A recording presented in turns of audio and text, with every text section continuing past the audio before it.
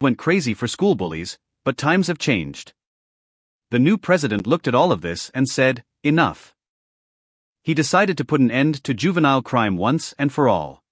It looks like an ordinary correctional center, but every juvenile offender in the country sees it as hell on earth. It doesn't matter here whether you were once a gang leader who kept the whole neighborhood in fear, or the son of a high-ranking politician. Once you get in here, you turn into a real animal. Not only are they pushed around the clock through grueling physical training, they're not even allowed the most basic human rights to speak and eat like people. All they can do is grunt and eat from a pig trough. And depending on the severity of the crime, each juvenile offender gets their own letter rating on their chest. The higher the rank, the stricter the reform needed, and the period of re-education lasts until you're fully recognized as rehabilitated. Take Cho Chun-soo, the youth gang leader, whom even the police feared. He was only considered fully reformed after he turned into a mentally disabled vegetable, unable to control his own bowels. And it's all because there was a law protecting minors, which caused juvenile crime in country H to skyrocket. Not only were teachers the targets of violence, they were just trying to set them on the right path. Even when these guys maimed or killed someone, they felt no guilt whatsoever. After all, they knew that with the law protecting minors, nothing would happen to them, no matter what they did. So began an era when no adult dared correct a child who had made a mistake. Fearing revenge, the adults didn't dare object and were careful around the children. But everything changed after Minsoo was elected president. He repealed the law protecting minors and introduced a new special reformation law. Soft punishments are a thing of the past. Committed a crime. Please go through reform training. And only after you're recognized as fully reformed will you be able to return to society. In short, if words don't work, there's only one solution left: strict discipline. But here's the strange thing. Today, these teenagers line up voluntarily in the schoolyard to donate blood. Adult observers think they've changed for the better, but in reality, their goal is simple: to get a blood donation certificate. Because one certificate like that can be exchanged for 5,000 won from Minsoo. And the first thing they do after getting the certificate is run to Minsoo to exchange it for cash. This is the kind of business our hero Minsoo is running now. He's buying a 5,000 gift card plus one donor certificate for 10,000. However, he only needs these certificates because each one has hidden value of about 12,000. He profits by working as a middleman and making money on the price difference. He knows perfectly well this is a crime, but he's not afraid one bit. For a kid his age, the worst he'd get is a warning on paper. The real danger is keeping your ears open around other juvenile delinquents. And then Minsoo, happily counting his money, is suddenly kicked in the face. And he and the cardboard box fly several meters away. A few thugs approach Clemens and say he seems to have done pretty well for himself lately. Minsoo looks at those hooligans and curses. Damn, his worst nightmare came true. The bullies surrounding him mock the new law, calling this whole reform a load of nonsense. At that moment, the fair-haired leader keeps tossing a few stinking yellow smoke bombs over and over, and the Minsoo, pinned beneath him, endures this foul humiliation. The blonde guy asks, "What, you don't know you're supposed to share money with others? Or are you only this brave because Minsoo got sent to the correctional center?" With those words, he spits in Minsoo's face. Minsoo, humiliated, trembles with rage and yells that without Chuchonsu, he's a pitiful loser all on his own. Bella Brysa replies, "Of course, he knows that Minsoo is 100 times scarier than he is. What a coincidence. Minsoo is getting out today." Hearing this, Lemons's pupils instantly narrow. Cho-chan is the leader of a regional gang of juvenile criminals. Everyone he ever touched went through horrific torture. But no one dares call themselves a victim, because everyone is deathly afraid of this demon's revenge. Lemons is no exception. Just one look at his fierce face is enough to make him tremble all over. Seeing the frightened Minsoo, the fair-haired one gets down to business. "If you don't want to run into Chong-soo's bad temper, you'd better pay up." Hearing that, Minsoo reaches into his backpack, saying, "No problem." But the next second, he gives them the middle finger when he sees that. The fair-haired guy instantly flies into a rage and calls him a son of a bitch. The knee strike lands squarely in the lemon's stomach. Then comes the beatings. He's being pressed to the ground. You think that because Changu isn't here, there's no one to keep you in line? You think I'm nobody here? Not satisfied yet, the fair-haired man notices a shovel nearby. Today he was determined to teach Lemets a brutal lesson. A nearby bully tells him to calm down. If he goes too far, he'll be sent to a correctional center. The blonde guy says he's not afraid of places like a correctional center. He thinks all you have to do is act tough, and you can walk away whenever you want.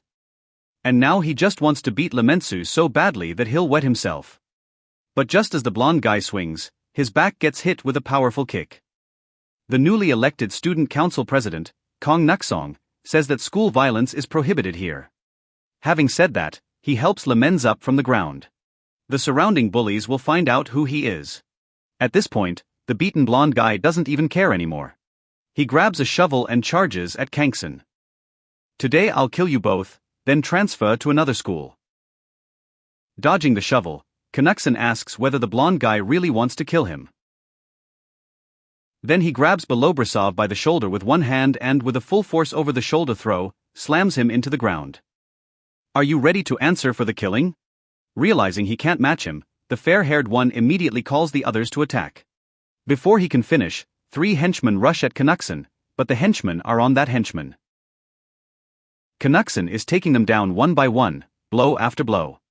The fat guy in the orange jumpsuit tries to attack from low, but Knudsen ducks to dodge, then catches the striking arm with both palms. Using the enemy's own force, he executes a shoulder throw and slams him into the ground with all his might, getting carried away. Knudsen keeps pressing the last thug without hesitation. Seeing this, he's horrified and begs for mercy. Don't come any closer.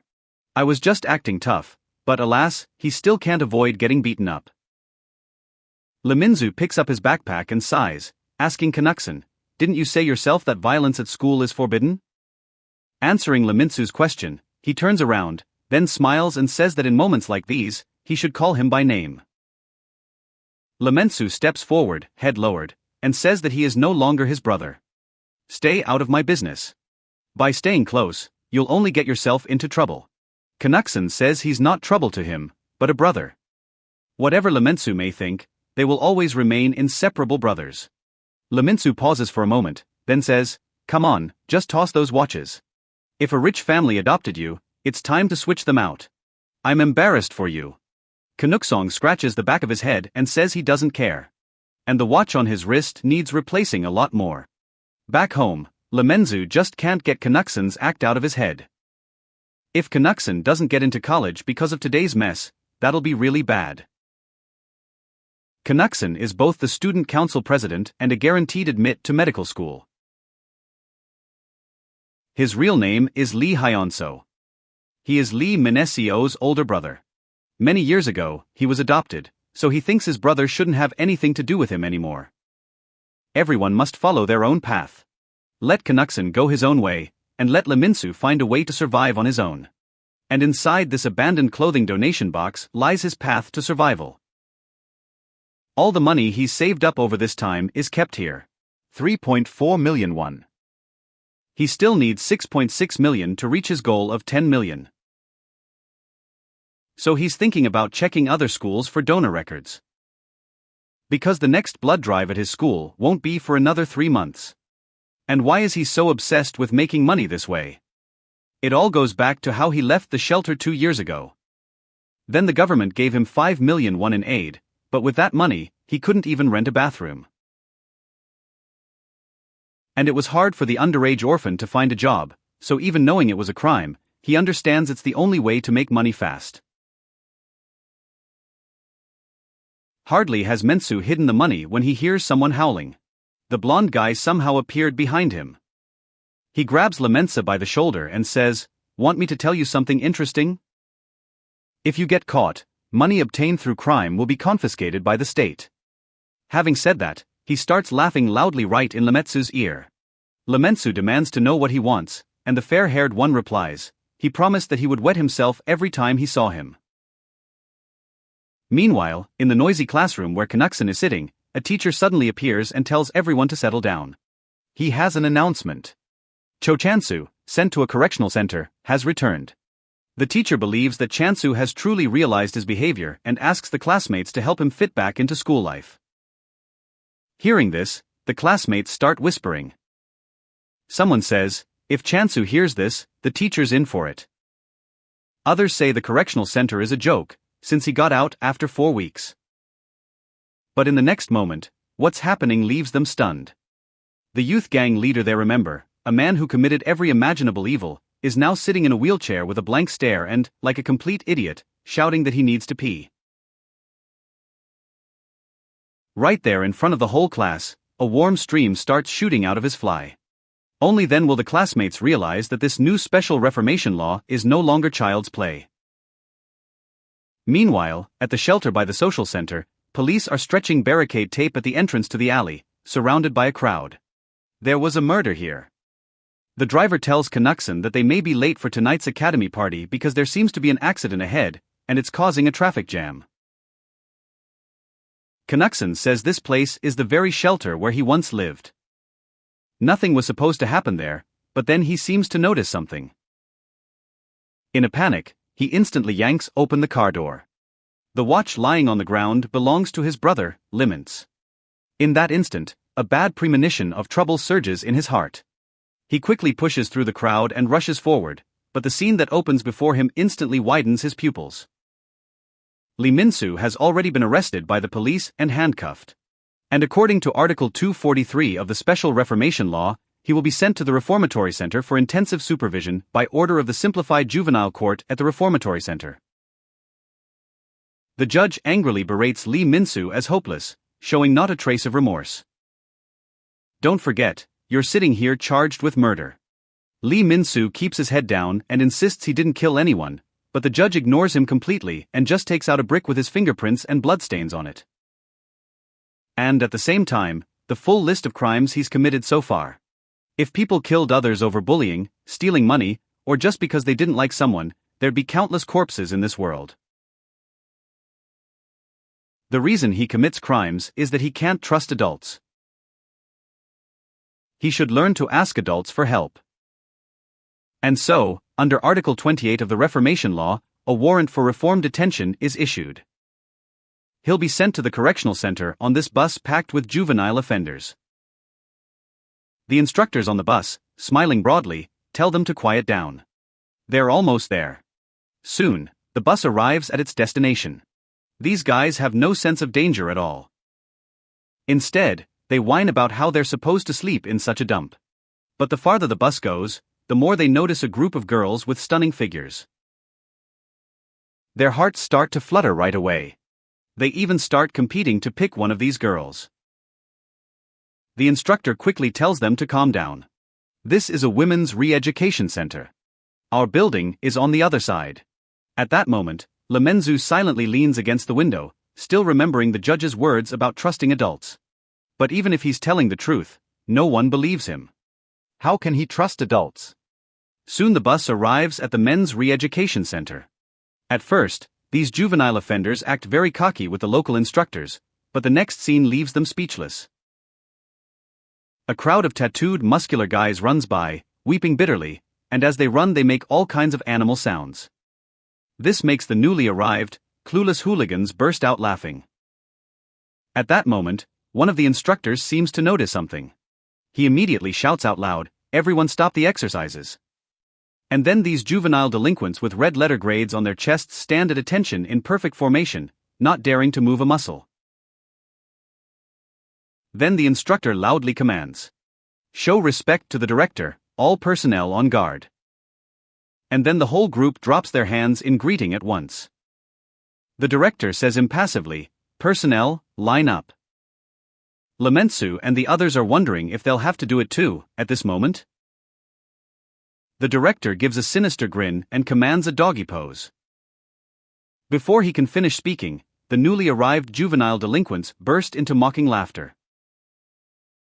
At first glance, this simple command makes the other young criminals slam their heads into the ground at once.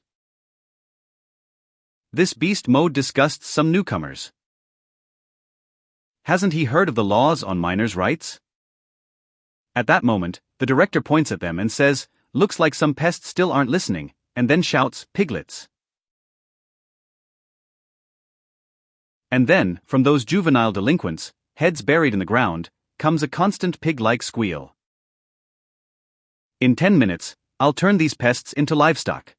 Before he can finish, one of the newly arrived juvenile offenders tries to angrily protest. The next second, a fist slams into his face. At this scene, Lemon's and the other newcomers' pupils widen.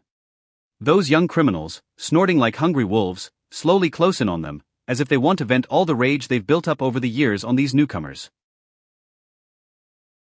In the blink of an eye, most of them were dealt with. The director says he likes the way they are now, so from now on, you're no longer pigs.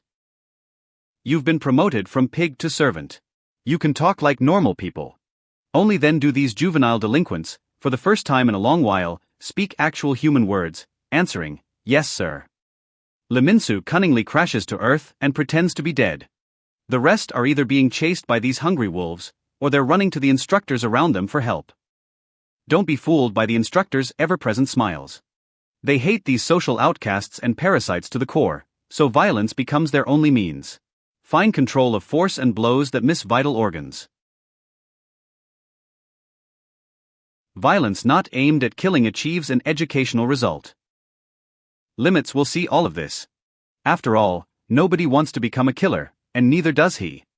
But at that moment, the director suddenly appears in front of him. "Tough, isn't it, kid? You just arrived, and you must be confused. And there you go, already being sneaky." No sooner is Minsoo about to apologize than a foot steps on his face. No apologies. I love sly, sneaky mice. From now on, you're a mouse to entertain me. And he orders Leminks to only squeak like a mouse from now on. There's nowhere else to go, and Leminku obeys. At this moment, the two instructors report that they've dealt with everyone. And these newly arrived juvenile offenders are stripped and made to kneel together.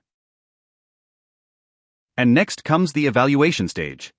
And meanwhile, Knudsen finds Chansu's house. He keeps knocking for a long time, but no one answers. Then he takes out the scissors, intending to open the lock in this way. Soon the door gives way easily to him. He mastered this lock-picking skill since childhood. As a kid, he and his brother Minsoo would often sneak into empty houses. Minsoo was keeping watch in the hallway while he carried out everything valuable from the house. In just 5 minutes, they could strip a house clean. They repeated these thefts for several years until the police caught them and sent them to a shelter. Only then did that life come to an end. Since then, Knudsen never could have imagined he'd go back to his old ways. But today, his goal is not to steal, but to find out where his brother is. And Chansu, lying on the bed with his hands tied, is exactly the one who knows where he is. Changsu is lying on the bed and crying, saying he pooped himself again. Looking at this mentally disabled kid in front of him, Knudsen can't help but wonder, what kind of reform center could have driven him this far? They say you fell from a height and hit your head, but you don't have a single injury or fracture. I'm afraid your current condition is due to another cause, right? But Chansu doesn't understand his questions at all now. All he keeps saying is that he needs to poop. Seeing this, Knudsen gives him a smack on the back of the head. "It's only been 4 weeks for you, but I don't know when my brother will get out. So come on, answer my questions faster." Knudsen is deeply worried right now, because the villain Chansu became like this in just 4 weeks. He can't even imagine what shape his brother will be in when he gets out. But Chansu is just a mentally disabled idiot now. He doesn't react at all, he only feels pain and keeps saying over and over that he was wrong. Stop hitting him. Knudsen realizes that this guy really isn't mentally disabled. Keeping on questioning him is just a waste of time. But at that moment, he suddenly notices something on the Chansu. This is the letter grade found on Changu's chest. And this mark is the very letter branded onto every juvenile offender after being sent to the correctional center. The director assigns this rating based on the severity of each teenager's case. The director scans the group and finds that this batch is just a bunch of boring minor characters. But then he spots someone special. This is Minsoo. He jumps up excitedly and shouts, "I knew my eyes weren't deceiving me." Congratulations. Mushlametsu, Why are you so fierce when you look so mild? I really didn't expect you'd be the only rank in this group. During training, you're in for a particularly fun time. At that moment, hearing this, Minsoo only feels a sharp sense of danger rising over him. After asking around, Knudsen makes his way to the gates of Yeonji Girls' High School. At that moment, a group of girls is just leaving the school, and one of them seems to notice something incredible. She quickly stops her friend, who is still chewing something, and blushing, tells her to look over that way. At this moment, Knudsen is sitting on a bicycle and reading a book. Because of his overly handsome looks, both girls immediately melt with adoration and come over to flirt with him. The masked girl playfully asks if he's an intern. Knudsen takes off the headphones and says, "Sorry, no." He's asking if he can kind of find out. And that fleeting smile that appears so casually instantly wins over their girlish hearts. They say they'll not only answer his questions, but also give him their home addresses. Knudsen explains that he's looking for someone named Koo Seomin, but when they hear that name, the girls suddenly change expression. They point into the crowd and say, "You're not looking for that crazy woman, I hope. She just got out of the correctional center." The next second, feeling Kuzuyomi's gaze on them, they immediately lower their fingers in terror and deliberately avert their eyes. Once he's sure he's found the right person, Knudsen strides forward decisively and blocks Kuzuyomin's path. Running into an obstacle, Kuzuyomin asks what he needs to do. Knudsen says he has a couple of questions about the correctional center that he'd like to ask her. Hearing about the correctional center, Kuzuyomin pushes him aside and tells him to get lost and stop bothering her. At that moment, Knudsen lowers his head and explains that he didn't mean to offend anyone. His brother was just sent to that very place, but upon hearing that, Kuzuyomin doesn't think of stopping. Only Knudsen is about to ask exactly who he heard it from, when a motorcycle helmet flies right into his face. Kuzuyomin gestures for him to sit down. She thinks we shouldn't talk about the correctional center here. Already on the road, Knudsen asks what made her change her mind. The reason is that brother Kuzuyomin is still there. She describes the correctional center in just 2 words. It's hell. And at that very moment, the juvenile offenders who had just been brought to the center had already put in 3 hours of intense training. They're so exhausted that their muscles keep shaking non-stop. They dream of only one thing, that this damned torment will end as soon as possible. But the next second, on the instructor's command, Minsoo squeaks like a mouse, and the others grunt like pigs. Only the instructors are yelling that the sounds are wrong. On the count of 1, oink like a pig, on the count of 2, moo you. And so, under the instructor's command, the 2 juvenile offenders begin to squat, grunting and mooing in turn. Minsoo has an easier job. He just needs to keep clicking the mouse non-stop. The director on the podium gets real pleasure from these sounds of the farmyard, now rising, now fading. He thinks tormenting livestock is always so wonderful. At that moment, one of the guys drops, exhausted. He gets met with the instructor's fists and kicks, and then a shout, "Someone's fallen behind." "Okay, let's start over." The guy explains that he has terrible stomach pain and begs the instructor to let him go to the bathroom. The instructor says, "Weren't you acting all cocky when you first got here, and now you can't even handle this?" At that moment, the director notices the commotion and stops the instructor. He walks up to the guy and says, "You must have endured for a long time before speaking up, so don't be afraid, get up. I'll give you a chance to go to the bathroom." Then he turns to the crowd. Well, who else wants to use the bathroom? Seeing such an understanding director, the crowd starts responding one by one. Soon, people wanting the restroom line up in a long queue. The instructor next to me keeps asking me to repeat everything. "Anyone else? If you don't go now, there won't be another chance." Without waiting for an answer, the instructor orders the others to continue training, and Lemens, standing in line, thinks, are they really going to take them to the bathroom? If those who didn't go have to keep slogging away, then soon everyone will pretend they've got a stomachache and bail, just like some of the ones up front have already started doing. And not long ago, the director had this look like he was ready to kill them all. And this behavior of his now seems very suspicious to Lemons. After all, free kindness is like an unknown fruit on a mountain tree. The sweeter and more tempting it is, the harder it is to resist and not reach out to pluck it. So, after thinking it over, Minsoo raises his hand and squeaks like a mouse. The instructor runs up and asks his name and what he wants. Minsoo keeps beeping until the instructor orders him to speak like a human. Only then does he say that the pain in his stomach suddenly stopped, and he wants to go back to training. No sooner has he finished saying that than the instructor suddenly grabs him by the neck and yells furiously, thinking he's being mocked. Minsoo explains that he probably overdid it and spooked his stomach, which made him want to use the bathroom. But now everything's fine. Back off, you little brat. I'm keeping my eye on you. Other kids are making fun of Minsoo, who dropped out of the bathroom line. But Minsoo understands perfectly well, they treat them like cattle here, and going to the toilet is a human thing. It has nothing to do with livestock. Soon, all the kids who need to use the bathroom are gathered together. The director warmly reaches out a hand and says, whether you're a person or an animal, everyone needs to use the bathroom. If you put up with it, you'll end up with problems. You have 30 minutes of rest. At those words, the guys in the bathroom line break into smug little victory grins, but then the principal suddenly points at them and says, "What are you grinning at? I'm not talking about you. The ones resting are the ones who didn't go. And now you're starting the training, human centipede." At this moment, Minsoo is immensely grateful to himself for sensing something was off and deciding to bail. Centipedes are arthropods from the subclass Calopoda. They usually have 15 pairs of legs, and as many as 177 pairs at most.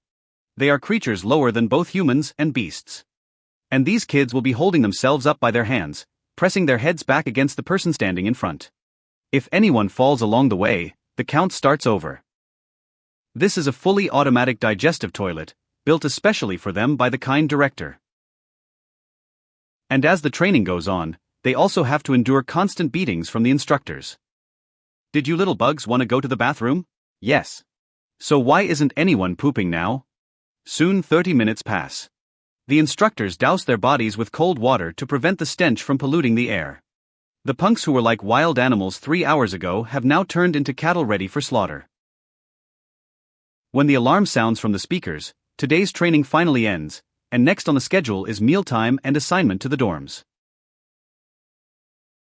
Minsoo looks at the food on the tray, looking like pig slop. He wonders if a person can even really eat that. No chairs, no utensils. The crowd's eating like animals. Before meals, the instructor requires them to sing a song of gratitude. Only Minsoo is wondering what kind of thank you song this is when, on cue, the instructors, smiling broadly, all break into song. We're not people. We're pigs and dogs. We eat whatever they give us. That framed thank you song hangs right in the center of the cafeteria. Minsoo realizes that these people see them as cattle in more than just words.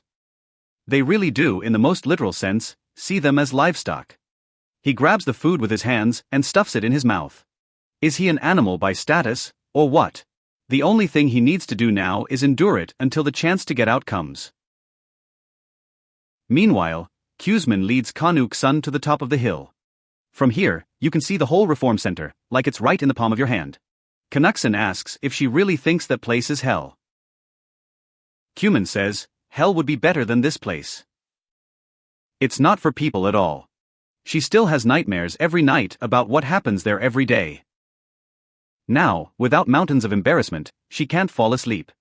Looking at him like that, you can tell he really does care about his brother. Kanuk-san replies, that was their mother's dying wish. He always had to protect his brother, but in the end, he just couldn't do it. That's why he came to Kuzuyomi. He needs to do something, and fast, or it'll be too late. And of everyone released from the correctional center, only Kuzuyomi looks completely unharmed. Kuzmin asks if he wants to know how she survived the correctional center. Hearing this, Kanuk-san hurriedly asks, so there is a way. How did you get out of there in one piece? The next second, Kuzmin makes a stupid face, then says she was just pretending to be dumb like that. Kanuk-san thinks she's joking and tells her irritably to be more serious and stop fooling around. But when Kuzuyomi hears that, he lifts his hair. Her entire scalp is covered in burn scars. At that sight, Kanuk-san's pupils instantly dilate. That place is a gathering spot for the biggest crazies in the whole country. A brief flare-up led to a scuffle. Who would have thought they'd stick a person's head into a pot of boiling oil? And in this condition, they let me out early. At this, Canucksong lowers his head and apologizes again and again. But Cumin tells him not to spare her, or she'll finish him off. Then she says, "You were asking what this brand means, right?" After everyone arrives at the boys and girls training grounds, the juveniles are ranked by the severity of their crimes, and then based on those ranks, they're assigned to rooms. For example, E rank rooms are just simple domestic life with violence. Rooms of D rank, drug cases. Rooms ranked C for theft and fraud. For reference, the B rank room she was in was for bodily harm. And from what you say, your brother Lemons is definitely in the rank room. And in rooms like this, they gather the most hardcore psychos. All those guys ended up in there for murder. The moment Minsoo crosses the room's threshold, fierce glares rain down on him. He understands this is a standoff, which means he can't back down. At that moment, one of the prisoners suddenly says, "Hey kid, what, you don't know how to introduce yourself?" He cracks his knuckles and demands to know where Lemens came from and why he's here. Minsoo says he's from a social services shelter and goes to Changal High School. As soon as he finishes speaking, all those veterans burst out laughing mockingly. Another kid from the elite orphanage track. One veteran even says he knows someone from Changal School. He remembers that it's a guy, a junior named Cho Chansu. But suddenly, a permitted roar erupts. Shut up. And several veterans break out in a cold sweat right away. The long-haired veteran asks Minsoo what he got locked up for. "Since they put you in this room, you must have really made a mess." Apparently, from what just happened, that's the long-haired room senior. So Minsoo answers without hesitation for the murder. As soon as he says it, everyone except the long-haired veteran's eyes pop out of their heads. Cold sweat breaks out on their faces. This isn't a lie, but their wild reaction makes Minsoo wonder, could he really be the only one here who killed someone?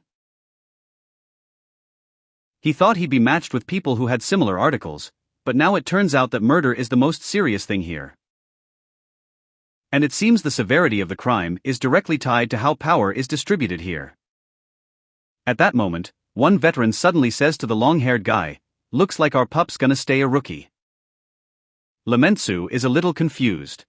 Is that long-haired guy not the boss, but actually the lowest-ranking one here? But in the next second, he realizes he was wrong. They're not talking about the long-haired veteran at all, but about the white-haired guy, whom the long-haired one uses as a bench under his ass. He's the lowest one here. The long-haired guy suddenly stands up and complains, "Sitting like this is really uncomfortable." Hearing this, the white-haired one, who had just spoken human language to apologize, is immediately hit by the veteran, who accuses him of speaking human language again.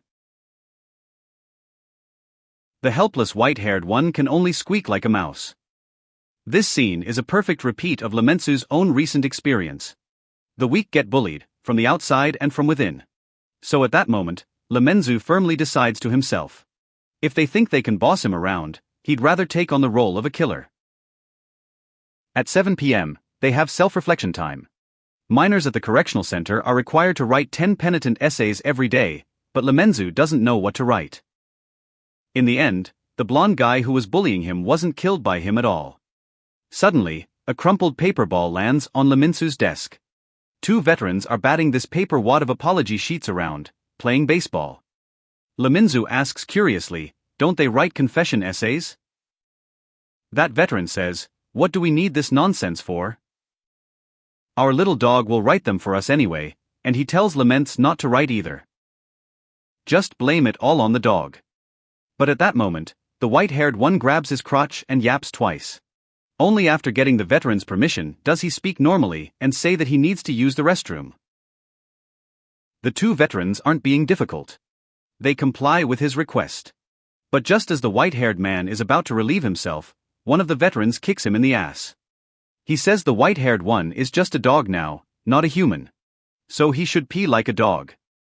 Under the watch of two veterans, the white-haired man has no choice but to obey. 8 p.m. Time for a shower. Everyone gets 3 minutes to wash up, just with soap and water.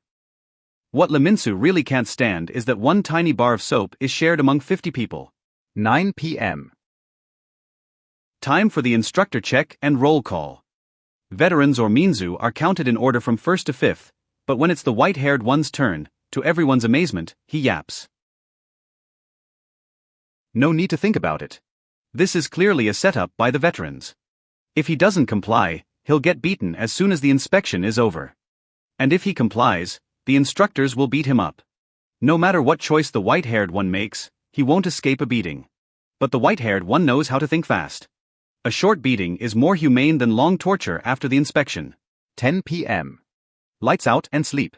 End of the day. At that moment, Lemensoo's heart is filled with mixed feelings. He can't fall asleep because the white-haired one sleeping beside him keeps bursting into tears.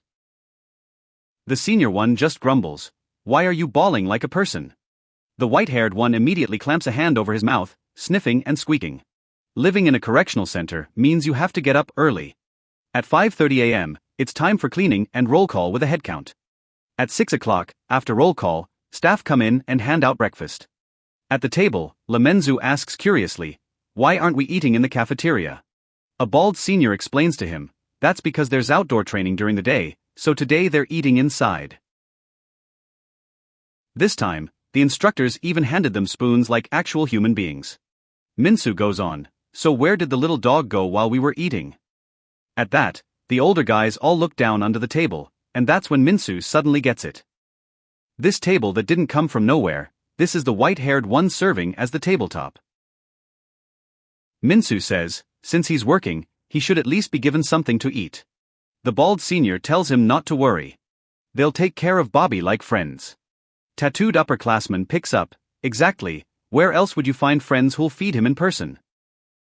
With those words, they dump their leftovers together and mix them. It turns out to be the most delicious dog food, made by kind friends.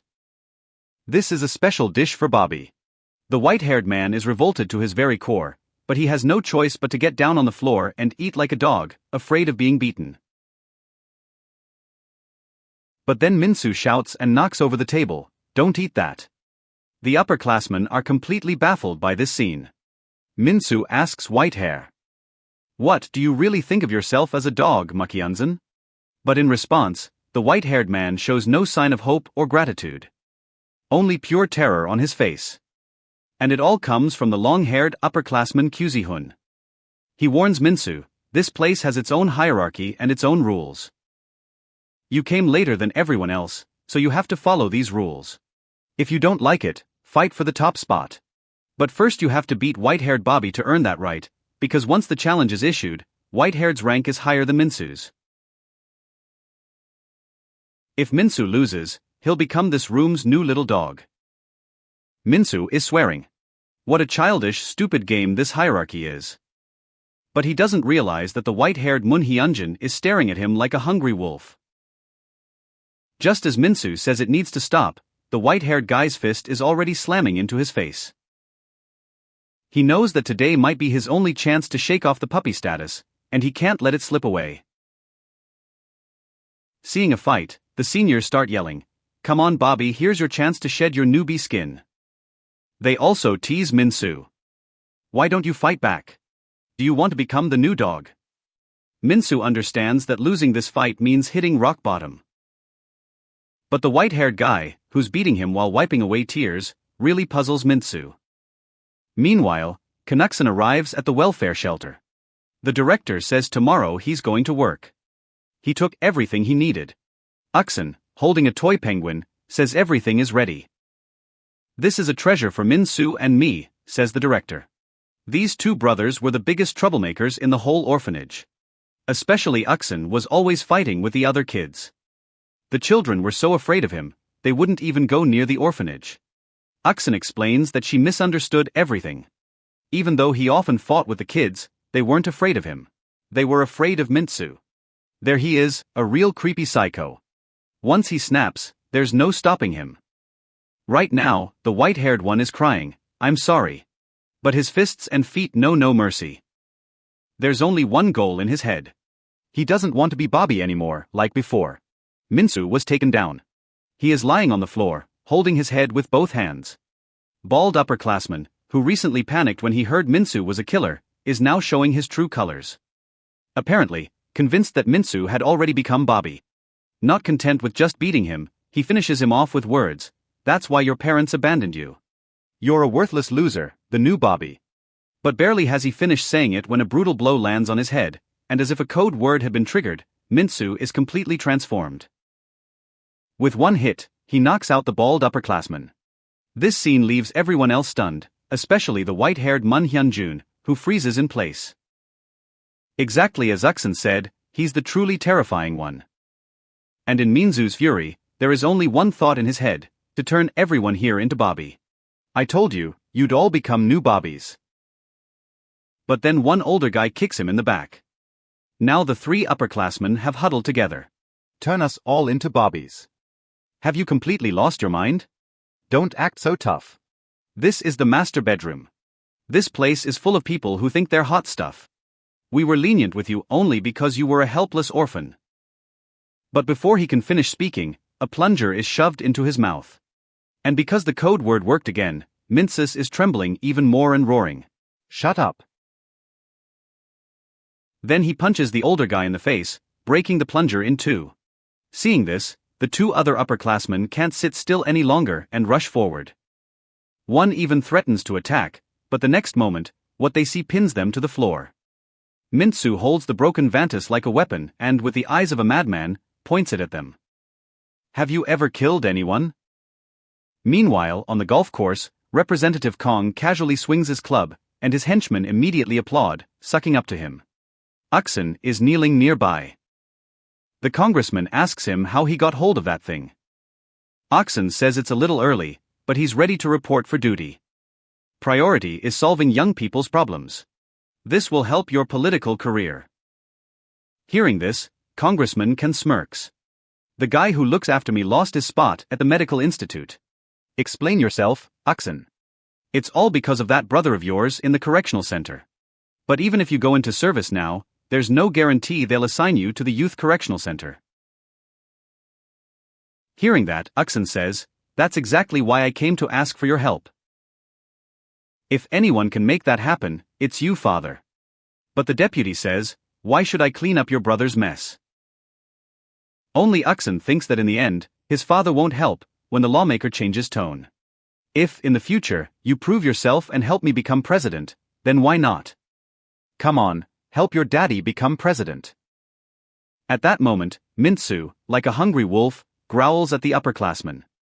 Well then, Bobby's crew, are you ready for your punishment? But the next second, the senior, knocked to the ground, suddenly jumps up and grabs Minsoo tightly with both hands. And then the bald senior, without holding back, punches Minsoo in the head. After one hit, Minsoo instantly falls silent. The older guys are already afraid he's dead, and they start blaming each other. But all of that is Minsoo's game. He tenses up suddenly, drives his head into the chin of the one holding him, and immediately kicks the bald guy right in the groin. In an instant, Minsoo completely turns the tables, and then Kyuzihan comes up to him. Your code word is mother, or does the word left behind piss you off? How touching. And does mommy know that the son she abandoned has become a killer? As soon as he finishes speaking, Minsoo jabs at him with the sharpened handle of a hammer, but Si-hyun easily catches it with one hand. Minsoo growls. Apologize right now if you don't want to end up without eyes. Si-kan asks in confusion, why should I apologize? For your mom leaving you, or for killing someone? That's enough. Let's leave it at that. With those words, Si-hyun lets go. He's shouting, it wasn't me. He started it first. Turns and strikes the hands behind head pose. Minsoo still doesn't understand what this is all about, and when he turns his head, he sees three guards with batons charging straight at him. What a bastard you are, started this mess right at the doorstep. The other seniors are already standing there, hands on their heads, facing the wall. And Minsoo is in for a brutal clubbing with batons. Sikyeon reporting, Minsoo attacked people in the room with weapons. Someone got hurt in the process. I'll lay out the details in my report and submit it to you, he says to the instructor. He asks the others, what, you did nothing? He arranged everything himself. Everyone answers in unison. Yes, sir. Thinking about it, even the white-haired little house dog agrees. Yeah. And then the instructor drags Minsoo to the door like a dead dog. He's facing 15 days in solitary. The Karzar is also called the punishment room, a place where troublemakers are temporarily isolated. The days spent here don't count toward the sentence. So Minsoo basically extended his own sentence. Not only is he watched 24 hours a day, but he's also required to kneel until lights out. Worse still, his hands and feet are shackled. He can only eat like an animal with his mouth. They only film you when you need to go to the bathroom. But there's another terrible problem. There's no toilet paper. He can only wash up from the faucet behind his back, and after 7 o'clock, he also gets time to think. Even in solitary confinement, he must write a letter of repentance. This time, Minsoo is writing twice as much as before, but all his essay is just descriptions of the seniors in the room. He thinks everyone here has issues, but the main problem is the long-haired accusation. At any cost, he has to take that bastard down. Without even realizing it, Minsoo falls asleep. He dreams about what happened in childhood. He and Uksen are standing in front of the house engulfed in flames. And then he suddenly wakes up. Tears are streaming down my cheeks. Minsoo is banging his head on the floor, cursing everything in sight. Damn, this place probably drags those awful memories back into my dreams. Because of this, Minsoo is afraid to fall asleep again. Afraid the nightmare will happen again. Soon, the 15 days will be up. Minsoo returns to his room. He looks at the seniors with a furious glare, ready to explode. But unexpectedly, the upperclassmen apologize with little smiles. Sorry about that, we went too far. Bobby decided he wouldn't be Bobby anymore. From this moment. Looking at all this, Minsoo thinks they really pulled it off. But just as he's ready to accept the apology, the next second Mins gets a kick to the head, sent flying by Hyun Glumika. Missed me, mama's boy. Two of the older guys immediately jump in and twist Minsoo's arms and legs. They stuff a stinky sock in his mouth so he can't call the instructors. Step by step, they drag Minsoo toward the bathroom. Saikian says, "I'm glad you missed me so much, but alas, there's someone here who's even more eager to see you." With those words, the bald senior slowly takes off his clothes and moves toward Mins in the restroom. And at that moment, when Minsoo thinks they're about to strip him naked, Okrik, enough, instantly stops the upperclassman. Saikian looks at the approaching guard. "You're new here, but stay out of things that aren't your business. We do this with permission. No one's permission counts here. We'll deal with your punishment later." The guard slowly approaches and extends a hand to Mins.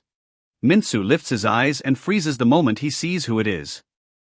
Knudsen suddenly appears as a security guard. He holds out his hand to Mins. He's already got everything calculated. If Mins follows the plan, he'll soon get his freedom back. But right now, Minsoo walks right past him and drives a powerful fist straight into the bald upperclassman's jaw. "Why were you taking your pants off a minute ago?" Minsoo knows perfectly well that the real culprit isn't the bald guy, but Kuzuhan, the senior in the room standing in front of him. So without hesitation, he takes a fighting stance and challenges Cyan. Meanwhile, 3 other creepsters surround Uksen, sizing him up as they look him over. "You're too young to be a guard."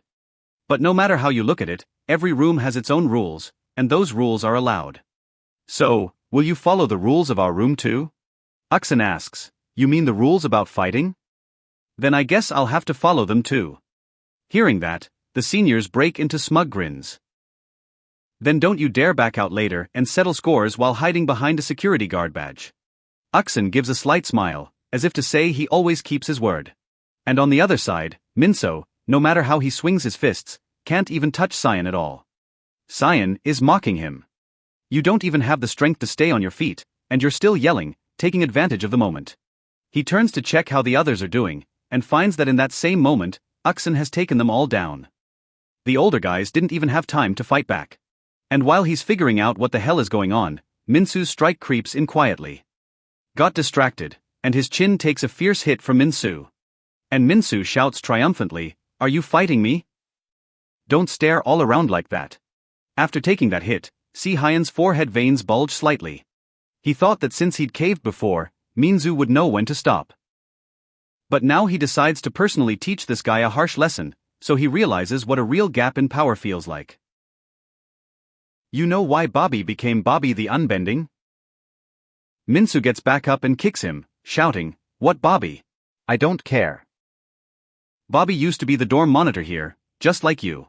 He didn't know his place and got up to all kinds of things. And I got crushed one-sided. Minsoo is acutely aware of the gap between them, but feels he can't just lose, and swings his fist again. In this room, you're the most pathetic, but he is met with a ferocious blow. After that blow, the room falls completely silent. Minsoo feels all the strength drain from his body, his mind goes hazy, and still thinks, damn, that bastard who insulted my mother got me good. Moreover, after that one sneaky kick, he still couldn't land a single blow. And most importantly, every time he gets beaten up, Uksen is right there. Uksen asks Minsoo, so how does that feel? Still alive? But Minsoo just closes his eyes and passes out. Uksen looks at him and lets out a helpless sigh. Then he hoists Minsoo all the way onto his shoulder. Everyone watches as they're about to leave, and asks where he's dragging Minsoo. He needs to learn a lesson. Uksen answers, of course, to the solitary confinement. He broke the rules and must be punished. But Sihun says at that moment, you just did pretty well. How about a fight with me? Uksen says. If he doesn't want punishment, let him take back his words. And please don't fight. Your sister said so. At hearing this, Si-hyun freezes in place. When Minsoo comes to, he finds himself back in solitary confinement. He angrily swears to himself. Next time he comes back into the room, he'll definitely shave Si-hyun bald. Feeling a sharp pain in his stomach, he squats over the toilet. After relieving himself, he finds there's no water coming from the tap, which means he won't be able to wash his hands after wiping. But then he notices that toilet paper has been placed nearby. He starts to feel strange. This time in the solitary cell, there's not only toilet paper, but my hands and feet aren't even shackled. And then it hits him that he seems to have missed something important. Suddenly, it dawns on him. He's pounding on the metal door and shouting to the guard outside, how did you even end up here? What, are you out of your mind? Why did you come here instead of going to the infirmary? You have a stepfather. Live peacefully and happily. Why play the hero and save me? Get out of here right now. Forget that killer. Why ruin your life for a murderer? Uksen calmly replies, whoever called you a killer, I believe you didn't kill anyone, Minsoo, because you're my brother.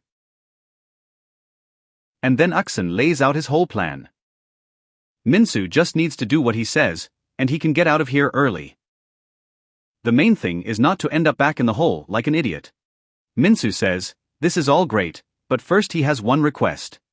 He wants to fight that long-haired bastard one more time. Uksen asks him, knowing you'll lose, why fight him again? Minsoo explains because that guy insulted his mother. As soon as he finishes speaking, Uksen falls silent, then says, everything else I can endure, but not someone who insults my mother. So for this fight, I'll teach you how to win. But if you lose again to the one who insulted mother, I'll kill you with my own hands. When 15 days in solitary end, Mins meets the angry upperclassmen who surround him, and volunteers to be Bobby, lowering himself to the floor like a pet dog. That was the first strategy they discussed in those 15 days. Endure and submit, waiting for the moment to strike back. So that's how Minsoo becomes the second Bobby in the room. The upperclassmen use his back as a board for playing Gamoku. But within an hour, Minsoo can't take it anymore. He suddenly jumps up in a rage and growls, scaring the two upperclassmen. The older kids glare at him. I changed my mind about being Bobby. You want us to rebuild your hierarchy from scratch? Hearing that, Minsoo's veins bulge all over his body. He really wants to beat the hell out of the guy in front of him. But he promised Uksen he'd hold out for 5 days. In 5 days, even if the center director steps in, Uksong will settle everything in this room and set the stage for revenge against Minsoo. And right now, all he needs to do is keep enduring. With that thought in mind, Minsoo leans forward, offering his bare stomach instead of the board, and tells them to start a new game. By the second day, he'd learned to clean like a spider. On the third day, he and the white-haired Bobby are in charge of the senior boys' penance essays together. By the fourth day, he can not only write like a house dog like a little pet pooch, but also chow down on the senior's special dish, saying, "Oh, how delicious." Minsoo knows that if he just toughs it out today, it'll all be over, but the inhuman slop still makes him throw up in the bathroom. The white-haired one says kindly, if you spit it all out, you'll get completely weak.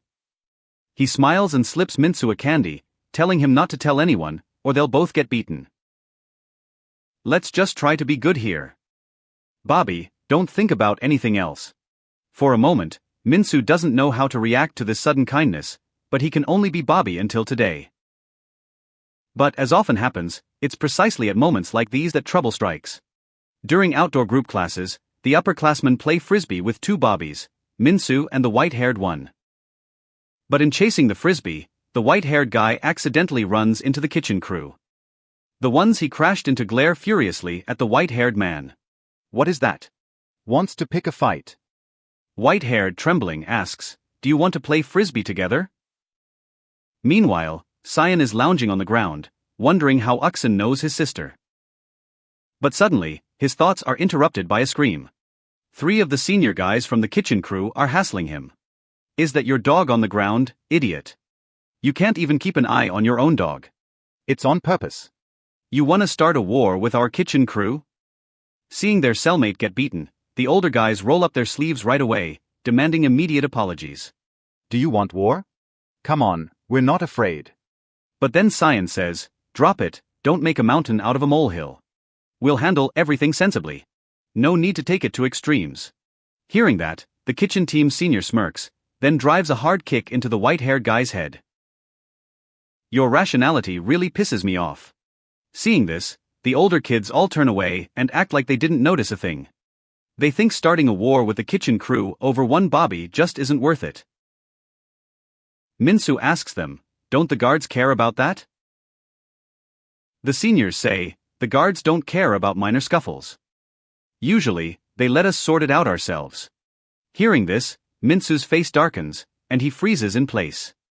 His heart makes the choice. On one side, a candy that the white-haired man kindly gave him that day. On the other hand, his deal with Uxin about the plan. In the end, he turns away coldly. The kitchen team boss is beating up the white-haired guy, mocking him loudly, it feels so good to beat your little dog. Can you lend it to me for a couple of days to have some fun? The moment he finishes speaking, the frisbee slams full force into his face. The kitchen crew's lead guy drops instantly, before he can react. The seniors turn to see who threw it, and everyone is stunned. And this is Minsoo, the one who chose kindness. Punk. You dragged yourselves in here after making a mess out there? So you want to keep doing here what you were doing out there? You're just a herd of cattle here. Cattle without dignity or pride, that's why you go after the weak. And at that very moment, when Minsoo is about to lift the white-haired man, Si-Hyan approaches him. I said, don't get involved. You don't understand human speech. At that same moment, the red-haired senior from the kitchen crew comes up and grabs Si-Hun by the shoulder. What are you getting at?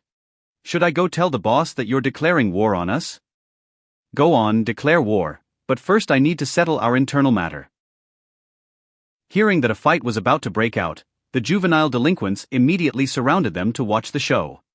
Minsoo knows he blew the first promise, but he'll keep the second. Si-Hyan ties her hair into a bun and asks Minsoo, want seconds? Minsoo replies fearlessly, how about a bet? Whoever wins becomes the room leader. And at that moment, Uxin had already settled everything in the classroom. The children in the correctional center are all minors, so at certain hours each week, they have scheduled basic classes. During class, all authority belongs to the class monitor. Basically, during basic training, everything that happens depends entirely on the guard. Uxin managed to get himself the chance to become a supervisor for this period. And today, Minsoo will defeat Si-Hun and become the new room leader. According to his plan, their duel will take place in a small space formed by several desks. Uxin looks at the clock, puzzled. The time has come. Why haven't the main characters shown up yet? And then a noise outside catches his attention. He looks closer and realizes the duel between the two has already begun. Seeing this scene, Uxin lets out a helpless sigh. Then he climbs onto the windowsill and shouts down, Minsoo, you're such a __.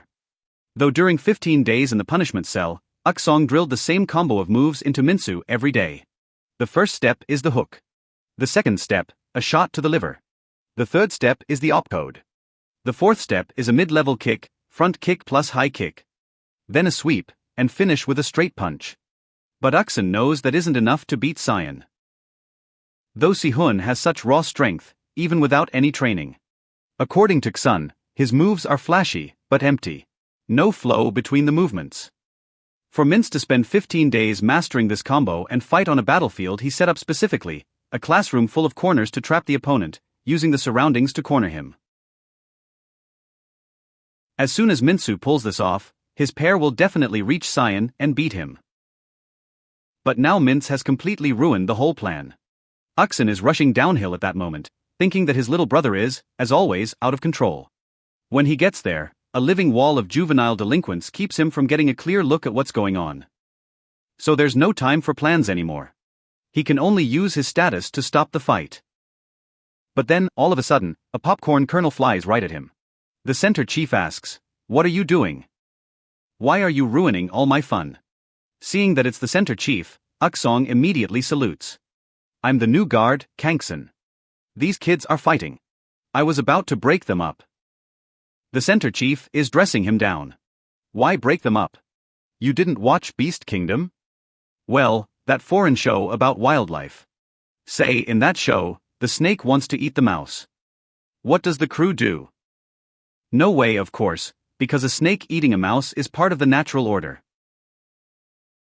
Buddy, we shouldn't get involved in their fights. Respect the natural order. And besides, isn't it interesting to watch other people fight?" Seeing the center chief's crazy temper, Uksong realizes that all he has left is to obey orders. Minsoo keeps trying to attack with the combo Uksun taught him, but still can't land a hit on Si-hun. Instead, he keeps getting hit in the face again and again. Just like Uksun said, without the wall, one grapple alone isn't enough to reach him. But because of the huge gap in power, Mins can only rely on combos to attack right now. A soulless, empty shell is, in the end, just futile effort. Seekin seizes the moment and kicks him airborne.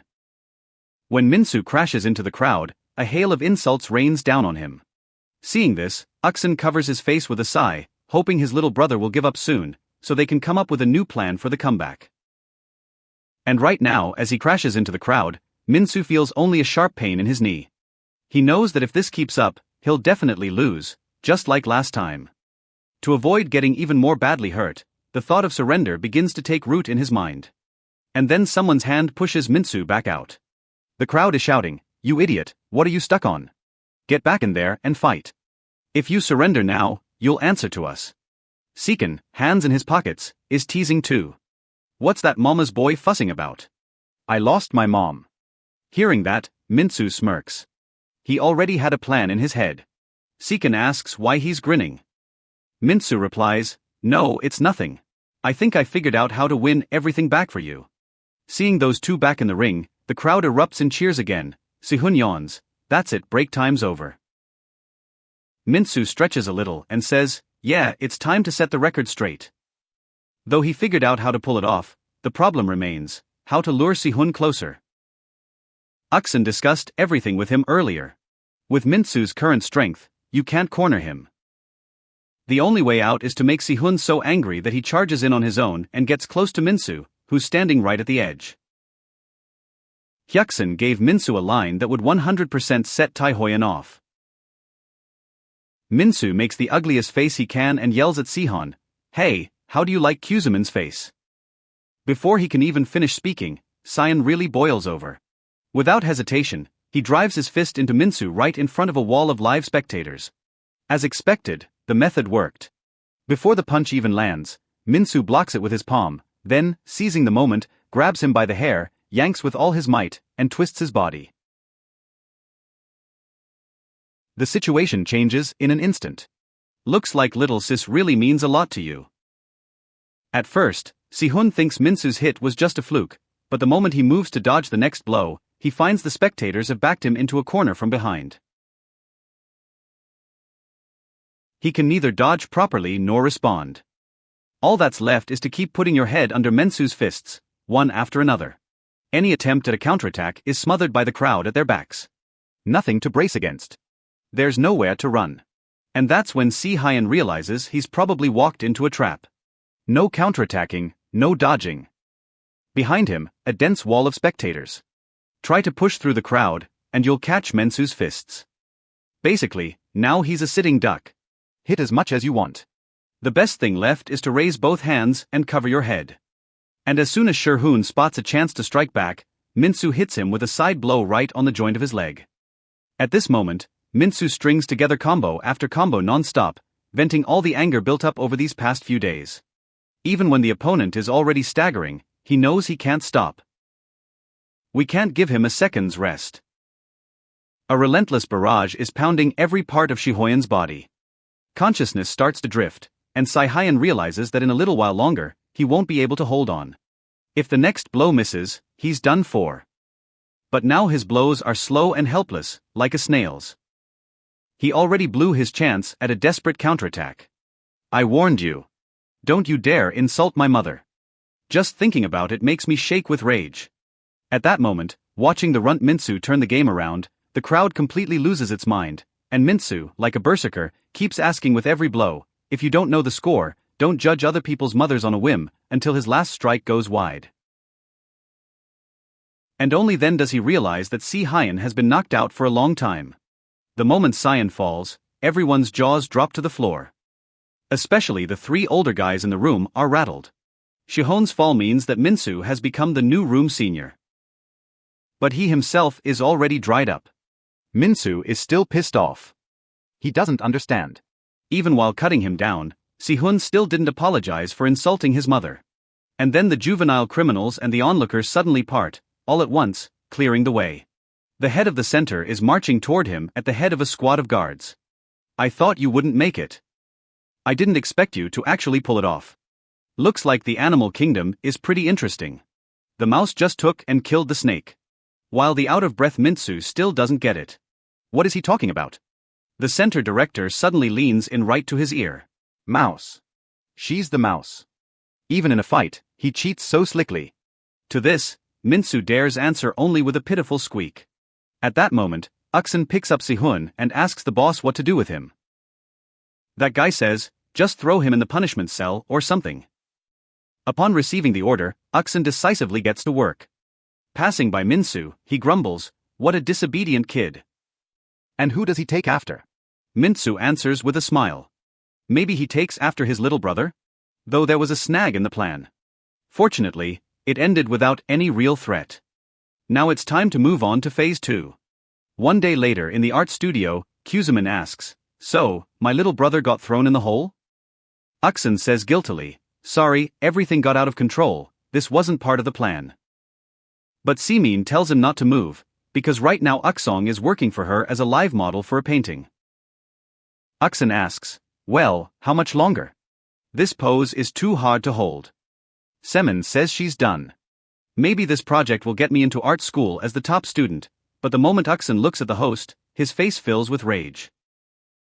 What does this even have to do with art? And anyway, she drew me. After chatting, Semin reminds Uksan that his little brother could get in trouble, because Minsoo pissed off the kitchen crew.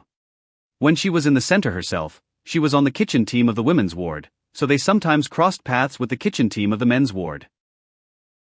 As far as she remembers, the kitchen crew guys are a very tight-knit bunch.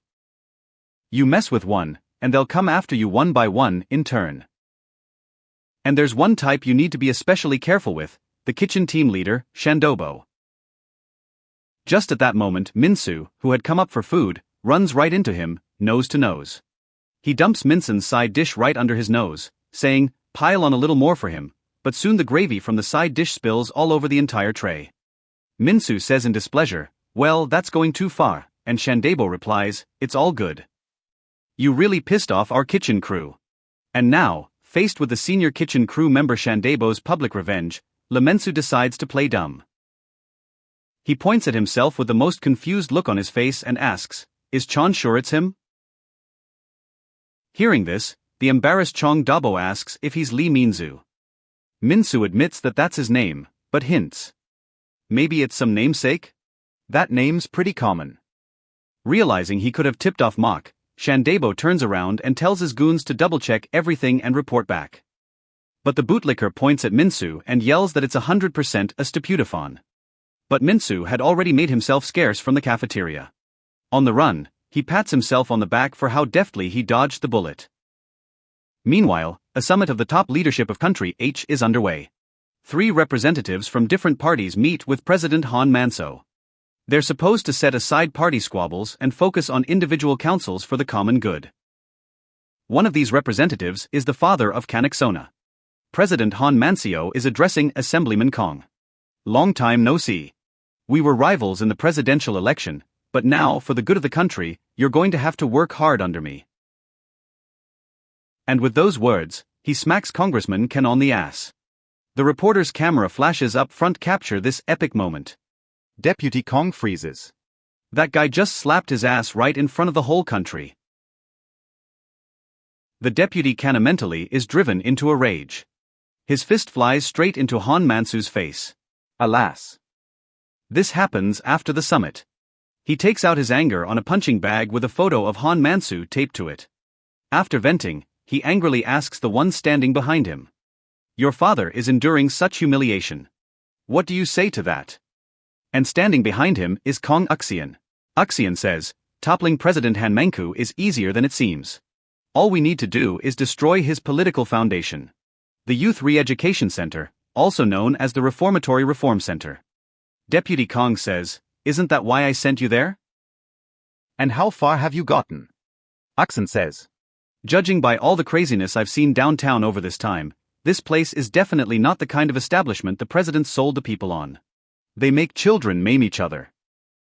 Any kind of bullying is in full bloom. They deliberately turn a blind eye to children fighting for their own amusement.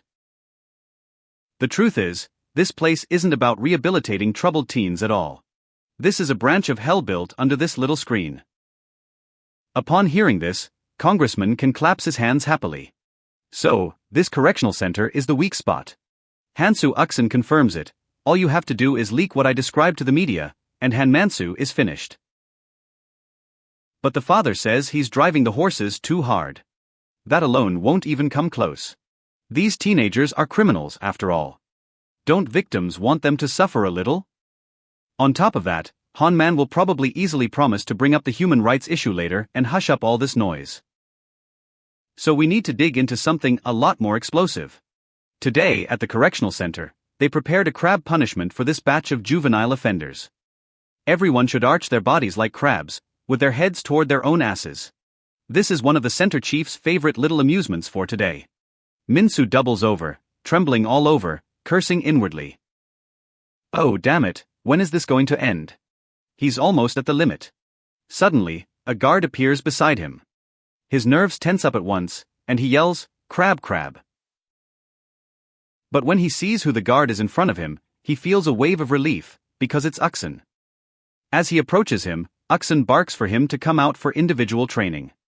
Hearing this, Minsoo cheers, thinking Uxian is cutting him some slack. But another kind of scrub pose awaits him. The stubborn belly, all limbs raised upward. Uxian explains apologetically, go on, he's on leave. This will arouse envy in the others and suspicion in the boss. For that, Mintz accuses him of making things worse. Uxian says he pulled him aside for a solo training session to lay out the second phase of the plan. In this Youth Re-Education Center, there's a reward and penalty point system. Complete certain tasks, and you earn reward points, break the rules and they take them away. Once you've earned 100 bonus points, they'll let you be considered for parole. And vice versa, the more points you lose, the further back the review date gets. Right now, you're at -50, 2 solitary confinements, and 1 mass brawl. You didn't earn a single reward point. Minsoo asks how he can score points. Hearing that, Uxian takes out an application form. Right now, the fastest way for you to rack up a ton of points is to volunteer as a kitchen team assistant. Only Minsoo knows he's already pissed off the kitchen team's senior member. Signing up now to be their assistant is like walking into a lion's den. So he rolls around on the floor, moaning that he'd rather stay here forever than join the kitchen crew. These guys are gonna kill me. Hearing this, Uxian sighs. Okay, I'll look for another way besides the kitchen crew. A full day of grueling training leaves Minsoo completely wiped out. But as soon as he dozes off, some buzzing starts bothering him all around. He slams the table with all his might, demanding an answer. Does this guy really need to chew that obnoxiously with his mouth open? Sound source: 3 older inmates cleaning up. Gray-haired one has also come off his perch since Minsoo became the room senior. The senior cellmate explains that the sounds help him work with Nerevist and tells Minsoo to just sit there. Cleaning will be done soon. Minsoo rests his chin on his hand. He thinks this way of scoring points won't work either. After all, cleaning one classroom only gets you 1 point. It takes forever to crawl to 100, and then a little more. And then 2 guards suddenly throw open the classroom door and ask if he's finished cleaning. Minsoo says he'll be done any second. Hearing that, the guard tells him to walk alone to the next place, because someone signed him up for extra volunteer work. Hearing that, Minsoo thinks Wuksung found another way for him. He cheerfully salutes the guard, but when he gets there, he can't be happy at all, because he's been assigned to the kitchen unit. At that moment, Minsoo's heart feels Donald's sorrow for Gorko. Didn't they agree not to send him to the kitchen crew? Chando once dreamed of becoming the country's top chef in H. His right hand, thanks to training, not only expertly wields a 3 kilograms cast iron skillet, but also casually tosses 2 kilograms of ingredients. His left hand is specially trained for delicate operations. Criticizing his cooking is like insulting Shandobo himself. A gang of juvenile delinquents who stormed the cafeteria are just complaining that the food tastes bad, and catching his fierce glare. But Chanbua knows he has to hold back. In the end, there's nowhere else to go. No one here has culinary skills like his. Either they light the pans on fire and screech, or they hold up a pot of charred sludge and claim they'll turn it into oil. And one cooking disaster after another. Watching these supplies go to waste, he can only beg them to stop with tears in his eyes. Even right now, more than anything, he wants to tear those people to shreds, but in the end, they're his team. So Shandobo has no choice but to put up with them until the very end. But today, Lee Minsoo is a different story. He pissed off his team, so if Minsoo's cooking skills are as terrible as everyone else's, there'll be a reason to settle old and new scores under the guise of culinary training. With that thought, he grabs the cast iron pot without hesitation and lunges at Minsoo. However, Minsoo simply cooks up a couple of home-style dishes right in the joint. And the head of the kitchen crew, who a second ago wanted to finish him off, is left completely stunned. So Shandabu decides not to hit. Instead, he happily picks Minsoo up in his arms. With tears in his eyes, he says, "At last, I found you. I knew this day would come." From this moment on, Minsoo becomes not only the room senior, but also the treasurer of Jangbo, the senior of the kitchen team. Meanwhile, the kitchen crew, feasting in the pantry, are unhappy with this setup. Someone suggests pitting Shandobo or Minsoo against each other, but with the way Shandobo is right now, that's basically impossible. The only solution they can come up with right now is to mix all kinds of nasty stuff into Minsoo's food, so it tastes disgusting, and change Shandobo's attitude toward him that way. After discussing it, everyone breaks into smiles and gets ready to act. But at that moment, the sound of a door opening makes their pupils constrict all at once. The guard who came in, Canuckson. He says with interest, "I kept wondering why the supplies kept disappearing somewhere." "So it's you little rats causing trouble? Well, if the little rats are dragging it off, then you'll answer for it." But the kitchen crew seem to give his warning no mind. They even swear at him. What kind of guard is that? Doesn't he know this is the kitchen crew's territory? But before they can finish speaking, in just 2 seconds, they're all on those troublemakers who tried to screw over Mintz and neutralize them. Though Uxon doesn't know who got Mintz assigned to the kitchen crew, it looks like he's settling in there pretty well. Meanwhile, in the center director's office, 2 guards come in to report.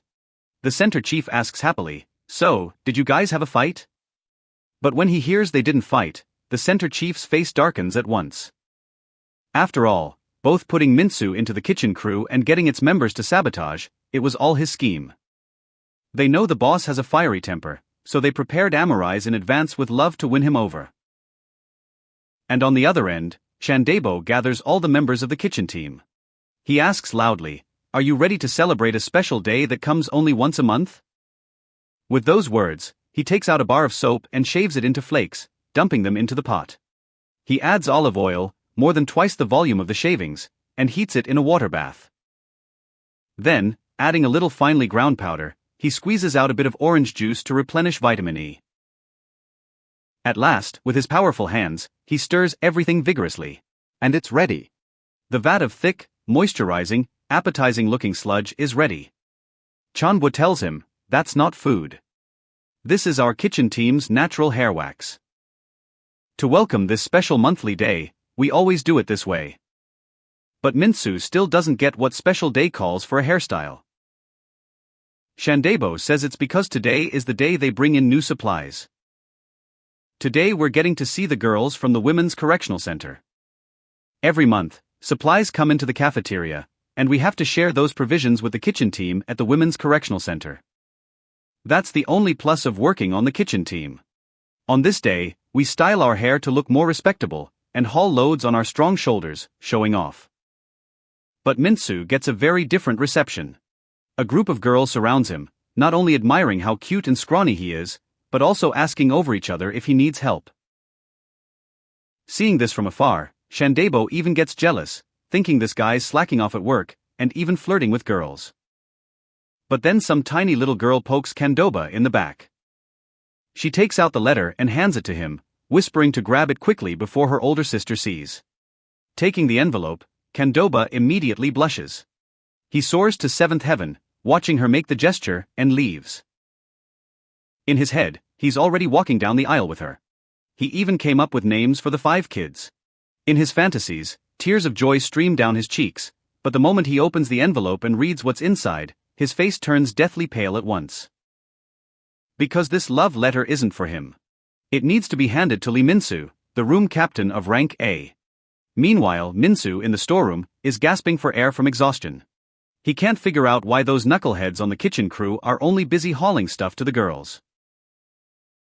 And completely forgot about your own share of the load that needs to be hauled. Just as he gets up to move to another spot, Shandebo suddenly appears behind him and demands an answer. Is he the senior in the room? And Minsoo confirms in confusion, yes, that's him. Then Chandabo asks if he knows what day it is, November 22nd. Minsoo says he has no idea at all. Kondobo's veins bulge on his face. And he goes, "It's my wedding anniversary in 3 years. And you have no idea who Yeji is, right?" At this moment, Minsoo gets a little flustered and asks, "What's wrong?" Knight of Chan and Dobo roars at him. "Eiji is the name of my 5th child. If you hadn't betrayed me, she would have been a little girl with a ponytail, born into this beautiful world." With those words, Jong Dobov drops his fist and lunges at Minsoo. "You bastard, you took my wife. I'll kill you." Minsoo throws both hands up, insisting he didn't do anything. But Shandebo's fist is already flying toward him. There's nowhere to go, and Minsoo can only dodge. This fist can really punch straight through an iron cart. Don't dodge, Mintz, a second ago. His skull would split in half. Though Minsoo still hasn't figured out the situation. Faced with an enemy who wants to finish him off, he strikes back without hesitation, but Chandobo catches him by the ankle and slams him hard into the floor. Shandobo wants to add more fists, but the iron cart is restricting his movement. Minsoo catches the moment and charges back in with his fists. But before he can get close, he takes a hit. The power gap is too great. Not only are his arms long, but his strength is on a whole different level.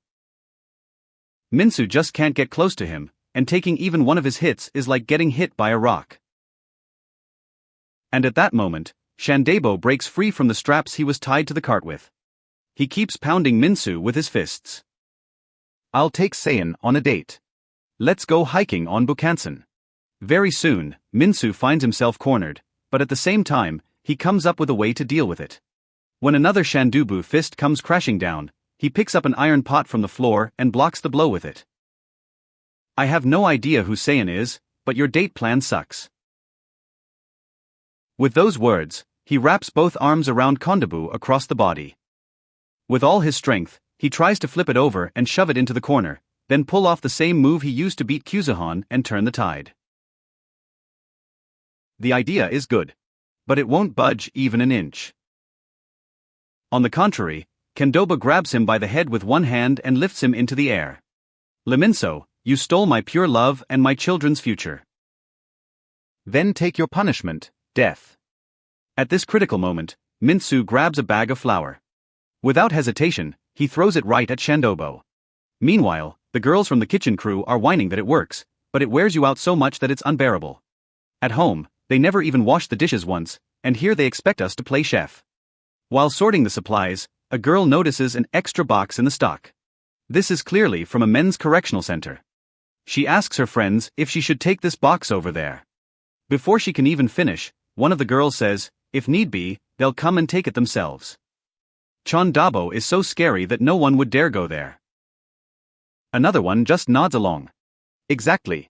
I heard he beat up some guy named Chansu, and they kicked him out of the center. When no one else wants to carry the box, the black-haired girl volunteers to take it and says she's ready to go. Hey, Shandobo actually seems kind of cute. And at that very moment, at the other end in the pantry, a deadly chase is unfolding. Minsoo is using the fact that he's smaller, and the terrain, circling Shandobo relentlessly. Very soon, Shandobo runs out of strength. Gasping for air, he calls Minsoo over to meet death. He said he'd do everything the nice way, but before he can finish, an egg splatters in his face. The Minsoo only needs a tray of eggs and keeps tossing his name in. Covered from head to toe in that mess, Shandobo is furious beyond all measure. With just a powerful squeeze, he crumples an intact iron teapot into a shapeless pancake and starts hurling back anything he can get his hands on. Minsoo dodges and yells that this could easily kill someone. But Shandobo, out of his mind, doesn't care anymore. He just grabs the pot of hot oil and throws it at him. And at that very moment, a black-haired courier girl happily throws the door open, and a cauldron of boiling oil comes flying at her. Seeing this, Shandobo instantly freezes. But at that moment, Minsoo suddenly rushes forward and hugs her, shielding the black-haired girl from all of this with his body.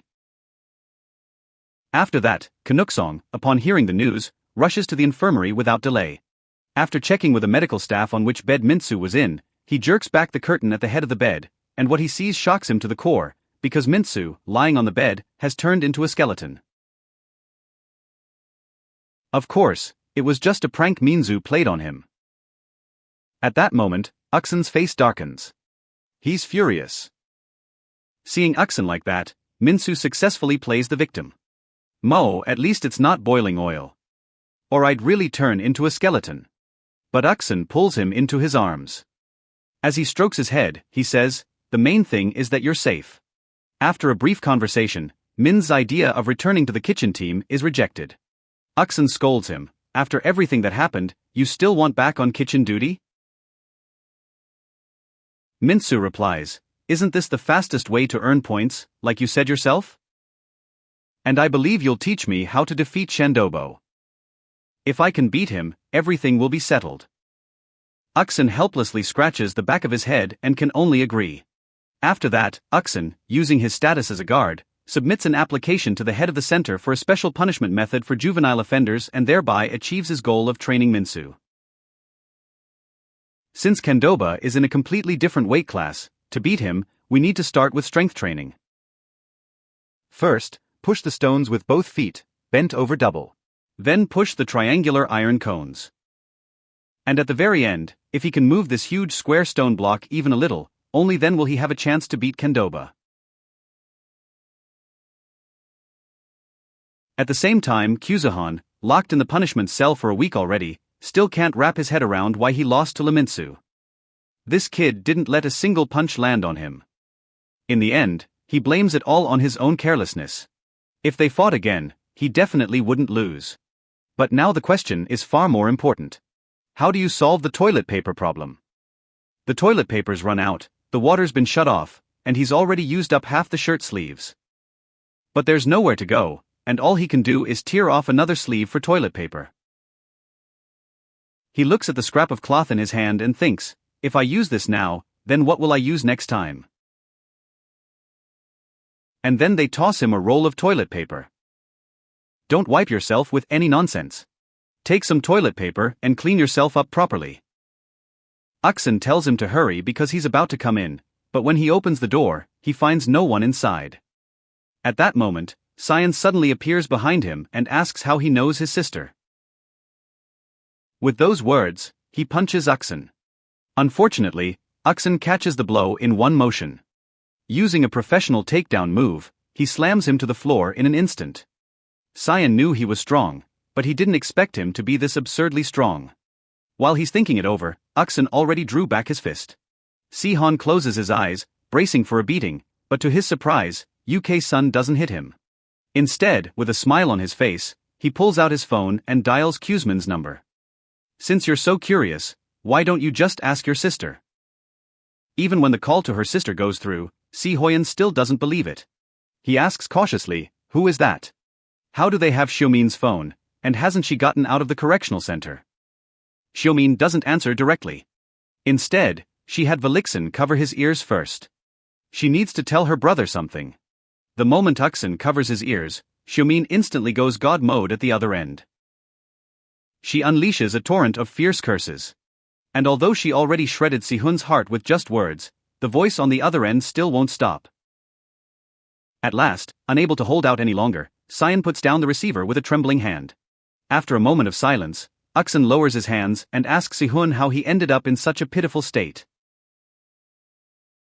Sikun looks completely shattered. Nothing, just tired. Then he asks, you're with Xiumin too, right? Are you Minsoo's brother? You taught Mins how to fight, right? Aksun confirms everything like that. Problems? Hearing the affirmative answer, Sihun is filled with hope.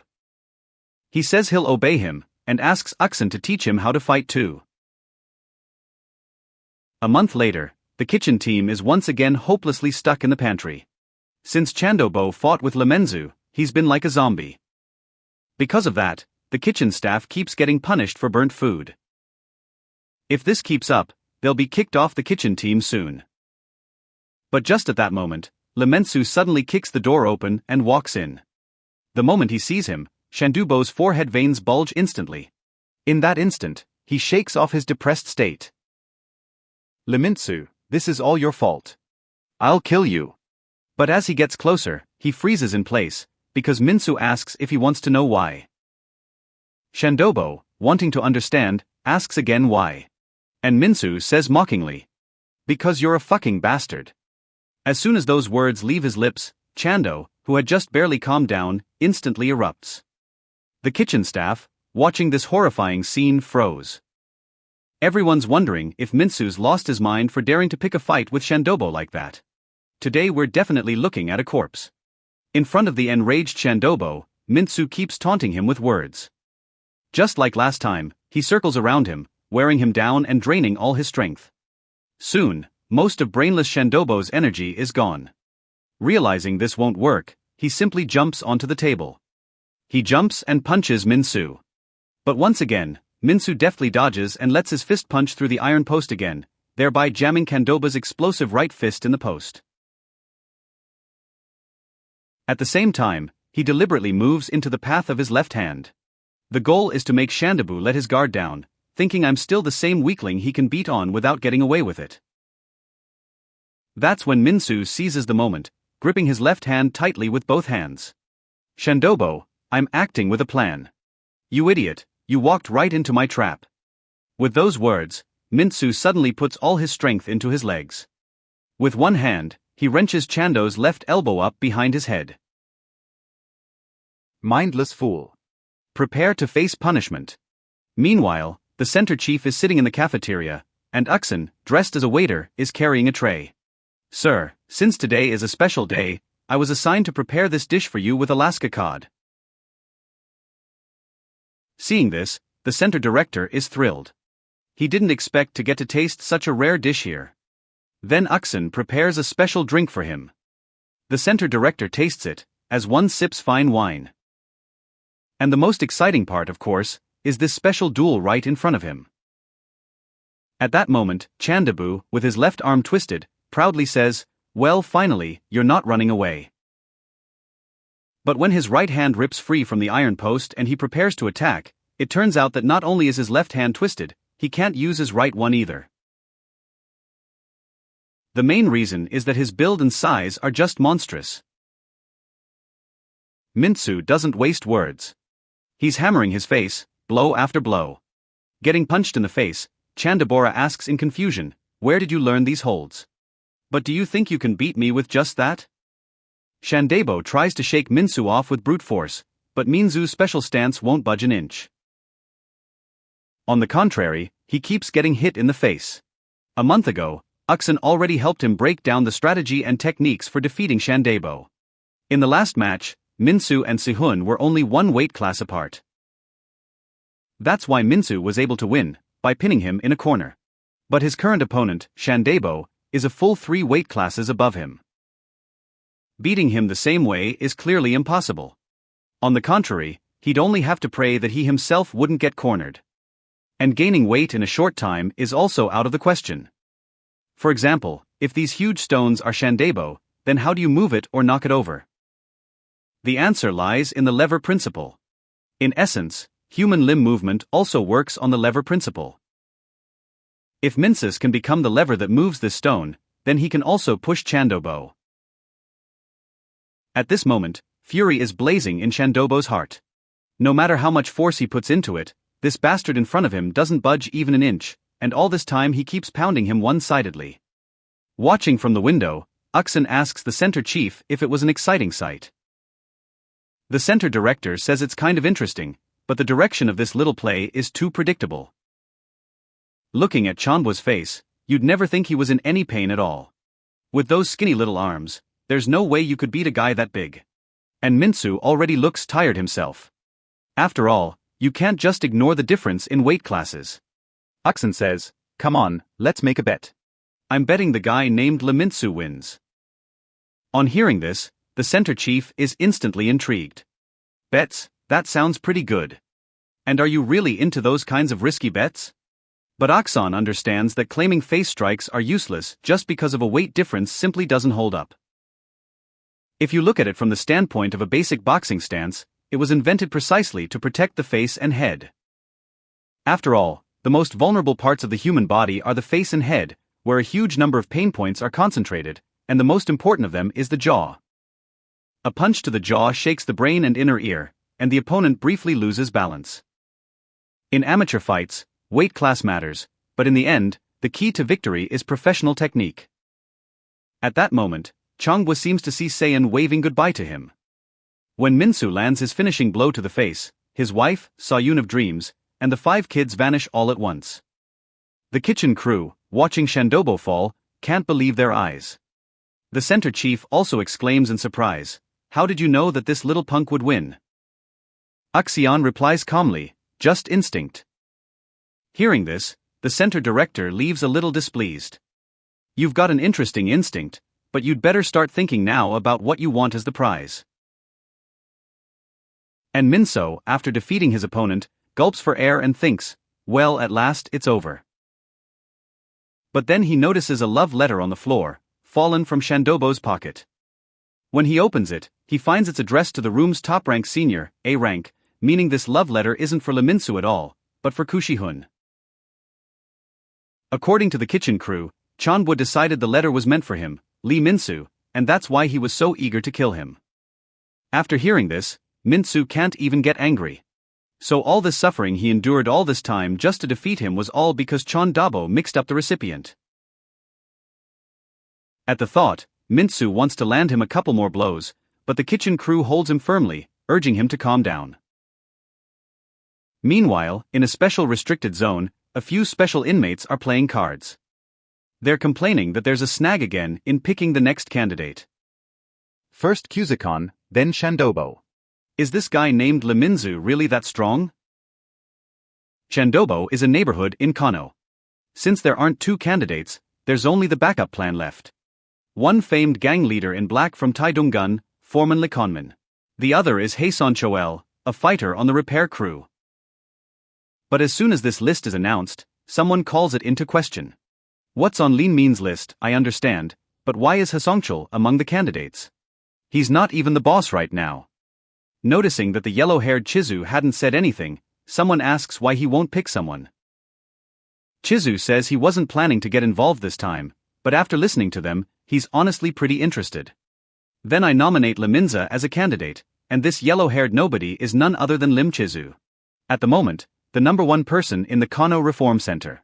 Having defeated Kendoba, Minsoo temporarily becomes acting head of the kitchen team. As things go on, he finally understands how much Kendoba suffered. And these guys are basically kitchen destroyers. One minute they bring rice to the point of exploding, the next they throw together wild food combinations, and even worse, they put an electric kettle on the stove and blast it on full heat. All Minsoo can do in desperation is yell at them to stop. Soon, it'll be supply delivery day at the prison again. The black-haired girl, Sarah, whom Minsoo had saved earlier, approaches him shyly.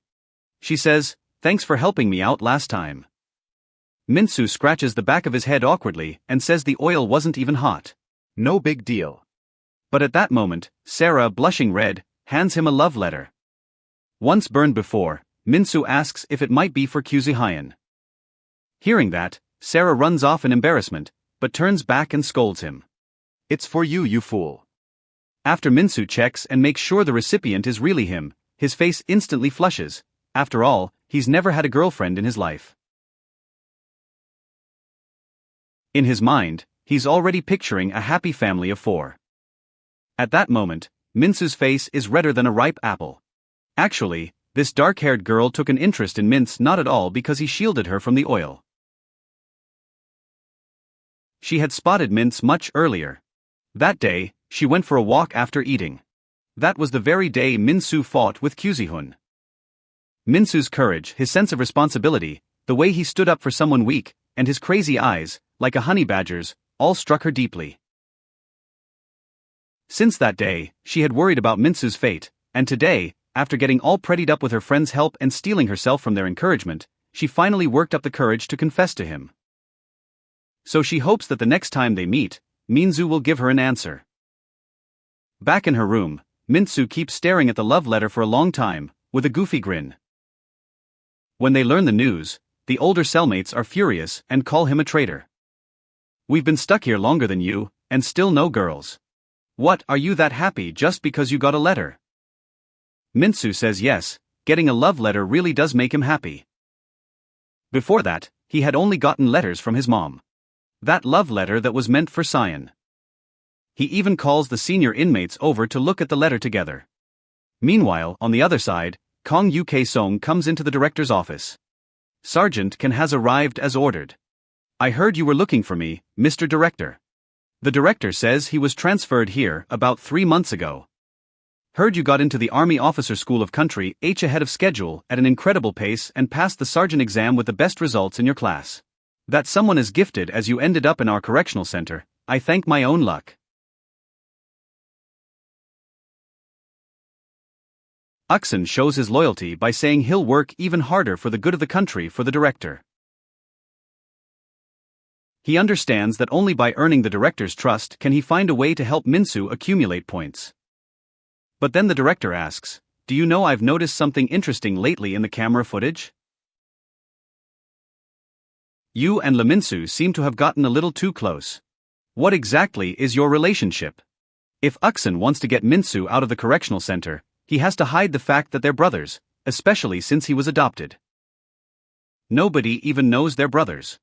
Hearing the director's questions, he can't help but suspect that the man may have sniffed something out. But no matter what, we can't let him get to the truth. We need to come up with an excuse. But at that moment, the principal says, "You have a teacher-student relationship, don't you? I saw you teaching Minsoo how to fight. So that's why you made a deal with me, Tori. You knew your student would win. Looks like you're gifted not only at studying, but you're also a real fighter." Hearing that, Uksun lets out a relieved breath and explains that Minkyu wanted to get stronger and kept begging him non-stop. And so he agreed to teach. The director warns him not to get too close to that rabble. Uksun says he understands and leaves under the pretext of preparing for outdoor activities. After he leaves, the director makes a phone call. He senses that things aren't so simple, and so he intends to dig into Uksun's past. In the cell, Siho-yun finally exhales in relief. From the furious shouting on the phone that day, he figures his sister must have gotten out of the correctional center. Meanwhile, Dabo, also locked up in the cell, is curled into a ball, trembling and crying. He's still beating himself up over the love letter incident, thinking it's all so unfair and blaming Minsoo for everything. At that moment, Uksun opens the door to his cell and explains that Minsoo is not to blame for what happened to him. Dabo is crying. What do you know? Minsoo stole my wife and kids. My life is completely ruined. But the senior in charge of the room mentioned in the letter, that wasn't Minsoo, it was Si-hyun. Hearing this, Dabo changes his tone and shouts, Minsoo, I'm sorry I wrongly blamed you. Si-hyun, you're dead. Uksun tells him to calm down and pulls up a photo on his phone, saying it's too early to jump to conclusions. Seeing the photo, Doba says bitterly, why, that's the kitchen goddess Kuzumin. But why is she standing there posing with that bastard Si-hyun? He once again firmly decides, he has to kill that bastard Si-hyun for daring to even lay a hand on his goddess. But when Uksong tells him they're brother and sister, his gaze instantly goes glassy. So does that mean Si-hyun is now my brother-in-law? Hardly has he finished saying this when Si-hyun, hearing all that racket from the room across the hall, yells at him, shut up pig, what kind of brother-in-law do you think I am? And these two start shouting furiously at each other from their cells. One yells, think about the nephew and niece, and the other snaps back just as hard. Looking at this, Uksun finally exhales. The situation as a whole is under control. Now Minsoo just needs to keep piling up points. But besides that, there's something else he needs to sniff out, namely dig up the dark secrets the boss is hiding in this correctional center. And this special insulator is still his main lead for now. Even as a guard, he still can't enter this restricted area. Uksun suspects that something is definitely being hidden here. And before he can really think it through, several guards carry out a young prisoner. And he also notices a guy in a red prison jumpsuit inside. Meanwhile, Minsoo is washing up in the restroom. He looks puzzled at the bar of soap in his hand. This thing got even smaller than it was. And how are we supposed to wash with this? But at that moment, someone behind him hands him a bottle of shampoo. Minsoo takes it, completely baffled. Where would something like that even come from in prison? And he asks Lim Jisoo, who's washing up nearby, where he got that shampoo. Not only is his robo red, but he doesn't even have a score on his chest. Jisoo introduces herself and immediately calls Minsoo by name. Minsoo asks, a little puzzled, how do you know me? But then Jisoo suddenly leans forward.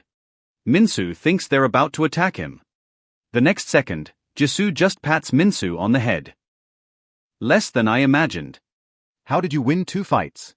Minsoo says. Alright, for lending me the shampoo, I'll let it slide. But then the blonde guy, Yezu, says something I can't make out. This time I came to you on my own, but next time, it'll be you coming to me. It won't be easy, but I'll be waiting. Having said that, Jisoo calmly walks away, leaving Minsoo completely stunned. Meanwhile, those two in the cell finally stop bickering. You could never lose to Minsoo. Why did you let him win? Doba asks in return, then why did Sherhoon himself lose to Mintz? Si-hyun explains what yawned. The kid prepared for everything in advance, with a strategy. Dabo says he ended up with the same thing. He wanted to play with Minsoo a little, but then he realized he'd fallen right into his trap. Shiho-yun says, after those 2 fights, they definitely took Minsoo's measure, right? Got the dobit. They even sent in the kitchen crew to turn them against Minsoo. Maybe they're going to nominate Minsoo as a candidate, but Si-hyun's answer shocks him. Don't make me laugh. I'll prove that I'm the candidate. I'll get to the very top and pay them back 100-fold for humiliating me. 15 days later, Minsoo is already on familiar terms with the guys from the kitchen crew. But just as he's about to dig into his noodles, the kitchen guys in front of him suddenly stare wide-eyed at something behind him. Minsoo is puzzled why they're not eating, and he has no idea that Dabo has grown up behind his back. Dabo raises both hands high, as if ready to land a sneaky blow. But in the next second, Dabo drops to his knees before him. Sorry Minsoo, I mistook you for someone else and messed with you. Besides, Si-hyun became my brother-in-law, so I can't get revenge for you anymore. Hearing that, Minsoo reaches out his hand. I accept your apology. Let's eat ramen together. Dabo was moved to tears by this gesture. The kitchen guys nearby shout in unison. That's all in the past. And by then, Minsoo had already gotten another love letter from yet another girl. At those words, Dabo's face instantly turns ferocious. Minsoo, you little rascal, what, now you're after my second wife? And the supply warehouse is once again turning into the scene of a desperate chase. Honestly, this time it's just a playful scuffle. Minsoo smiles broadly, thinking that tomorrow is the day he'll answer the grey love letter. But when the next day comes, there's no way to feel happy. They send him to volunteer work. Minsoo's rolling on the floor, whining that he doesn't want to go volunteer. He wants to see Sarah and give her the letter. The older inmates comfort him. That's the only way to earn a ton of points. At that moment, another group of minors arrives at the volunteer site. They're mocking me. Do you want to come with me in the 6? I can get you a job in the chicken coop, frying chicken or something. All the guys in the room answer in unison, what are you even saying? One of them, the fat one, sees that Minsoo dared to insult his boss. He immediately steps forward and grabs Minsoo by the collar. You're definitely the one who took down Cyan and Dabo. Your dead little body looks pathetic. And just as a fight is about to break out, a guard arrives in time and breaks them up. At the sight of the guard, both groups neatly line up in 2 rows and stand at attention. The shifty-eyed leader of the other group is the first to tell the guard that they were quiet, and that the Minsoo group started the trouble. The bald older cellmate, Won-hyuk, is about to object. The next second, the guard's fist slams into his face. Kid, you're pissing me off. With a face like that, you're obviously the instigator.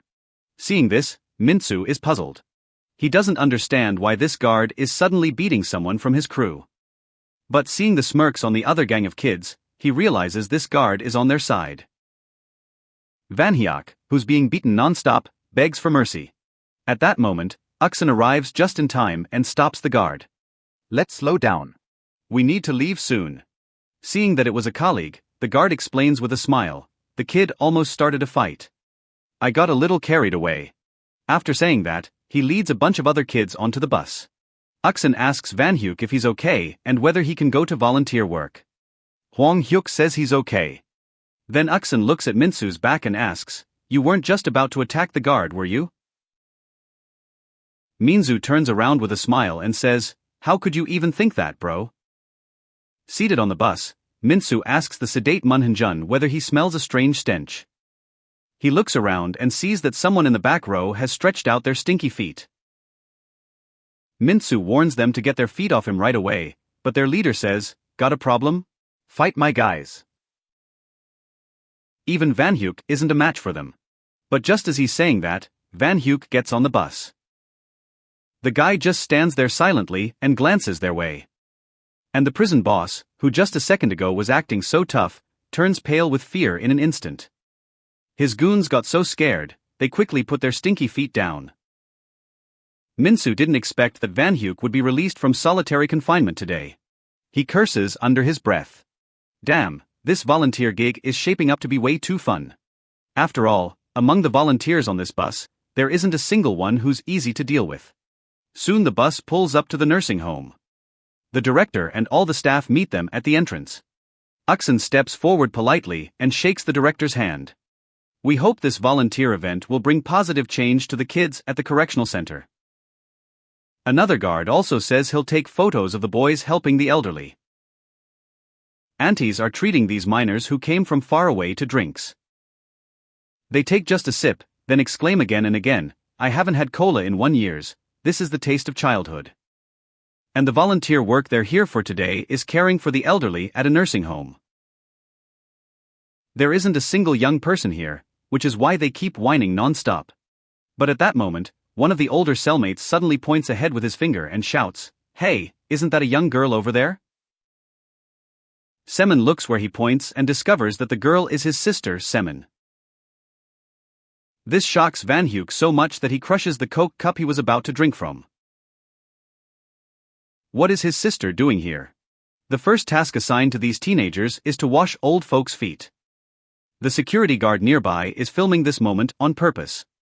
Minsoo has just finished washing an old man's feet, grabs his forehead, and lets out a relieved breath, but then he hears the next person call him to wash his feet too. Thinking this old guy is Minsoo, of course he doesn't refuse, and even says that this grandpa must have had a rough time. He's got plenty of calluses on him. But just as Minsoo raises his head to ask if he feels any better, he realizes that standing before him isn't some old man at all, but Licho, the boss of a B-rank room. He presses the wet foot to Minsoo's face, tells him to wipe it clean, and mocks him on top of that.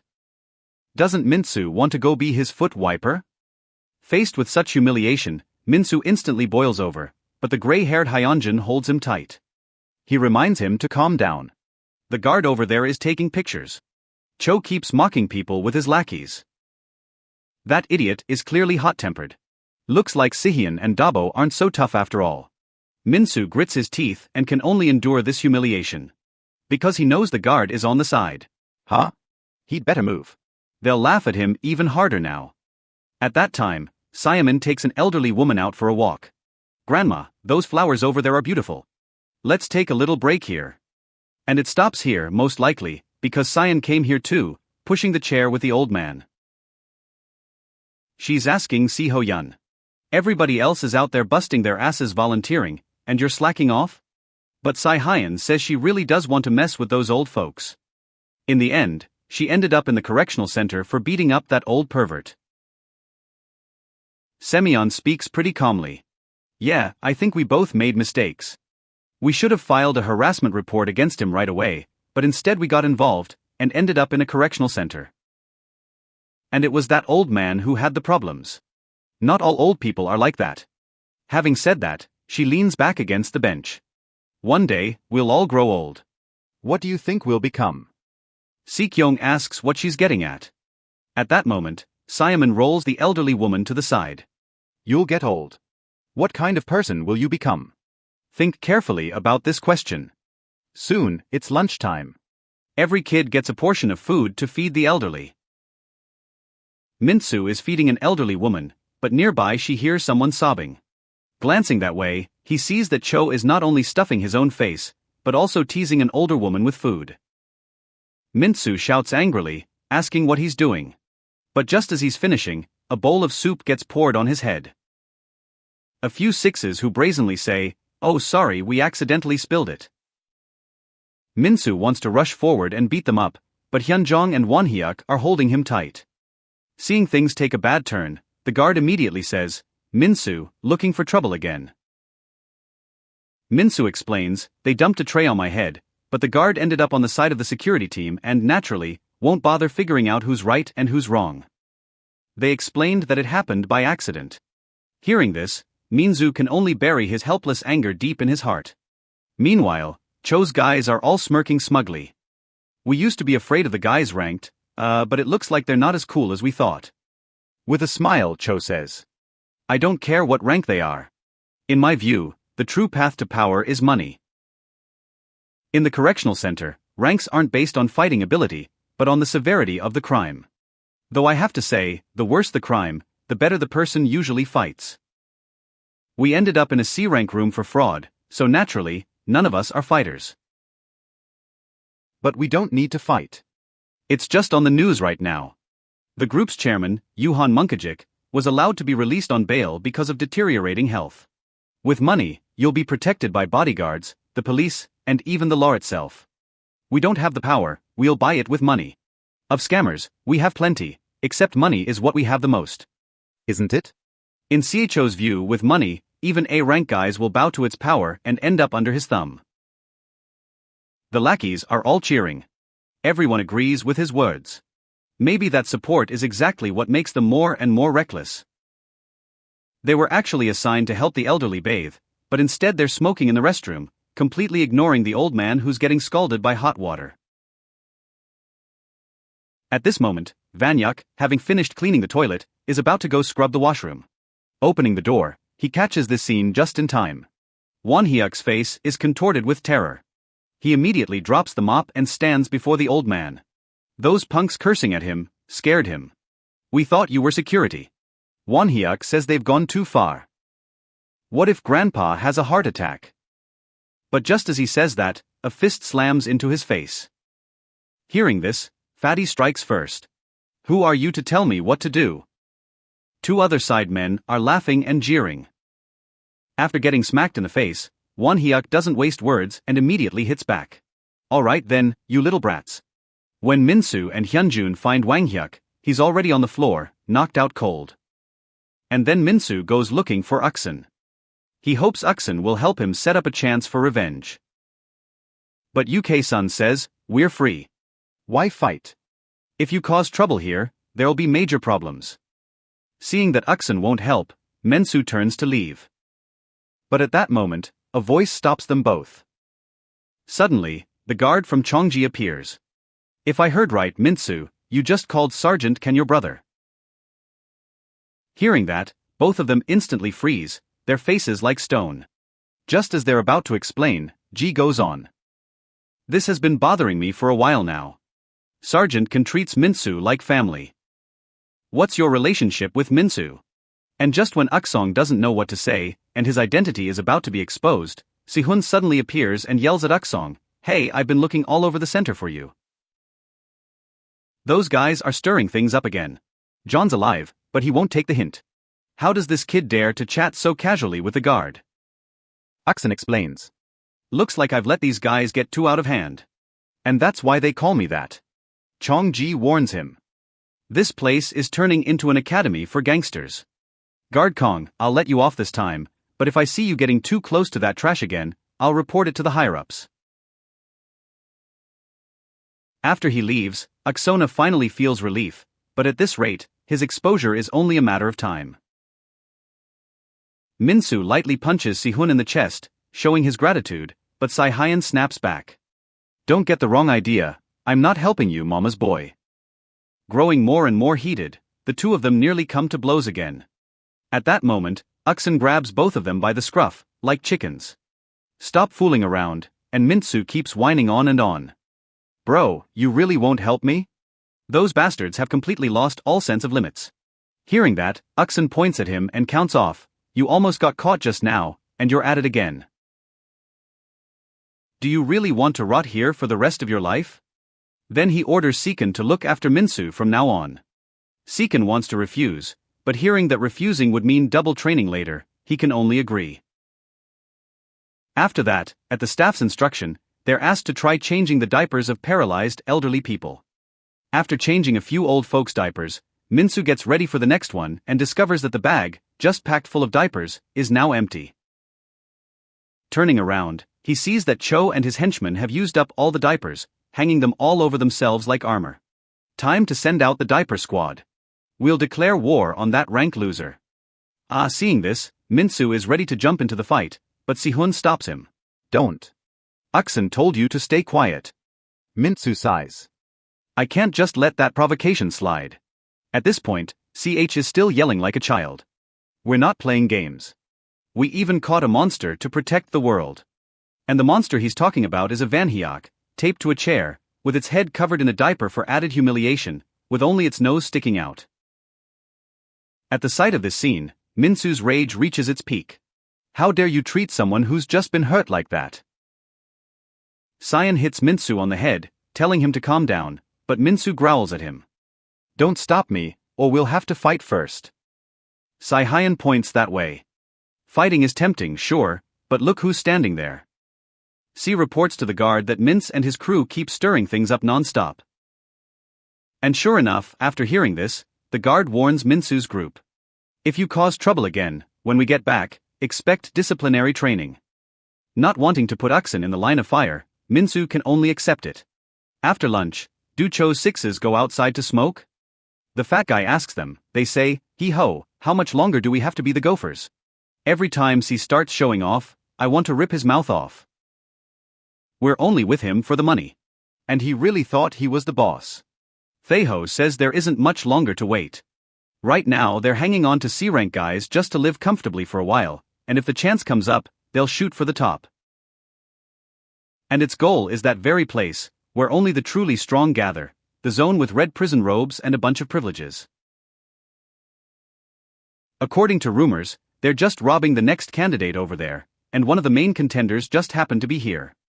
Shihan 6 asks in confusion, didn't Sherhoon lose to Minsoo? Tiexo says, yeah, it could just be rumors. Look at Minsoo, he's clearly a total weakling. His goal was harshly marked by Tikkun, and to prove to them what he was worth. Minsoo has already made up his mind. Now it's time to endure. Even to sort out the problems in his own room, he can't drag Uksen into it. And just as he's figuring out how to get around this trouble, two people coming toward him deliberately trip him. The two sixes poke the man lying on the ground with their fingers and laugh. At this moment, Minsoo's rage breaks through the limits of his reason. Brats, today I'll finish you off. But every time, in moments like these, something always comes up to stop him. Simon, who happened to be nearby, hands him a handkerchief. Good to hear you're okay. You're tough as Uksen. You don't cry over that. Minsoo asks curiously, do you know my bro? Simon gently wipes his face, saying, it's because... And then Minsoo catches sight of her badge, Ku. Simon. As he leaves, Simon says to him, please take care of my brother. When she finally leaves, Minsoo mulls over the names Kuzuhan and Kumin. Putting everything that happened before together, he realizes this girl must be Sihun's sister. At that thought, he comes up with a plan to deal with Rongasi's group. And then he rushes into class, lands a chopping strike with the edge of his hand on the psycho, and says, this is for that blow to the head earlier. Do you want to settle this one-on-one? Sihyun lowers his head and says, don't even think about it. Though right now, he really wants to beat the hell out of all those S-rank troublemakers. Meanwhile, Simon is waiting for Uksen somewhere on the roof. Suddenly, a can of drink is brought down on her head. Sorry to keep you waiting. Uksen asks what she needs. Semin says that thanks to him, she was able to see Sion, so as a relative, she should thank him. Uksen says she was helping him all along too, and I only did it because I could get something out of it. Hearing that, Simon says he really has a talent for driving people to want to punch him in the face. After a bit of joking and teasing each other, they exchange smiles. Then Uksen asks if she's heard of red prison jumpsuits. But from Semyon's face, it's clear she's not in the loop. The other guards either avoid the topic or flat out refuse to talk about it. Is there really no way to get even some useful information? By the way, Uksen says it's time for him to go back, or who knows what mess Minsoo will stir up there again. Semyon tells him not to worry. She specifically asked Siho-yoon to keep an eye on Minsoo. Before, when others picked on him, Minsoo held back. Not bad at all. Uksen says Minsoo takes after him, so of course he's a good kid. Even when he doesn't listen, he knows what to do, and she does it really well. Hearing that, Simon also says that it was Sihon she asked to keep an eye on Minkyu, because Sihon can be trusted. After all, my brother is both reliable and brave. But while they keep one-upping each other to praise their own brother, it never crosses their minds that Sion and Minsoo are right now furiously pounding on each other. Hearing about it, all of Cho's henchmen rush over to gawk. Minsoo says, puzzled, that they picked on the guys from our room and played disgusting pranks on the old people here. Doesn't any of this even make you angry, Sion? Saihyun says, what does he get out of it? Quit talking, let's fight. But at that moment, Minsoo keeps going. Looks like their next target is most likely volunteer Semyon. Isn't she your sister? Just thinking about how nasty their antics can be is already unsettling. This is the very tactic Minsoo came up with after meeting with Semyon. Seeing that these two still weren't fighting, the goons egging them on from the sidelines asked if they were only good at talking. 1-6 is even getting right in his face, saying, you're not afraid of Minsoo, are you? As soon as he finishes speaking, his head takes a brutal hit. Mao has a point in what he says. Rud of the Sixes, demanding an answer, why is it that everyone, out of the blue? Even though my little sister is a beauty, I'm not bothered at all, but the more I think about it, the more pissed off I get.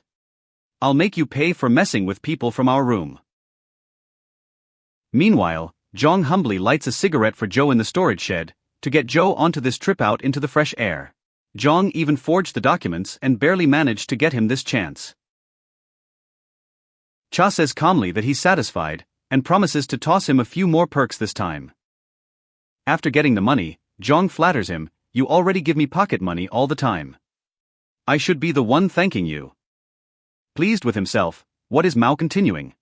If he takes over the district and puts together a couple of construction crews, he'll hand over even more profit to Konu, and tell Konu to find a way to reach the people from the special block. I'll visit them myself soon. But hearing that, Jong goes pale with terror. The boss handles that personally. If we get involved and something goes wrong, we're definitely done for. At that moment, a lackey suddenly barges through the door shouting, "This guy is beating up our people." Hearing that, Jong is furious. I clearly warned them not to fight. But the people sitting next to her told Konu not to get involved for now. I just want to teach those bastards a lesson. Yeah. The Hiho Pact, led by the Six, is heading to the scene of the slaughter, and Seaman is peeking at the whole scene from around the corner, while at the other end, Minsoo is cheering with joy. Since Uxin assigned Sihun to watch him, he'll do exactly the opposite. Use Taihan's hot temper so he takes out his enemies for him. That's what you call putting out a fire with someone else's hands. The three, beaten into a swollen pulp, realize it's time to join forces. At the mere thought that someone played a prank on his little sister, Si Hyan is raging. But this time, the trio is working in sync. Two average-build guys pin down Cyan with their bodies, while the deadliest fat guy charges straight ahead. Minsoo, who had been watching from the sidelines, finally decides to step in. I actually wasn't planning to fight, but since you're asking so sincerely, Cyan says he never said anything like that. But soon, without even noticing it, Cyan finds himself pinned against the wall. The fat guy's punch instantly lands in his face. But this time, the wall trick won't work. This is no longer the old Sihian. Looking at this scene, Minsoo can't help but think. That bastard got stronger after training with Uxin. But he does too. He's no longer the weakling you could bully whenever you felt like it. Si Hyan tells him not to get underfoot. Minsoo tells him just not to drag him down. He even says out loud, "That's too easy. You almost lost to those guys." Si Hyan answers, "I didn't lose at all, mama's boy." Minsoo counters, "You're obsessed with your sister, freak. How dare you open your mouth about me?" Cyan asks in a mean way if he wants to fight. At that moment, after putting everyone on the floor, they start wrestling. Those two clearly intend to continue their rematch, but then Pac-Tho suddenly appears. With one kick, he sends Mints flying. Tiho asks Sihun a question, "You used to be a candidate, right? Come at me one-on-one." Minsoo asks who he even is to butt in. But Taiko, after taking that kick, acts as if nothing happened and strikes back. "Let's see if you can hold up too." Coming to, Minsoo trembles as he tries to get up, as something approaches him. What a wonderful senior roommate Minsoo is. "I'll make you one last offer. Put all your territory under my control. As soon as I get the red robe, I definitely won't hurt you." Hearing this, Minsoo thinks the red robe must be the guy who lent him the shampoo. But what does this red robo even mean? Minsoo tells him to get lost. "How dare you bully our old folks from the room? I won't let this go." As soon as he finishes speaking, a black bag is pulled over his head. Caught off guard. Minsoo sees only darkness before her eyes. Then Cho kicks him in the head and says, "Listen, while I'm being nice, I need control over rank A. To find a strong henchman, as strong as Si Hyan." Though, in my opinion, the Shirkona is far more impressive. Though Taiho's prison rank is only D, in pure strength he's at the rank level. While fighting him, Cyan feels it clearly. Even if the enemy's offensive power is about the same as his, that guy's stamina is much higher. Tico deliberately keeps taking hits thanks to his stamina, then counterattacks. If this keeps up, Cyan is definitely going to lose. He remembers how Oxyon told him that his fighting technique and arm reach are better than Minsoo's. So why did he lose? Because that was his only advantage. If your strength is the length of your arms, seal it away. If your opponent has both reach and power and stamina, how are you gonna fight? So I'll teach you a fighting style that's yours alone, a path to power that will completely transform you.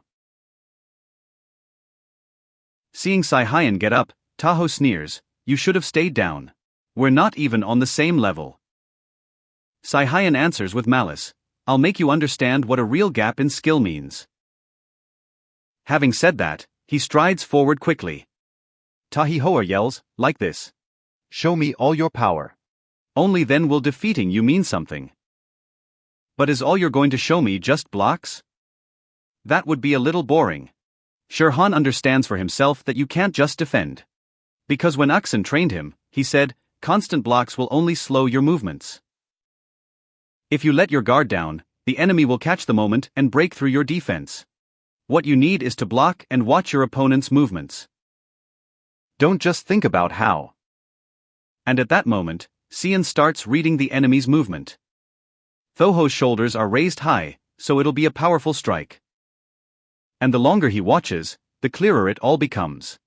The style and speed of the strike in TKO, as well as the moment when he pulls his fist back. He picked up on all of it. The moment for a counterattack has come. After taking a hit, TKO mocks him. And that's all you can do. Then the whole setup changes completely. Every attack he makes, Sion easily slips away from, and every counterattack by Sion lands cleanly on target. He knows, if Tho keeps flailing his arms like that, he'll be out of breath soon, just like when he fought Minsoo. What an idiot. Now he finally understands why he lost to Mintz, and realizes just how terrifying Uxin is. Just by observing it, he made it that much stronger. Sion soon finishes TKO, but there isn't a trace of joy on his face. Dealing with an enemy at this level was already so hard, and to catch up with Lim Chasu, he still had a long way to go. Siho Yun wonders where Minsoo has gone and finds that C-Stops is beating Minsoo with a black bag over his head. What? Minsoo's questioning him. It's come to this, and you still won't give up? It hurts, you know, and __, but in Minsoo's view it's too weak. He doesn't understand how a person's punches can be so toothless. Minsoo had been in this kind of situation before, but then, as if he'd been hit with an inflatable cheer stick, it suddenly clicked. He's not sure whether it's from the training or those 2 recent fights. Aroused that it keeps mocking, ouch. Cry out, call for mommy. Oh wait, you don't even have a mother.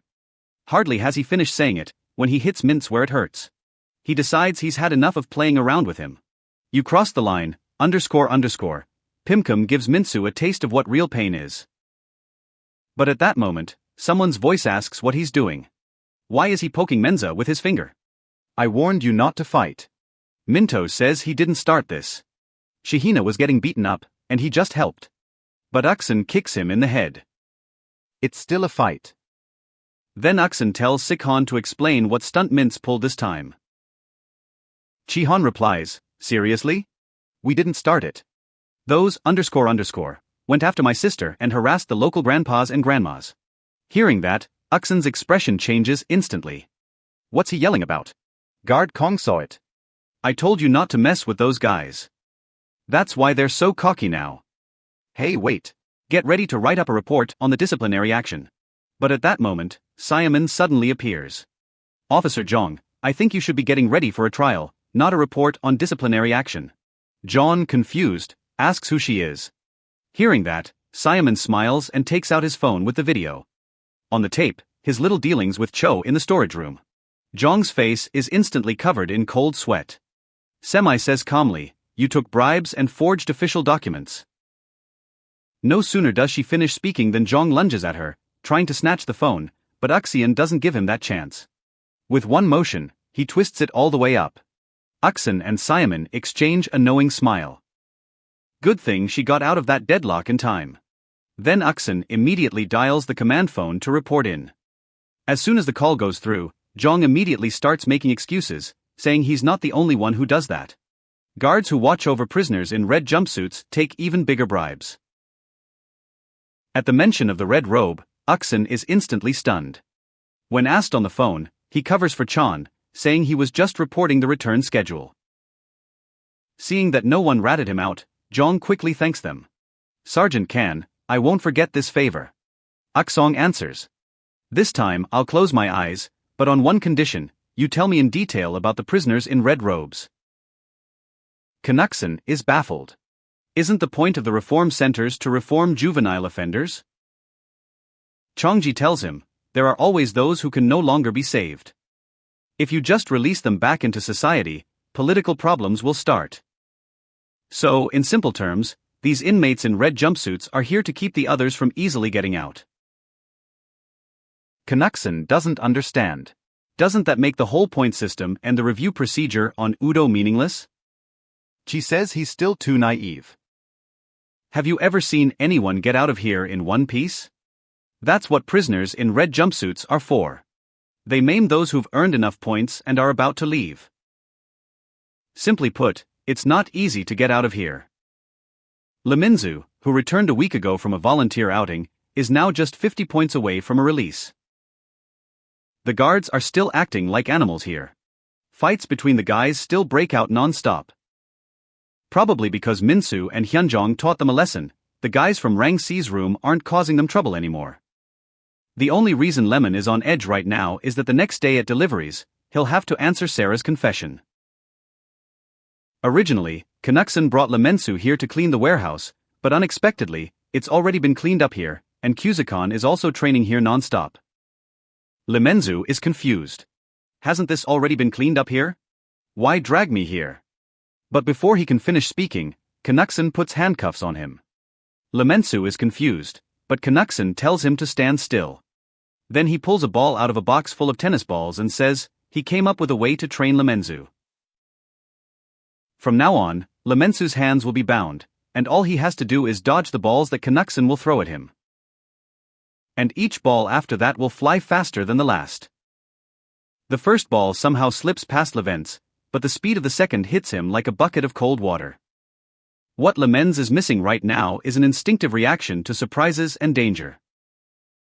Minsoo doesn't understand what Knudsen means by instinct. He defeated Kuzahan and Shandebo. Doesn't that mean he doesn't need training? Knudsen puts it to him straight. Did you win those fights fairly? All three of them fight in a way that's too one-dimensional. Limin simply used their weak spots. But if Kuzakun had prepared in advance, he wouldn't have won at all. And if Minsoo hadn't given his legs a little more strength, how would he have beaten Shandabu? Right now, Kuzakun is learning basic combat technique from Knudsen, so he hopes Minsoo will get through training. Though he hates fighting, this place is simply too dangerous. Since Jeongji told him about the red robes, Knudsen knows he has to make Minsoo strong enough to get out the normal way. Meanwhile, Linmin, who oversees the construction site, is discussing matters with the room leader of C2 rank, Licho. Licho thinks this prison is no different from freedom. With money, you can keep both the prisoners and the guards under control. So he wants to invite Lycamin to his hastily assembled team. Well, maybe they can deal with the special block where the red robes are held? If Lycamin agrees to come in, Licho will give him 20% of the department's profits, about 4,000 in net income a month. And even if Lycamin wants to wear a red robe, Licho promises to take care of everything for him. But Lycamin's answer throws Licho off balance. Lycamin says that no matter how good the plan is, working with weaklings will only tarnish its reputation. At that, Licho snaps his fingers. Then I'll give you a little more time to think. And anyway, why do you think I asked to meet without security or bodyguards? As soon as the click sounds, room seniors appear one after another. C2 rank Chul Su, D3 rank Jang Sanghyun, D1 rank Park Tae Ho, and C6 rank Oh Seon Jin.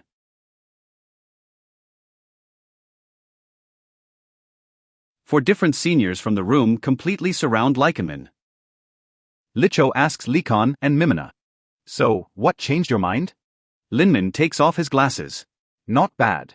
Recruit skilled fighters for money. But do you really think 4 will be enough? By this point, Minsoo, standing in front of the tennis balls that Knudsen is tossing, had already adapted. His movements are crisp, his goals precise, and he uses only what's strictly necessary. Lumens had never learned anything like this before. You could safely say this guy's talent is absolutely top tier. Seeing that this training had lost its effect, Knudsen decisively launches the second stage of the ball dodging training. Unlike the earlier direct attacks, now the thrown balls will get a second bounce. The shooting pace also jumps up a level.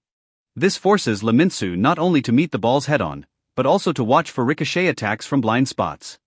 Even some professional fighters struggle to handle attacks like these from blind spots.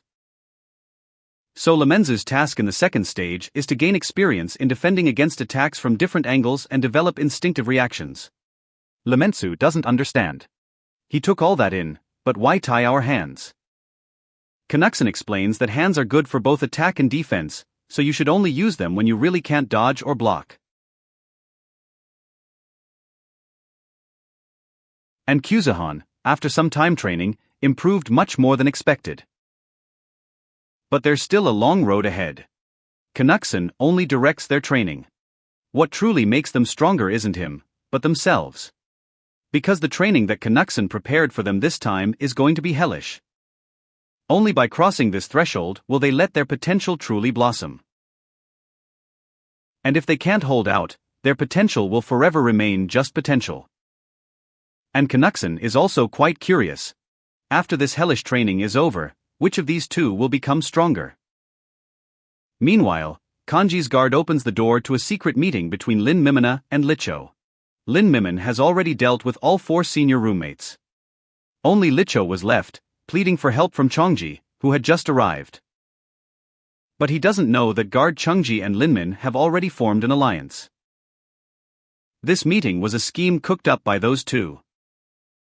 Goal: force Yuliko out of the safe in his stash outside. The Likon Mimina people, at the address Jonji gave, have already taken over the stash. About 200 million inside.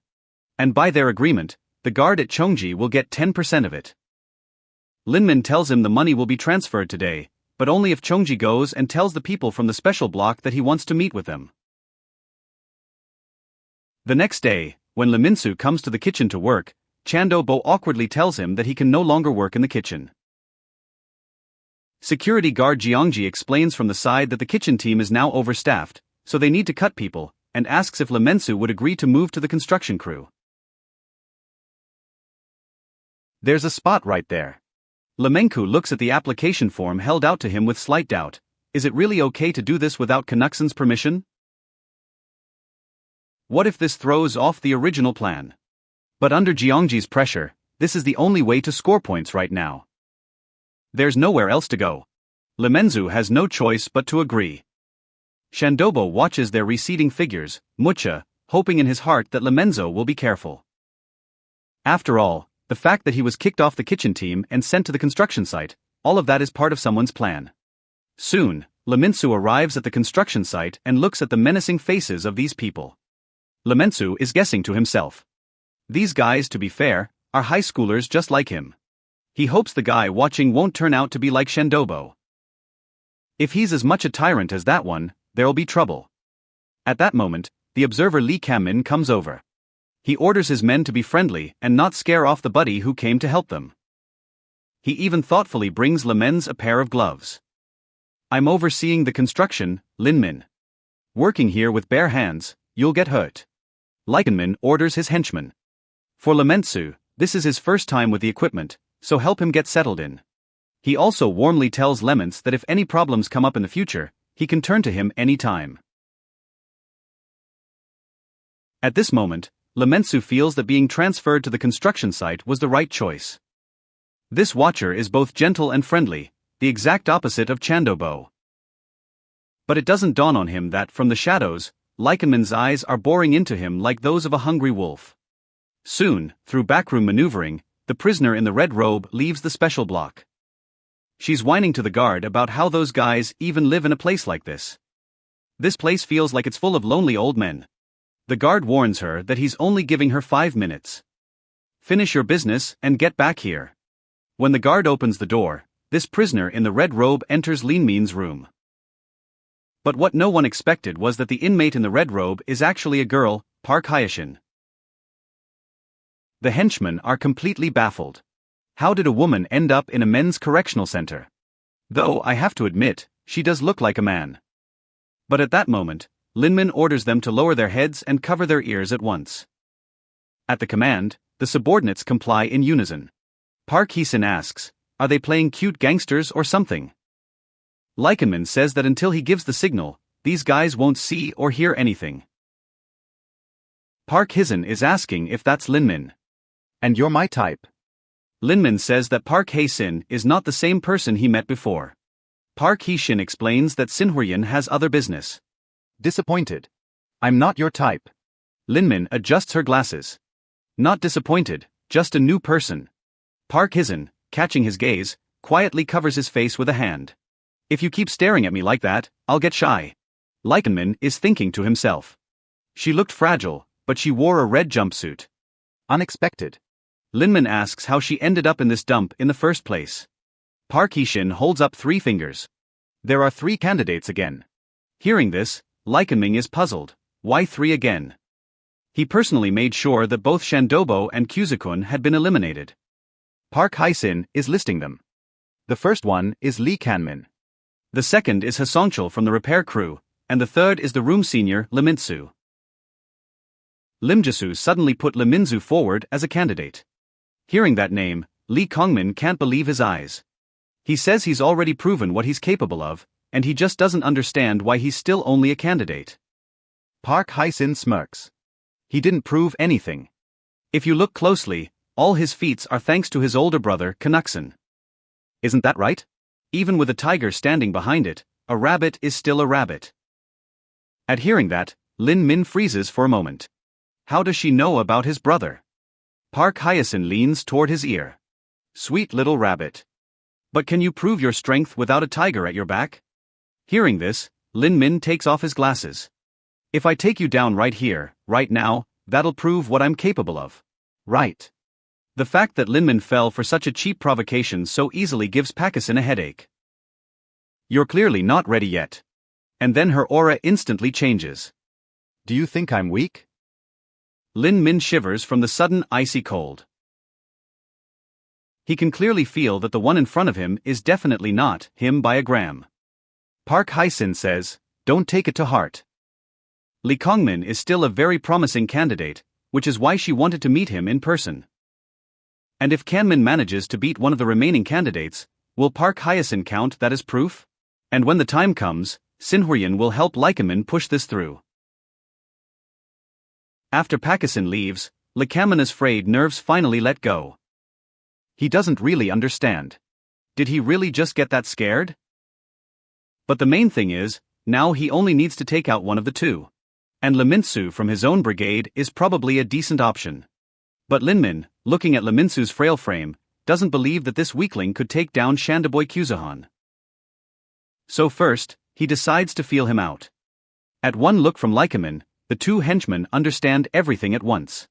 Lee Minsoo is working cheerfully, and at that moment a hammer flies into his head. Lee Minsoo's instincts kick in lightning fast. The attacker's accomplice immediately apologizes. It all happened by accident.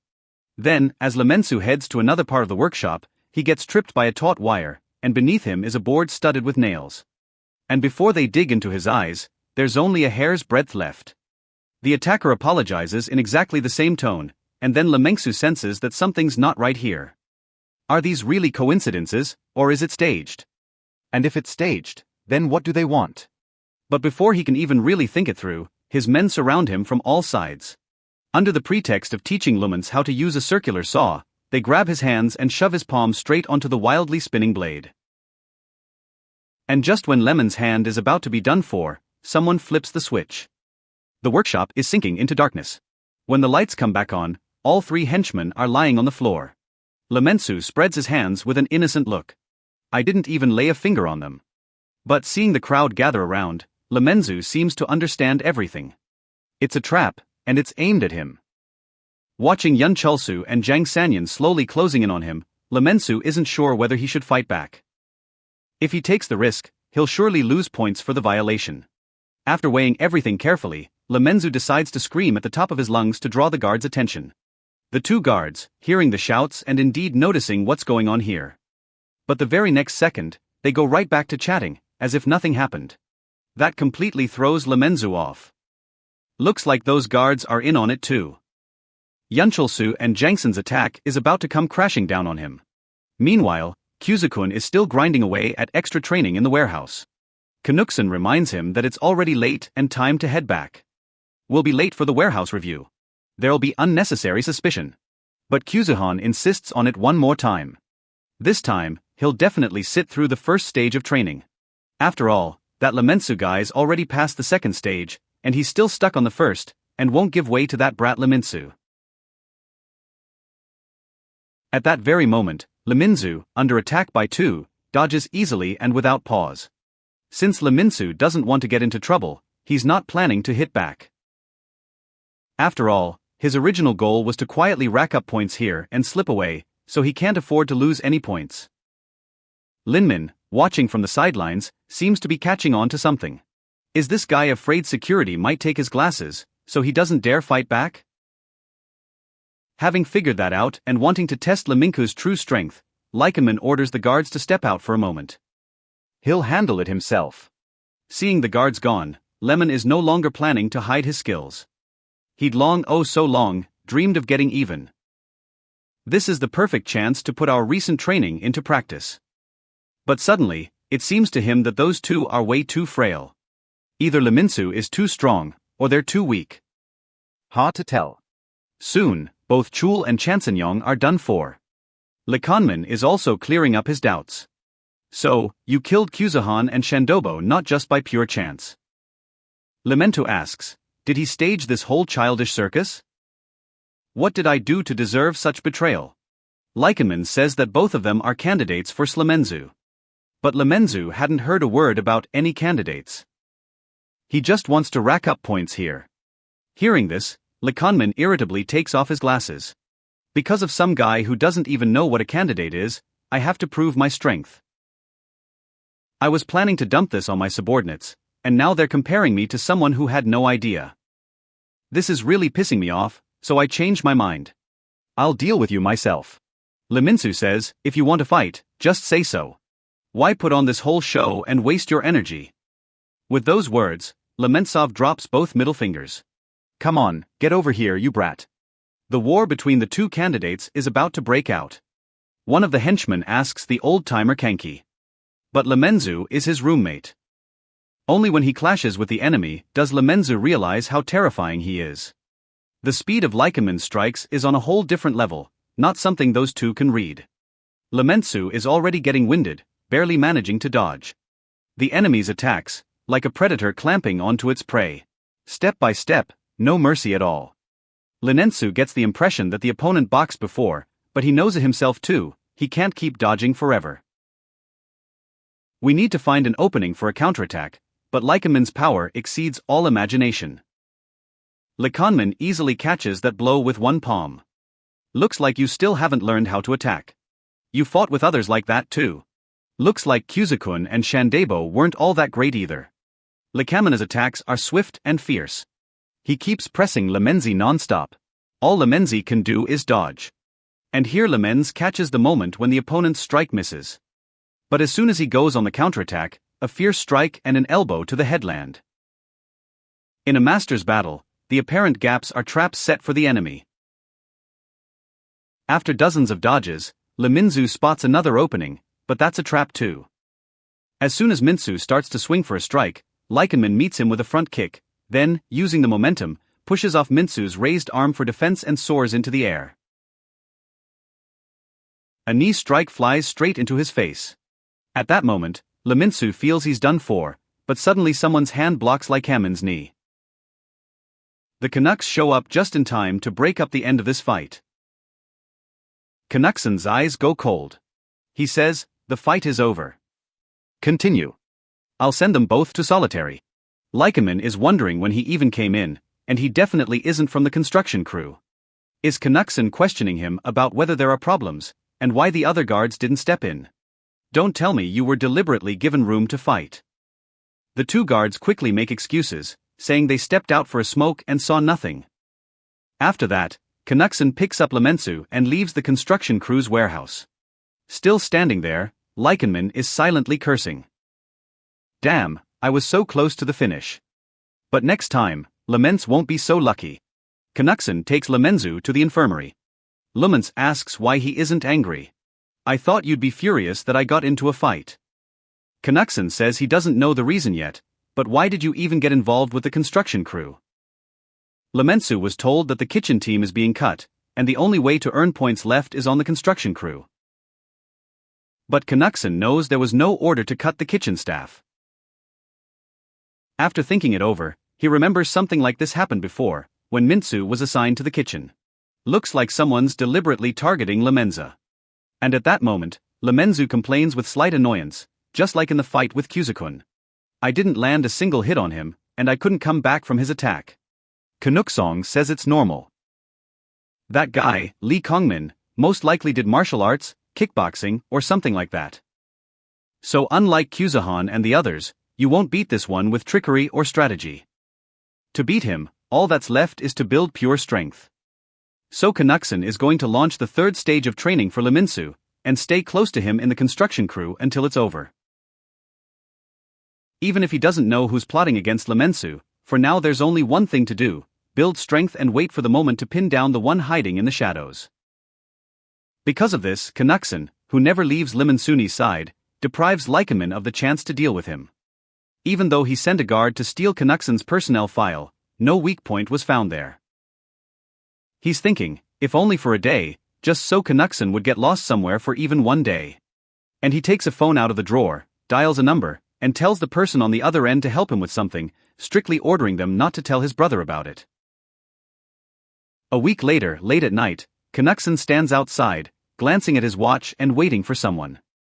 And that someone is Kuzaman. Kuzaman brushes his hair back and apologizes for being late. Canuckson says it's nothing serious. He figured as much, so he came half an hour late too. And their meeting on the street is being watched. Through surveillance, Lin Ming's men found Canuckson's weak spot. After Kuzaman and Canuckson say goodbye and part ways, a black car follows Kuzaman to the entrance of the alley. Several of Lin Ming's henchmen get out of the car. Thanks for turning into the alley alone. Kuzaman, seeing this scene, asks what they're planning.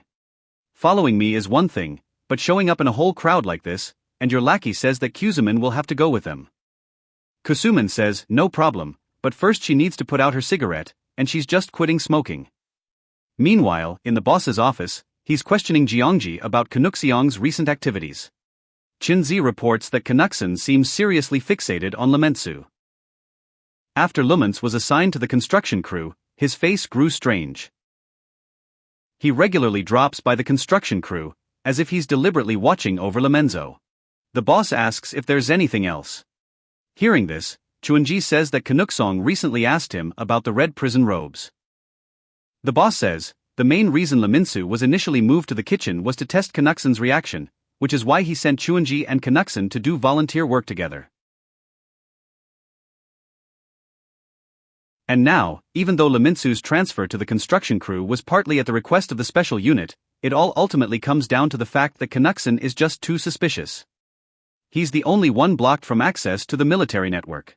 All the information on him is only from the case file sent over, so the boss has already tasked an outside agency to check his background. The results will be here any second. Until then, Chongji's job is to keep watching him. Chongji asks curiously, keeping an eye on Canucksion makes sense, but why are you and the people from the special unit so hung up on Minsoo? Hearing this, the boss calmly replies, because he looks like someone. And at that very moment, Minsoo is washing up in the restroom, unaware that an even bigger trap is quietly closing in on him. It's been 2 weeks since the fight with Lycaman. Even though he trains non-stop, there's no certainty he can beat him. After all, Lycaman is one of those you can only take by sheer force. And for that, the lime needs to at least make it through the third training stage. At that moment, the blonde guy hears someone asking him to toss over the soap, but his hand slips, and the soap accidentally flies toward the unsuspecting Wan Hyuk. And just as it's about to smack Van Hyuk on the back, Minsoo, as if sensing the danger, snatches it right out of the air. Minsoo tells Munkenjun to be more careful and not drop it again, and the blonde one's face goes slack in amazement. He has no idea how Lemens pulled that off without even looking. And Lemensoo's body is getting more and more muscular. After washing up, someone asks Lemenza why Guardkin didn't come today. Lemensoo replied that he had checked with another officer. They said he suddenly took the day off and told us to go clean out the storage room today. At this time, the guard Uchin approaches Lemens. He hopes to talk to him face to face. Lemensoo says, "You're in the construction crew too. Looks like you were the one who pulled the switch and saved me." Chan he says Lemens still has no idea how terrifying Li Kongmin is. With those words, he pulls down his pants right in front of Lemensoo. At first, Lemensoo was taken aback, not understanding what this was about, and only after seeing the scar on Chanhue's thigh did he gradually start to get what was going on. Chan he says he was once Lin Min's friend and henchman. Lin Min was the leader of the gang that controlled the district. He worked under his command. He argued with him only once. And this is how it ended. Chong, he says, if Linmin were just good at fighting, he wouldn't even try to stop him. But Linmin is truly ruthless. Anyone who talks back to him will pay a brutal price. So Shinhanhe hopes Minsoo won't stick his nose into the construction crew anymore, otherwise he really could end up crippled and get kicked out of the center. Minsoo says that since there's no Konoguard, he won't go. Under the barrage of assurances, Minsoo Shinhanhe, though unwillingly, believes him. But speaking, Minsoo thinks to himself, if their plan with Canuckson calls for it, we may still have to fight. Meanwhile, Lycanman calls his men to check the situation and tells them that as soon as they deliver the man to the secret base, they should let Canuckson know right away, and then just make sure he doesn't make it to the center today. The henchmen ask what to do with the girl after that. Lycanman replies, yes, do whatever you want. Hearing this, the henchmen cheer. Looks like there's gonna be a party today. Tied up in the back seat, Kuzuman looks a little stunned.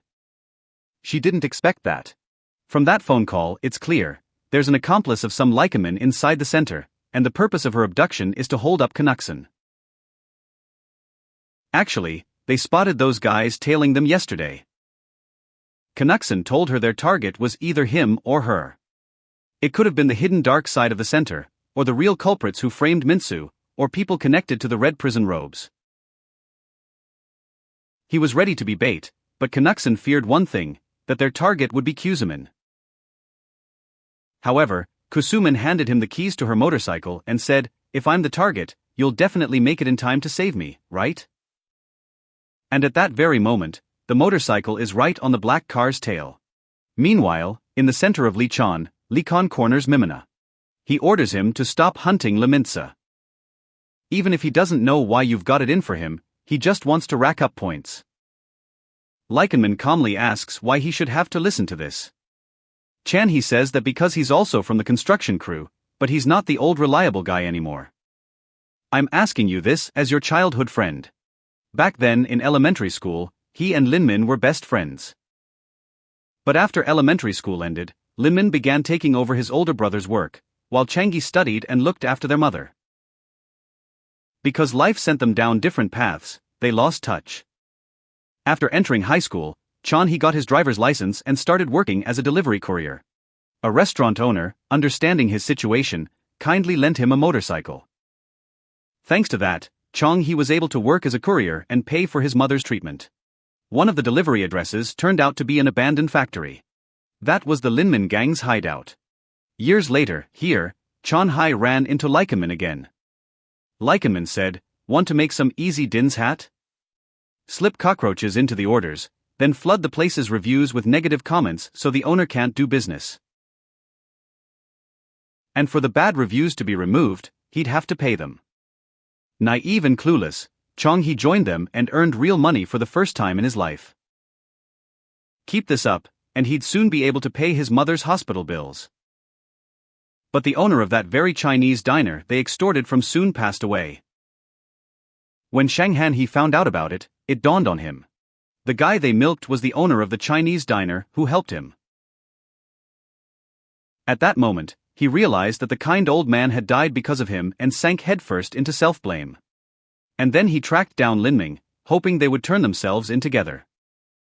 But hearing that, Linmin grabbed him by the throat. If I had even a thought of giving up, I wouldn't have taken this on at all. I gave you a way to make money, and you're already giving up. You know I don't forgive traitors. With those words, Linmin stabbed Changi in the thigh with a steel pen. Say that crap again, and I'll kill you. But at that very moment, Lycanman's brother, Linhan, also appeared. He was the real ringleader of this criminal gang. Lin Huan told his brother they'd been exposed. The police will be here soon. Should have kept this secret. But there were too many casualties. It even came to death. Linmin suggests pinning it all on the one lying on the floor, but his brother replies, you can't get away with just one accomplice. And makes the minor Lycanman share the blame. After that, Chanhe and Lycanmana were sent to the Reform Center. Chanhe says this is the first time they've talked face-to-face like this. Linmin replies, he came because of Lemenku, but he had similar thoughts himself. He was already going to meet with him about Minsoo, since he'd blocked Kanuksen. And there was no way to reach Minsoo. Chon-hee, confused, asks, "What is he even talking about?" And in the next second, his helpers slam him into the table. "You know why I took on the headache of being a foreman on the construction site?" "Well, because in the construction crew, if someone gets maimed or turns into a vegetable, no one will even bat an eye." And is he planning to bite off one of Chon-hee's fingers as a little welcome gift for Minsoo? Meanwhile, Kanmin's henchmen also made it to the lair and, as ordered, are sending Kanuksen the message, "Come here alone before midnight." But Kanuksen is already in position. The kidnappers gathered at the warehouse, sure Yusun wouldn't show up for at least another 2 or 3 hours. And his girlfriend, meanwhile, isn't scared one bit. Not even close. And when one of the Bugavs decides to act smart, "Mo, you seem to like being tied up like that." They won't let him finish his thought. Out of nowhere, the helmet flies in and knocks him off his feet, more often than not. Yusun walks in calm as can be. The others just can't figure it out. Either he got here insanely fast, or he was tailing them the whole time. Either way, they're not thrilled. There are many of them, and they know it. Yusun knows that too. He also knows that in a drawn-out fight, he's the one who'll run out of steam first, so he's not going to drag it out. He moves through the crowd like he's done it 100 times. He blocks one attack, counters the next, and never stops for a moment. When someone tries to catch him off guard, in response, an elbow to the chest, then a punch to the chin, and a second for a remark. A lousy idea drops the guard. The bald guy comes charging in from behind in a rage. Yusun dives in, grabs the guy by the leg, and bends his knee the wrong way. The fight is over for this. One of the bandits watching from the side is forced to admit that most people would be falling apart by now, but Yuseong looks like he's enjoying it. Standard receivers can't handle that, so one of them grabs a knife. Yusun catches the hand before it even gets close, twists the wrist, and that's it. Hi. His girlfriend is watching all this, and though she's clearly pissed, she gives him full credit for it. And somewhere else, Minsoo is lying flat on the ground next to a tennis ball, completely drained. They trade tired jabs with the long-haired partner. Minsoo says that today he basically made it to the 3rd stage. He tells him to come up with something more plausible, and Minsoo fires back that someone stuck at the 2nd stage wouldn't understand anyway. They still laugh when the guard comes over and asks why they aren't cleaning up. He slips Minsoo a package, supposedly a gift from Chong-hee. And then Minsoo opens the note inside, and the mood suddenly changes. This is Mina's Otkin. The message is simple: be there in an hour, or another little gift is waiting for you. Whatever's in that bundle, it's enough to make Minsoo's eyes pop. Back at the warehouse, Yoon untangles the girl. Then he punches him in the stomach right away. She's furious. Her arms almost fell off, and she wants to know. He got so caught up in the fight that he completely forgot she existed. He says he came as fast as he could. With a completely stone-faced expression, she says, "Fine, I'll take your word for it." But this kidnapping was never about her. That was a diversion, a way to lure Yusun out of No to expose the real target, Minsoo. Someone had been tracking Yusun's whereabouts the whole time and signaled the moment he set off. Yusun remembers being told to stay away from the construction crew until the 3rd stage.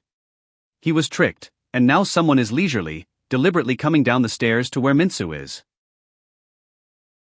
The guy says he noticed something was up with Yusun's little brother, and decided to keep an eye on him from a distance, but now he's seen enough. Says it's rare to find someone worthy of a fight at his level, and figures Yusun will understand that feeling, though the reasons don't matter anymore. Lin 1, the head of Imsan and Kandong district, is ready to begin. And in a locked room somewhere, a beaten, sweat-soaked guy is trying to crawl across the floor. Someone steps on his already badly injured hand. A group of prisoners watch without moving.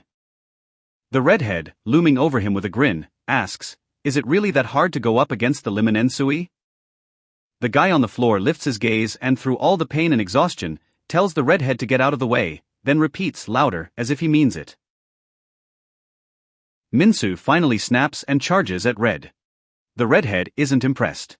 He thinks there's nothing real behind the kid's aggression. The attacks are sloppy, and he can end all this at any moment he wants. But Minsoo keeps dodging it. Every strike, every finish, every elbow, often misses by a hair. The redhead is starting to realize this is bad luck. The kid studied him. And so, Mince built something he can't get out of now. Red tries to adjust, shuffling his feet, and throws a kick before the punch lands.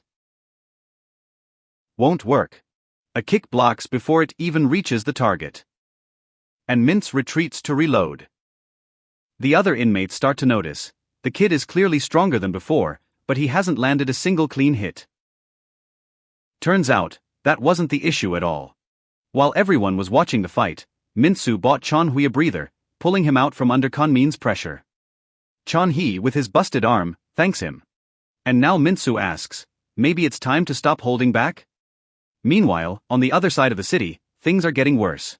The gang leader comes down the stairs and offers Yusun a direct way to settle everything. Yusun reads him instantly. This isn't some random guy he's fought before. That's a completely different category. Yusun even wonders whether dodging this fight might be the smarter move. The guy shuts that down right away. Yuen won't fight. The girl will do. Either way, someone will pay for the mess they made. Yusun doesn't wait for him to finish the sentence.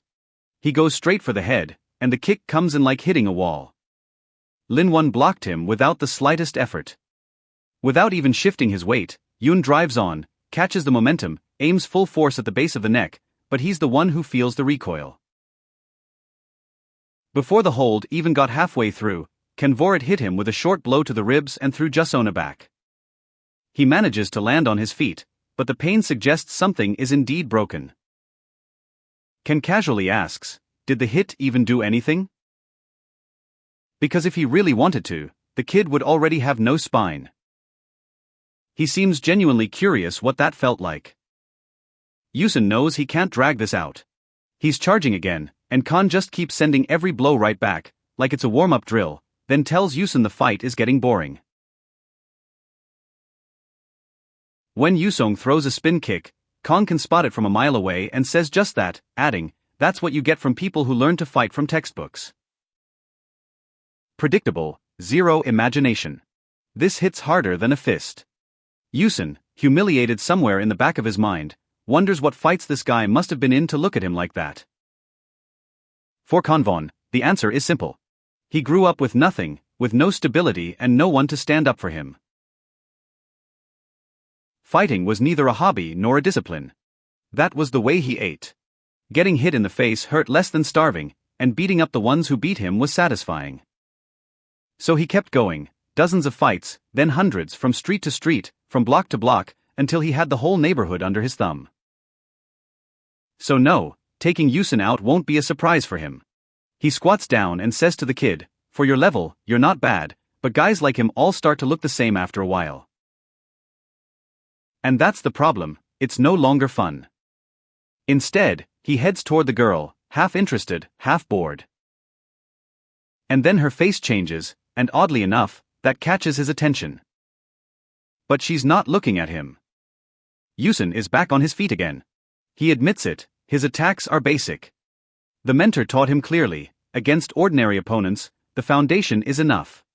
But Yun noticed that the one in front of him was unusual. So from this second on, he's done holding back. And as Yusun's fight heats up, we get a quick cutout somewhere into the open sea. A congressman on a yacht, playing around, reels in a huge tuna, and his companion watches in quiet bewilderment. Sputnik is changing the subject. Admittedly, I half expected the kid to bail during special forces training, so I put him on as an assistant just to see what would happen. That doesn't surprise the congressman. He points out, 2 out of every 5 candidates are screened out. The training is brutal, and even athletic guys struggle to get through it. But this kid didn't just survive. He became the first in every single discipline and broke every existing record ever held by the special forces. That raises the obvious question, who exactly is he? The congressman explains his stance. Anyone aiming to become his son needs both brains and a body. So he brought in the strongest man he knows to train him. A former North Korean special agent named Yun Sakjum, personally trained by the man the congressman describes with just one word: monster. Again, at the warehouse, Yoon keeps his word. He's walking straight into the cannon, with no hint of hesitation, no raised guard, no defensive stance. Only forward. It's interesting enough for Kanu to go on the attack, but his fist doesn't make it. Yusun counters with 2 clean hits, and Kong grins. When he closes the distance, sure you've got nowhere left to dodge, his eyes pop out of his head when it hits him. Yusun wasn't even planning to dodge. He catches the fist, twists the arm up, and drives the strike straight into the joint. Clean, nasty break. Kan tries to push through, throws another punch, but Yusun blocks it with his elbow and in the process, breaks several of Kanvona's fingers. Then he secures the arm and twists it into a hold that makes him scream. Even a girl who only knows a little about fights can tell, something's different here. It's not about winning the fight. Yoon methodically takes his opponent apart piece by piece, striking vital points with a precision that has nothing to do with an ordinary brawl. His eyes are completely empty. He finishes the combo with a straight shot to the head of Kanvon. Cut to the fight with Minsoo. The crowd notices that Kongmin has switched to kicking. And that tells them something.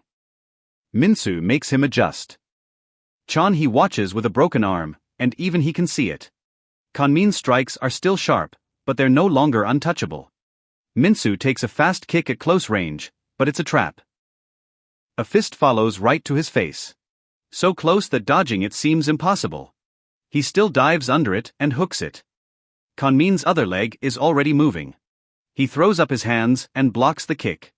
Kanmin attacks from 2 directions at once, trying to crush any defense Minsoo can muster.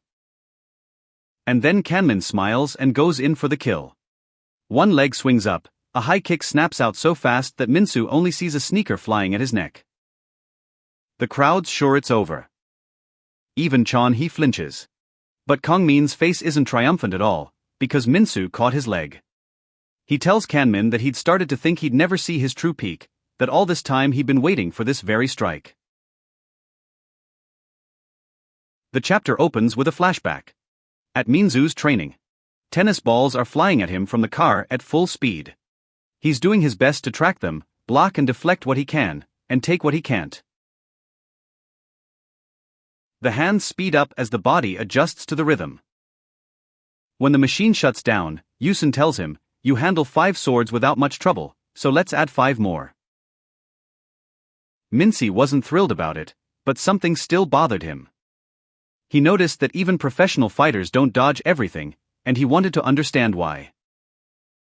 Yusun explains directly. Pros choose which hits to take.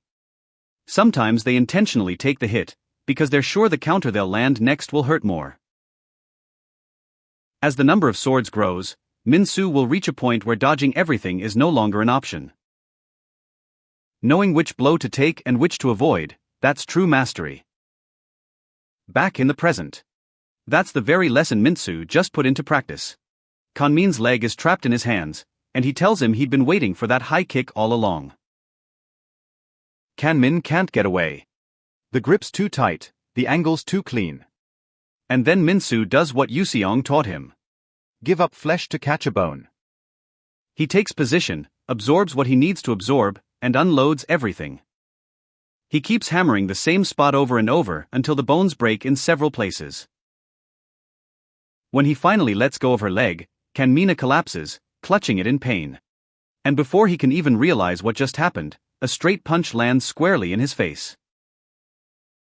Minsoo tells him not to fall yet. That's not all yet. We're pulling back from the fight to the warehouse where Yusun is. His face is all bruised up after his own brawl, and the girl next to him notices it right away. She says his already battered face looks even worse now. He's trying to say something, but she cuts him off, and then she breaks down, pulls his head to her chest, and tells him not to look at her while she cries. She says he could have finished it faster. Having taken that much damage, Yoon apologizes and hugs her, but keeps running through the situation in his head. The last opponent was no easy match.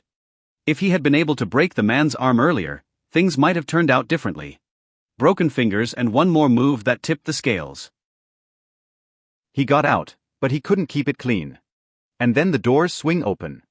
A man in a sharp suit enters, followed by a whole crowd. Yoon immediately steps in front of the girl and demands to know how they found this place. One of the guys he beat up before admits he made a call while those two were busy having their moment. No one can react before Kanmin grabs the guy by the head and slams his face into the floor. Everyone in the room, including Yusun and the girl, has their eyes popping out of their heads. The snitch is out cold. Kan, barely able to stand, says he's so ashamed he could die. That fight between him and Yusun. No one else should get involved in it.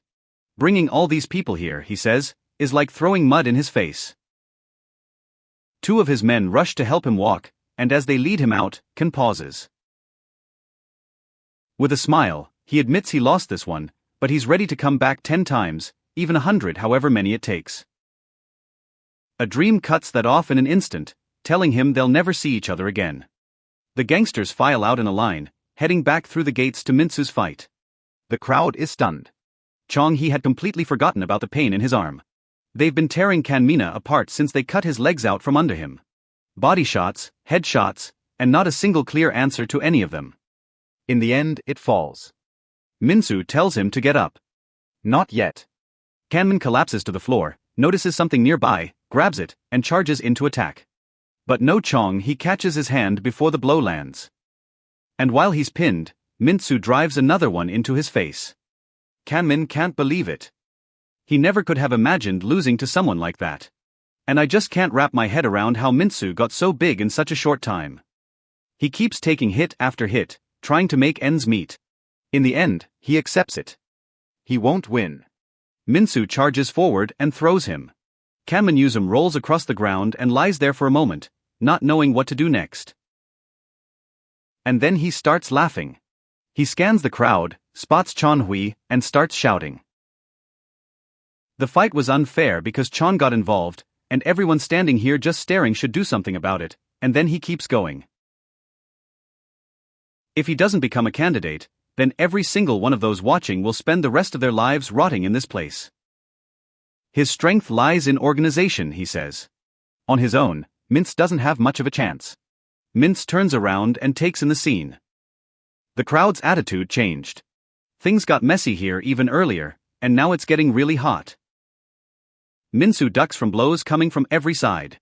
Kanmin managed to turn the whole room against him.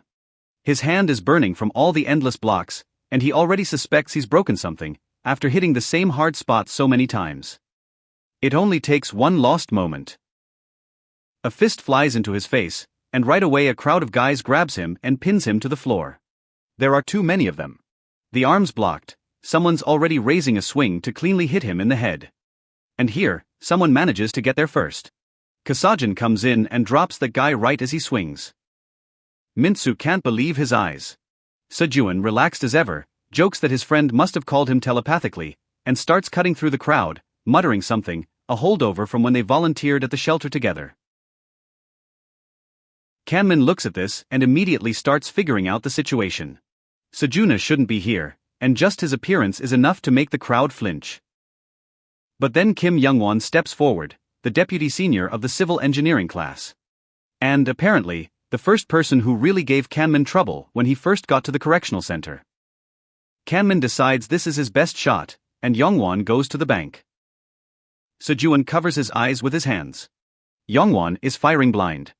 And while he's figuring out that the target has shifted, Sejuan is already standing beside him.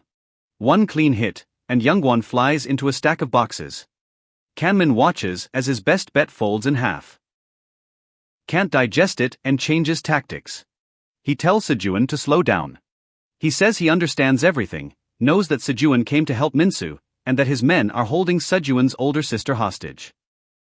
Sejun doesn't take the bait for a second and calls things what they are.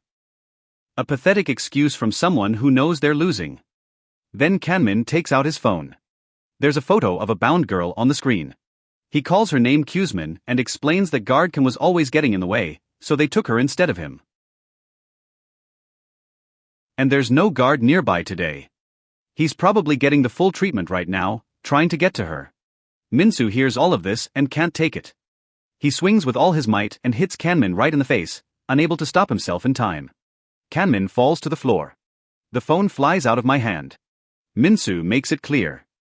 All that friendly, level-headed mask Kanmin put on is exactly that, a mask, and a couple of weak underlings won't be enough to stop Knudsen. Kanmin is already desperate, making his final move. He orders Sejun to kill Minsoo if he wants his sister back. The two friends exchange a glance and both smile at the same moment, as if they'd rehearsed it. They bump fists. Minsoo told Sejun to sort it out. Kanmin made it personal, threatening his family. Sejun, stepping forward, says that this is the first thing Minsoo said that he really wanted to hear. Kanmin repeats the order, hoping something, anything, will change. Sejun tells him not to worry about his sister. If Guard Kong is with her, she's fine. And for going after her, and for what he did to the guys in their room, Kanmin will pay for it. Kanmin falls silent. He's out of moves. While Sejun handles that, Minsoo picks up the phone from the floor and dials the number. His brother Knudsen is on the line. And even then, it's immediately light and almost mocking. Minsoo reminds him they told him not to go into the civil engineering block alone. If he's calling, then it worked. Uksen confirms he got Min out and tells Mins to call back as soon as they throw him in the solitary cell. They hang up like nothing happened. Semyon, sitting on the back seat of Uksen's motorcycle, racing full speed, lets out a sigh of relief. Uksen mentions that he heard her younger brother's voice on the phone, and he sounded really furious about the kidnapping. She tells him they're going to the hospital, he needs to show his ribs. He keeps whining, she sighs, and instead of the hospital, she suggests another option. They're going to her place, and he'll get to meet her cat. They arrive at her place, and a chubby ginger cat greets them at the door. The very one Uksen picked up long ago. Then the smell of food reaches them, and the apartment suddenly feels much warmer. Uksen thanks Semyon for patching him up and feeding him, and she immediately refuses. She's cooking just because she's hungry herself, not for him. He watches her say it, and clearly doesn't believe a single word. While he waits, he notices a framed family photo on the shelf. He realizes that this is the Semin family. She, Sejong, and their mother. And the man in the photo, Semin, calls him a traitorous old man without further explanation. In a couple of minutes, she calls him to the table. Vilev acts like it's tasty, even when it isn't. But when she turns around, Uksen is lying flat on the floor, eyes closed, completely passed out. Only the cat responds. She's angry. He's really mad after all that effort, but he still gets the blankets out of the storage closet and covers him up, because he knows he deserved that sleep. Then she decides that's not enough, lies down beside him, and pulls him close. Warm, quiet, cozy. No one says anything, because there's nothing to say. Meanwhile, on the other side of town, Kanmin is lying on the ground with his whole gang. Sejun asks if everything's basically wrapped up, and Minsoo wants to know how he even got here. Sejun explains that the guard Uksen told him it was okay to go in.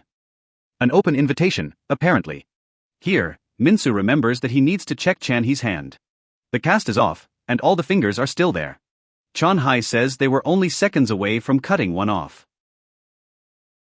In the civil construction sector, nobody gives a damn if someone gets maimed or worse. And Kongmin has already started cutting. But someone stopped it. Uksen caught Kongmin's arm at the very last moment and ordered him to retreat. He said he'd personally bring Minsoo, so there's no need to go that far. Here, Minsoo asks about that finger he saw earlier, wrapped in a rag. Chong-hee cuts him off right away, points at Minsoo's own hand, and tells him to look. The back of his fist had swollen to nearly twice its size. They agree that he needs a doctor. But first, a quick rewind. We see a hand, pliers, and a finger getting cleanly snipped off. Oksan smirks and figures this should be convincing enough, though a drop of paint wouldn't hurt. Until the deputy director comes back, he'd prefer there be no incidents on his hands, or anyone else's. We're back in the present. Some people go to the infirmaries and freeze when they see an arm prosthesis and a case missing a finger. The guard grumbles that now he'll have to buy a new one. So that's what was in that box. Minsoo is being examined. A minor fracture, a little inflammation. Nothing serious. The main thing is to take your medicine and not overdo it. The doctor says the tumor will go down.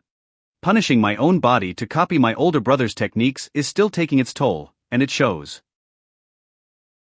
Lying there, he hears someone nearby ask if they're about to end up a prisoner in a red robe. Minsoo pulls back the curtain and freezes. This is a little sharp-toothed thing, wrapped in bandages from head to toe. He says he went up against Kanmin and ended up like this, but he's grateful for the chance to settle the score. Minsoo asks what's up with Red Robe, and Zubastic says he'll only talk if Minsoo goes to work for him. Minsoo picks up a feather and holds it to the Fangling's protruding foot. That's enough. Toothy cracks immediately, starts laughing before the tickling even begins, and spills everything. Red robes for the high-risk ones, the ones the center decided not to return to society. The boss oversees them directly, keeps them separate from everyone else, and gives them specific work. Make sure the inmates who are just about to earn their release never actually get it. If fake fines don't work, other methods come into play. By rumor, no one leaves here in one piece. Boys who've done their time and are about to get out are crippled first, because if you have to let someone go, it's better to make sure they won't cause trouble on the outside. This is what the red robe means, and Minsoo is the most likely next candidate. In a completely different place, the girl at the arcade machine notices that she didn't expect Kanmin to lose. Her companion, call him Loro, says the main question is who to bet on, Hasuncho from the maintenance block or Minsoo. And maybe the cleanest answer is to put their heads together. The second Loro explains that the selection is still frozen for now, because a major variable has just re-entered the game. Yusunil is back. 2 weeks pass. Kanmina is sent to solitary confinement as punishment for fighting. Rumors spread instantly. The rumor that Minsoo took him down alone literally changes overnight how the other inmates look at him. He becomes the new head of the civil construction block, and his first order is for everyone to get through the day without a single incident. People are still gossiping about it in the hallways. Minsoo admits he didn't expect his friends to follow him into civil engineering. And they're asking if it's true that he did all the real work, and Sejuan just delivered the finishing blow. Someone butts into the conversation and tells everyone not to move. The guard lists the violations: improper formation, insubordination, talking in the corridor. Uxin tries to smooth things over, explaining that the guys just got back from volunteering, but he's immediately put in his place for not saluting. He recovers quickly, snaps to attention in salute, and before he can finish, the guard smacks him in the face with a baton. Minsoo freezes. The guard yells at everyone to get back in line, and when they don't move fast enough, he yells louder. This is Yusunil, deputy director of the Rehabilitation and Correction Center. He's back, and he's already making that perfectly clear. The rest of the guys are stunned. Uxin is still on the ground. The pain from the baton strike is still keeping him from getting up. Yusunil waves it off, saying he was just breaking in the rookie. Then he notices Minsoo's expression and finds it curious. Mins was already about 2 seconds from blurting out something that would only make things worse, when someone grabs him and doesn't let it get that far. Sejong steps in, apologizes for him, and explains that Minsoo isn't himself right now. Smooth rescue. Uxin is still processing it, still being held back by his friends. When the second guard comes over and tells Yusunil that the director is waiting, it sounds kind of odd. Uxin knows the deputy director post had been vacant for a long time, and now suddenly it isn't. One more detail that doesn't add up. We're heading back to the director's office. Yusunil enters with a formal greeting and announces that he has officially returned. A person at the table asks whether everything went smoothly, and Yuanyu confirms that it did. Then he adds that discipline here has, during his absence, sunk to an unacceptable level, and he intends to fix that starting today. The director seems even surprised. The man just got back. Maybe we should take a short break? Yusunil refuses. For him, this isn't work, he says. It's a personal pleasure, and he clearly states his goal. He'll turn human trash into something better. In class, the teacher is explaining intertextuality to the students, how literary works shape one another. The students aren't bothered by that. One of them, losing the battle with sleep, his gaze drifts, his eyes close, and then a chair flies across the room and hits him right in the face.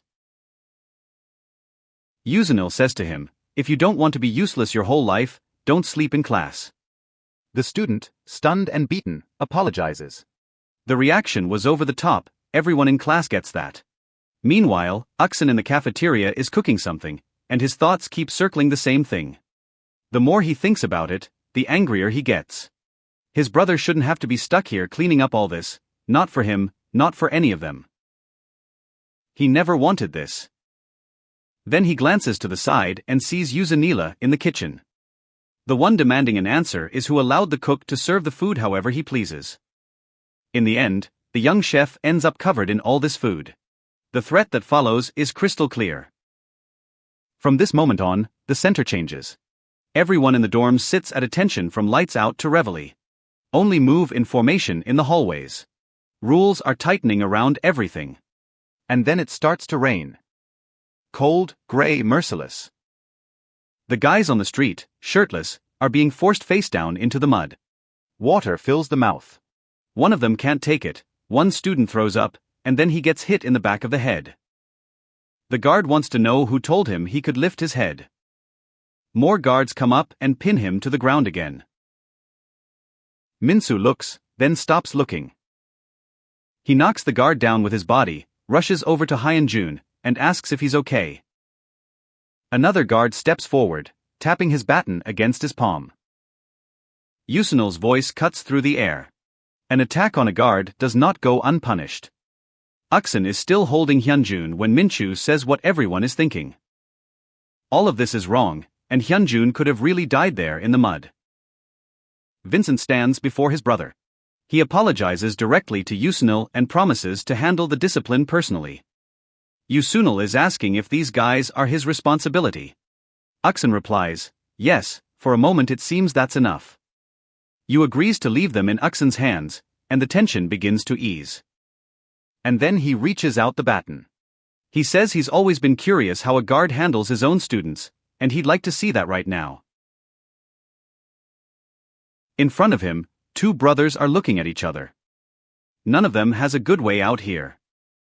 Uxin's not sure what to do with the order. The boss just ordered him to punch Mince right here, in front of everyone.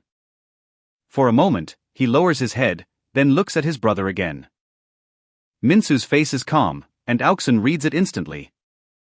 When the boss starts putting on the pressure, "Mao, why are you hemming and hawing over a simple demonstration?" Uxin says he knows how to train his students. He just needed a second to think. Then he grabs the baton with both hands and says he'll show how it's done. Exactly. He doesn't hesitate. He goes after his own brother, calling it his method. And Minsoo slams hard into the mud, curling up to cover his head. Uxin orders him to get up, saying there's no reason to fall over something so small. Minsoo is still staring intently when he says he's already gotten up, and he gets kicked in the head before he can finish. It's a serious blow. The scene rewinds a bit. Uxin leaned against the wall by the students' locker room and tells Mince to wrap it up and head back. Minsoo says we should talk first. Something has been inside him for a long time. Each crisis they went through began with Uxong trying to protect him. And because of the latest Uxin, he was getting it from the deputy director. Uxin brushes off the dents on his face, says it's nonsense, says he'll find a way to protect everyone. Minsoo comes closer and says that that's the problem. He's a guard, and poor for everyone around. And he promised to get them both out. What does he need from Uxin for the plan to work? So they could bury the fact that they're brothers completely. And if it gets worse, Uxin has to act like a Real guard. No mercy, no exceptions. He extends his pinky finger. Uxin silently looks at him, quietly wondering when his little brother became like this. They lock pinkies and seal the deal. That promise is exactly what brought them here. Minsoo's face is in the dirt, and Yuxoriot is urging him to get up in secret, hoping he won't. But the show has to go on, so he keeps giving orders, and Minsoo, stubborn as ever, starts doing push-ups, insisting it wasn't really that painful. Uxin is lining up for a kick. As soon as Minsoo stands up, he'll get the full treatment. The other guards are watching. Students who know the truth can barely look at it. He comes up, raising his club. And someone grabs his hand. Juvenile. He's seen enough. Akson objects that the lesson isn't over, that Minsoo still has to learn. You have to obey. Juvenile calmly remarks that you can't teach much to someone who's unconscious. He suggests solitary confinement. Akson refuses. He says Minsoo needs a doctor first, because a dead student is paperwork no one wants. Then he'll be right back. He grabs his brother by the hair and drags him to the infirmary. Behind them, the director notes that the deputy director still hasn't understood how punishment actually works. If you break the rat too much, there'll be nothing left to play with. Another guard is coming over here with a folder. Personnel file and records on Sergeant Kong Akson, as requested. The director notes that it arrived faster than he expected, and then his face changes as he reads. Meanwhile, Minsoo drifts into oblivion. He's dreaming.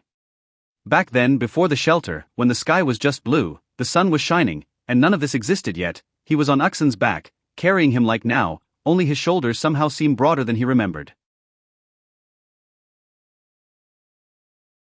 He can barely keep his eyes open, but he knows where he is and asks what's going on. Akson says they're almost there, his head is lowered. Minsoo asks if he's crying. Akson says no, that's for wimps. Minsoo apologizes for the trouble, for making Akson do what he just did, and for everything still ahead, and for what he'll surely have to apologize for again, then asks one thing, that they not write each other off.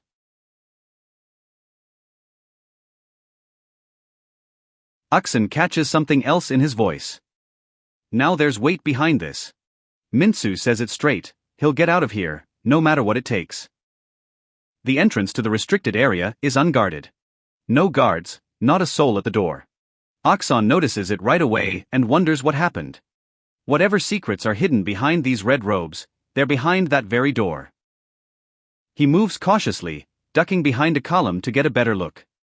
And then he notices the deputy chief, walking straight toward the entrance with a pass in his hand.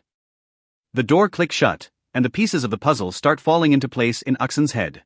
Juvenile is somehow connected to the red robes too, but before Akson can even process it all, Juvenile opens his mouth. It turns out he'd known for a long time that he was being watched.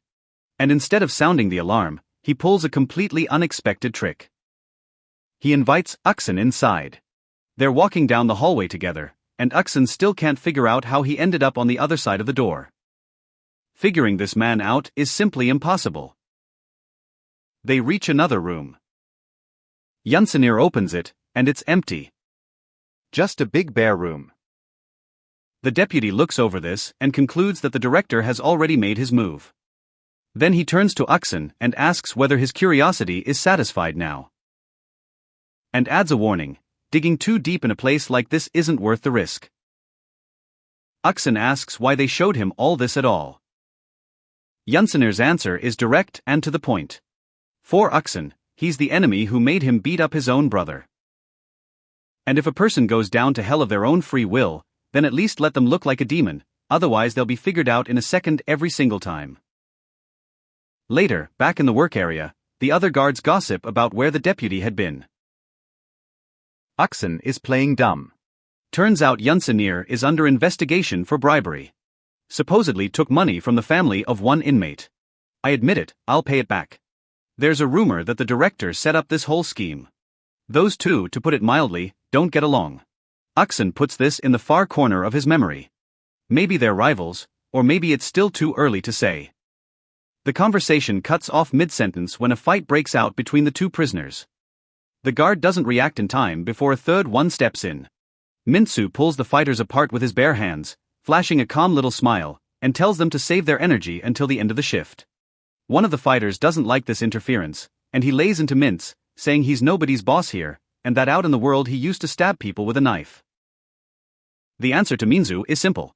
He couldn't care less about that guy's past, and he'd appreciate it if he listened while they're still talking to him politely.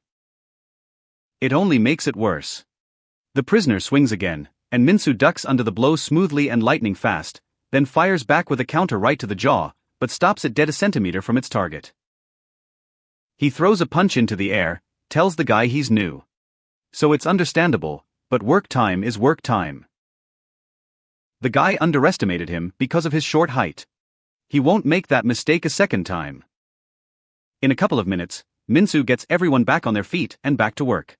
One of the guards notices that ever since Minsoo took over the construction crew, everything has gone smoothly.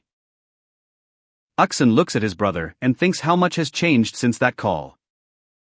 After Minsoo declared with ironclad conviction that he'd get out of here at any cost, in the staff meeting room, Uksong is already thinking one step ahead. He needs to figure out how to help Mints rack up reward points faster. The next public assignment turns out to be restoration work for a village hit by floods. Construction repairs and cooking classes. Yunsanir raises the issue of responsibility if one of the prisoners taken outside escapes. The director isn't bothered by it. Last task went clean, so this time they'll be selecting based on bonus points and the guard's recommendations. If everything works out, it's great PR for the center. The meeting is ending, everyone starts to leave. Everyone except Uksun. The director stops him. Before leaving, Yunsanir looks back suspiciously, and then the doors slam shut. Uksun asks how he can be of help to the director. He straightens Uksona's tie, saying it slipped to the side, then remarks that he's long wondered what a person of Uksona's background is doing in a place like this, and says he's finally solved the mystery. It's all because of his father, Congressman Kon Monty, the president's chief political rival, the very man who created this center. The director smiles and asks if it's really right to treat such a precious little son like this, and hints that maybe Uksun should just be relieved of the community assignment altogether. Buses roll out through the open gates outside. In the cabin, Minsoo asks his buddies if they've seen his brother. Senju figures he's probably on another bus, then glances to the side and asks what kind of man is sitting next to Minsoo. Minsoo turns around. Some strange guy he'd never seen in his life was sleeping soundly on his shoulder. Nice spot he picked, no doubt. Someone grabs a ladle and asks what they're supposed to do now. The chefs aren't even sure where to start, because outside, the situation has already turned into a full-scale war with grime. The village was hit hard by the recent downpours. Record floods left the whole area underwater. The Minsoo group comes in with a clear goal: clear out the murky sludge and save whatever can still be saved. Some of the prisoners go from house to house, checking what else might come in handy. Others tinker with wiring, changing fuses where needed. The chefs are handing out food to everyone who happened to be nearby. Meanwhile, the guy who was sleeping on Minta's shoulder finally woke up. Yawns, props his cheek on his hand, and wonders aloud how he even ended up here. And watching how Minsoo works, it's hard not to notice one thing. The guy is leading on pure instinct. People just follow him. He isn't even trying, it just comes out that way. But he didn't end up here by chance. He has a specific goal. The man leaning over the wrecked car concludes that there's nothing left to fix here. A white-haired figure watches from afar, silently, waiting for the right moment to act. During the break, Minsoo sits down with his portion. The texture looks so suspicious that he almost refuses to try it. But in reality, everything was fine, even better than he expected. However, he doesn't get to finish it. Attention is drawn to a nearby argument. The old man flatly refuses to leave his home. The guard explains that after the flood, the ground is unstable, but Grandpa isn't interested in the explanation. He's lived here for decades and isn't going anywhere. When the guard offers temporary shelter, the old man calls it uncomfortable, and then goes even further. He accuses the inmates of stealing his wallet, points straight at Sejun, and grabs him by the collar. Sejun brushes it off. The old man doesn't care. People like them never change, he says. Yunsanir watches silently and notes that this is exactly why the prisoners shy away from community service. One mistake from the past, and it drags behind you forever. Whatever you do later. For guys like this old man, those guys will always be criminals. Period. Then Mon Hyunyoung steps in, calm and polite. He asks whether the missing item was a brown wallet, because he found one like that on the ground and left it at the market. He apologizes for even touching him, but he was afraid the mud would drag him under. The old man doesn't thank him. Just say he'll go check and warn the guy. If even a single coin goes missing, there'll be consequences. Sajuan quietly thanks Mun Hyunjin. The guy just says he only told the truth. A woman comes over with a bowl of boiled corn, treats the guys, and asks them not to take the old man's behavior to heart. He's been like that ever since the motorcycle accident with those guys. Sajuan picks it up and starts eating. She smiles and asks if it's good. He says it's really delicious and means it from the heart. Let's head to the Mignon Volunteer Center. Guards at the tables. Paperwork drudgery. One of them pulls off his headphones. This is Akson. He was transferred here after being pulled from a public mission. He himself figured that sooner or later this would happen. The fact that his father was a congressman was hardly a secret. He remembers the director's face when he said that. That cold little smile, that confidence in her voice. Aksona was taken out of the game, and the director framed it as cutting off a problem before it got bigger. What does this tell us? The director still doesn't know that Minsoo and Akson are brothers. But Akson knows. Akson remembers that conversation. The deputy admitted that he knew the older brother had punished the younger one that day.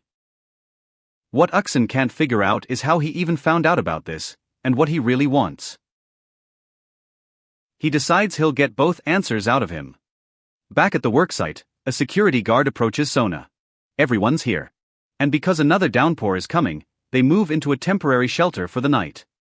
All inmates are on GPS tracking, so ditching the plates won't work. Akson looks up at the sky and hopes nothing goes wrong.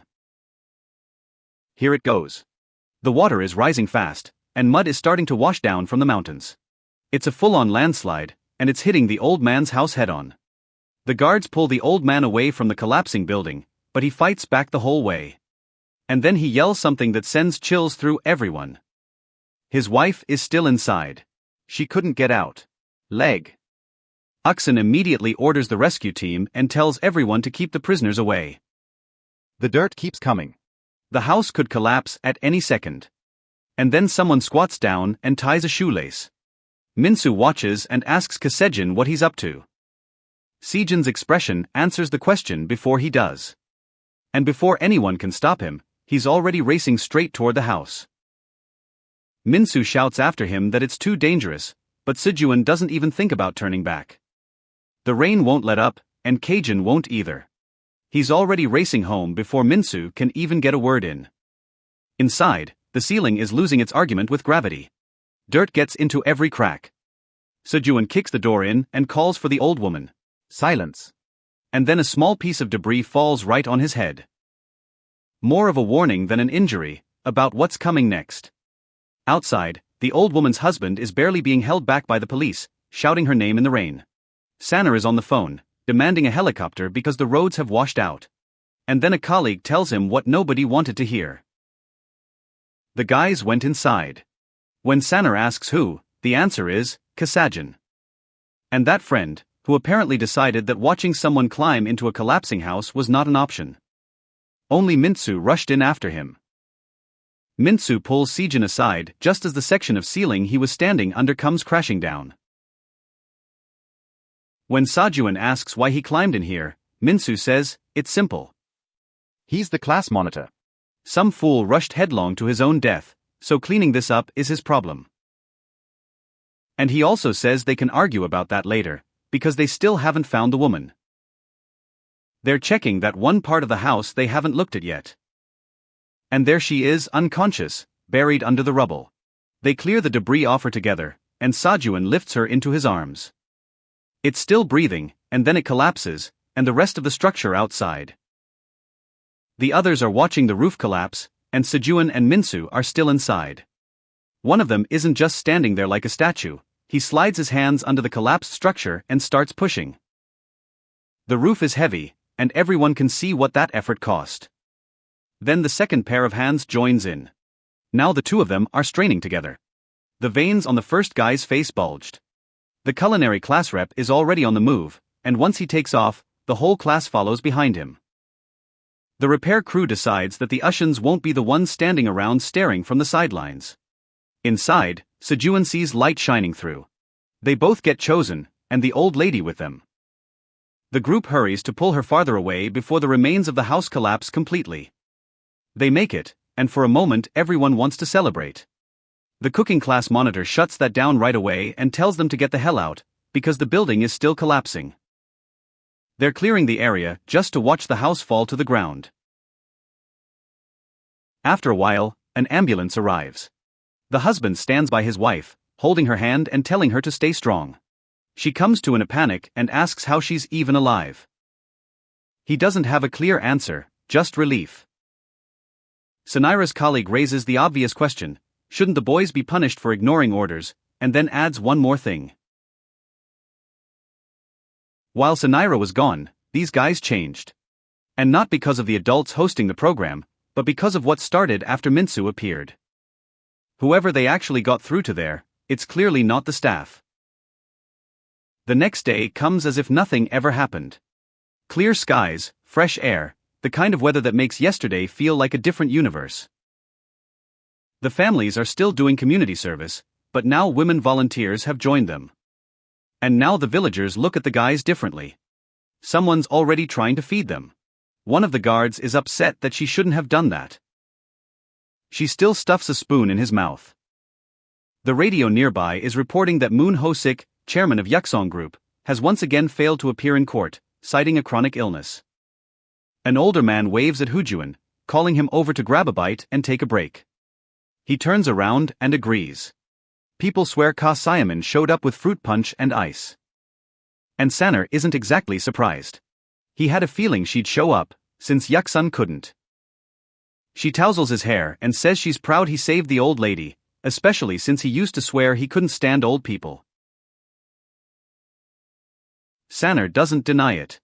He just says he couldn't walk past someone who was kind to him. Saner calls it good work, then adds one condition: it's time for him to stop charging headfirst into the thick of it like this. Saner lowers her eyes to the drink she brought and doesn't argue. As night falls, the group settles into the gym. 2 days left. Everyone has the same quiet wish in their heart. As long as it all ends without any incidents. Minsoo wakes up needing to go, sits up, and scans the room. Huejuan's bed is empty. He's figuring it may be for the same reason, but something makes him take a second look. Out in the dark, Hujun races through the forest, gasping hard, clearly heading somewhere other than the bathroom. Deep in the night at the Civil Services Center, and Uksun is 30 seconds away from eating instant noodles when his phone starts ringing. It's the guard from Sinjop, and he's clearly not calling to chat. On the other end of the line, he's panicking, and that's a problem, because any trouble that happens on Jossop's watch will now fall on Uksun, since he was demoted. Uksun's brother Minsoo is here too, and he told Jusop to keep it down before the whole building heard him. Then he catches his breath and breaks the news. Kuju is missing, maybe he ran off. Somewhere on the far side of the city, Kudshun had already snagged a donated scarf from the clothing box, ditched the robe, and found the bus stop. He's asking an older woman how to get to Yuksun Hospital. She points to the bus pulling up and says it's about a 30-minute ride. The bus pulls up, waits, and drives off. Hujung doesn't get in. He scratches the back of his head. Because he's flat broke, so he needs money. Back in the center, Uksong is already tracking him. Kujin didn't get far from the community service area. He told Jusop to stall until dawn, but even if someone leaves right now, the road will take about 4 hours, and Jusop can't leave his post. There's only one option left. The case is assigned to Kamen. As she's already setting off, she glances back. Sejuan is already pulling on his helmet and telling her just to go. She's thinking about the apology he never got to make to Hoojuan. Meanwhile, the news is running a story about the chairman of the Yuksun group skipping a court hearing. Someone nearby mutters that he's just pretending to dodge the sentence. Right by the TV, Hoojun was hunched over the vending machine, fishing out change. 51. He's still short 1,300. A bald guy comes over and offers to pay for him. He calls it a secret friendship. To some fun little place, just the two of them. Hoojuan notices that the place doesn't sound all that cheerful. Then he notices the guy's expression and decides not to hang around here to find out more. After putting a good distance between himself and that situation, he leans against the wall to catch his breath. The last bus is about to leave, and he still doesn't have any money. And then he notices a homeless man sleeping nearby. In front of him is a little cup with coins. An idea is born. Hoo-jun reaches for the cup, and the man opens his eyes. He wasn't asleep at all. He just smiles and tells Hoo-jun, "Take everything if you need to." Koo-jun hesitates and says that the man probably has it harder than he does. The man looks him over and disagrees. He says, "You'll pay it back tenfold someday, and we'll be even." Hoo-jun is taking out a loan. On the other side of the city, Simon and Seo-jun reach the GPS coordinates and find nothing. Hoo-jun already got out of there, and then Seo-jun hears shouting nearby. 3 guys are beating someone up for him and demanding money. He's ready to wave it off and keep going. But then Simon hears something that makes her freeze. Hoo-jun grabbed one of the attackers and told them to leave the guy alone. For that, he got a fist to the head. The brother and sister exchange glances. They found him. Hoo-jun wouldn't let go. He kept holding that guy, begging him not to beat the homeless man. While that guy was grumbling that the kid was about to smear mud all over his clothes. Then the second guy in that little group swung to hit, and Hae-jun didn't even notice him. He didn't have time to dodge anymore, but Seo-jun showed up at just the right moment, grabbed the punk's arm, and told him to back off the guy and go his own way. The problem was that while Seo-jun was dealing with one of them, the others rolled up to his sister with lines so bad it was embarrassing for them. That was enough to make something click in Seo-jun. He suggested that all 3 of them attack at once. They agreed for nothing, of course. A little later, with their faces battered and badly rearranged, all 3 were already apologizing. Seo-jun came by to check on the homeless guy, and he said everything was fine, that getting punched in the face was just his usual routine, and thanked the guy for standing up for him. Here, Seo-jun cut the moment off, by clicking on Ho-jun. She said she has no idea what he's got planned up there, but if they come back right now, none of this will have to be reported. We can hush it all up quietly.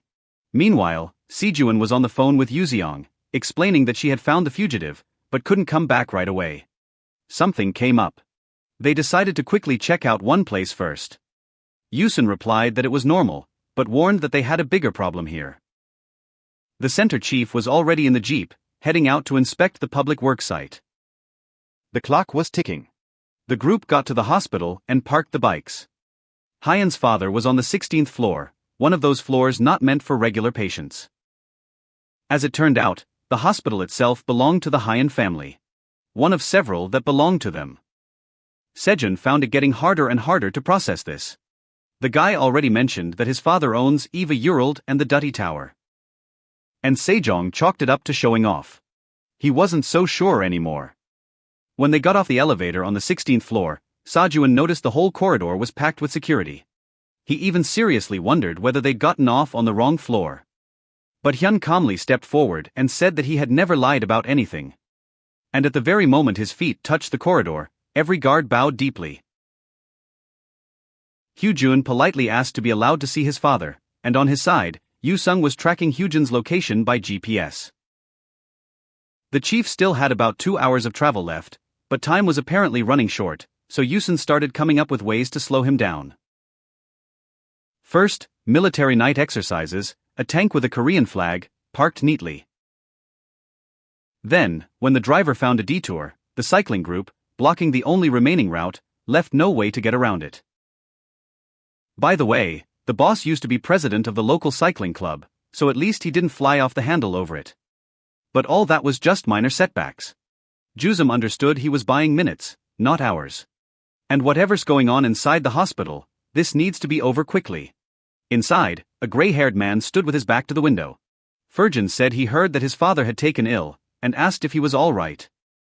The man explained that he was fine, just laying low while certain people tried to put the squeeze on him. Hoo-jun smiled, said he had been worried, and that he was glad to hear that. Then the man turned around and asked what Hoo-jun was even doing here. He was supposed to be in reform school. Hye-jun said he was worried. Dad promised to get him out fast, then disappeared. The man's answer was abrupt. Wasn't it only natural to be punished after what he'd done? He ran with a pack, beat up other kids, did things no decent person should do, and went even further than that. He took a man's life. Even with all his influence in politics and business, you can't just make something like that disappear. Hyo-jong said he was right. If he did something wrong, he should be punished. But then his voice broke. He said yes, punishment does make sense. But in fact, that wasn't how it happened, because on the day of the incident, he wasn't alone. So he quietly asked why he was the one being punished, not Hyun. Hyun's childhood wasn't just unhappy. That was a vivid lesson in how a family decides who's worth what, and who isn't. They and their sister ate at a separate table, where there were fewer dishes. While Grandpa, Dad, and Hyun's older brother sat off to the side like they were royalty or something. When someone at the table wanted water, it was always his sister who got up and brought it. She wasn't a guest in that house, she was a servant. And when Hyun Jaeon treated her like that, Grandpa would scold her in return for not respecting his grandson enough. After getting slapped, she had to apologize with a smile. Though June remembers how Hyun once beat him up for having better grades. He was furious that now he'd have to work harder to keep up. The sister stepped in and hit Hyun back, hard enough to make him bleed. Hyun ran straight to Grandpa, and for protecting her little brother, she was the one who got punished. That night, Hyun found her lying on the floor of the room in the dark, with her face horribly beaten. And she asked not to turn on the lights. They hugged, and she told him that one day Grandpa would see what they were worth. And they studied, they worked their asses off. Time passed. Meanwhile, Hyun-ji went completely the other way, fell in with the wrong crowd, and hurt people. In the end, he got caught dealing drugs and didn't worry about it one bit. After all, Grandpa will sort it out. That was always the answer to everything. And then their sister went to university. Grandpa looked proud for exactly one moment before grabbing her by the hands and explaining that, as the oldest daughter, she had obligations, namely to do whatever was necessary to cover for Hyun. If she refuses, he'll ask Hyun instead. That day, she stepped under the wheels. No one in the family saw it as a tragedy. She fell into a vegetative state, and they blamed her for every crime Hyun committed. Hyun was still trying to make sense of it when he saw Hyun in the hallway. He was kicking some guy down the stairs. Kyon decided that this kid was the one to blame for his little scheme being exposed, and for what happened to their sister too. The guy died, and Hyun's only reaction was, serves him right. Jung asked in panic what they should do now. He leaned toward him and said that he already knew that himself. He really did know. And so, Hyun took the blame. He was arrested. And Hyun said that his father, the president of the Yuksun group, would get him out quickly. That was a lie. Father did nothing. They did it themselves. Hyun took everything from Mao Chu, telling himself it was punishment for failing to protect his sister. And now he stands before his father and says exactly that. He takes responsibility for not protecting her. But Hyun must answer for what he really did. Father's answer is this: Hyun will inherit the family business. And if Hyun also benefited from being born into this family, then he should accept the sacrifices that come with it. Seju will be enough. She's butting in. She tells the man that words like that aren't said without shame, and drags Hyun toward the door. Sejun supports him. A real family doesn't force sacrifice. And honestly, reformatory sounds a lot nicer right now than this room. They won't let them leave. Hyun comes in, and the old man is right beside him. And in another part of the reformatorium, night still goes on as usual. Sejun walks through the corridors, hands in his pockets, lost in thought. He accidentally overhears two prisoners talking. One of them has earned his reward points and is already making life plans. After his release, he wants to get an auto mechanic license, and someday, his own little garage. He even offers his buddy a job, on the condition that he stops picking fights and earns some points for himself first. Saner recognizes him. This is Hazencall, who came in here looking like the world owed him forever. And now the guy has a 5-year plan. Saner catches himself thinking that what can truly change a young man isn't an adult in power, but another young person who has figured things out himself before. Someone else is moving through the building nearby, watching and waiting until the deputy chief steps away. Now, perhaps, it's time to begin. Back in the hospital again. The security is still standing by the door. Hyun is surprised to see Hyun outside the reform school. Dad is trying to smooth things over, but Hyun makes it clear he wasn't eager to come here either. He came because he was forced to. Hyun, without the slightest embarrassment, casually mentions that he beat someone up while drunk, but no one has figured out yet that it was him. The old man immediately moves closer to Hughes, presenting it as yet another chance to do his brother a favor. Then Hyun notices Sejun. He doesn't think, he just grabs her and says he likes her style. Sejun freezes. Sejun doesn't hesitate. She smashes her helmet right into Hyanu's face and sends him flying. Sejun and Hyujin are rushing. Grandpa and Dad too.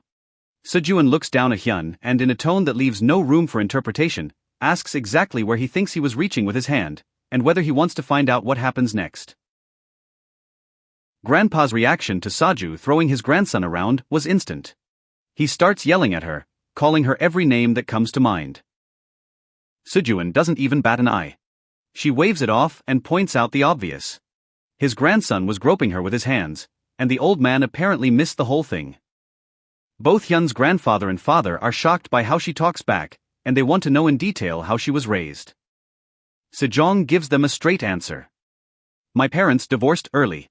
She was homeschooled and learned the basics: don't fight with family, share, and know when to give in. Then she notes, without much warmth, that wonderkind Hyonian seems to have missed all of this just fine. Grandpa admits that his hearing isn't great and asks his son to translate. The son doesn't bother, he just points at the door and orders them to get out while he's still being polite. Right here, Hyun stands up and makes it clear they're not going anywhere. He grabs the four-pole and swings it at Sejun. Sejun panics. Meanwhile, Daeji is practically applauding. The stand is about to slam into Sejun's face, and then the scene cuts off. In the isolation ward, one of the two guys doing repair work goes out to the toilet. The second one keeps working, hides the fan, and finds nothing wrong with the wiring. He figures his buddy's back, hearing someone come into the room. He keeps talking, saying he hopes. After he's released, his buddy will keep an eye on the repair crew, because he's the only one he trusts. He notices the silence and wonders if his friend got emotional. Before he can turn around, something heavy slams into the back of his head. Back in the hospital again.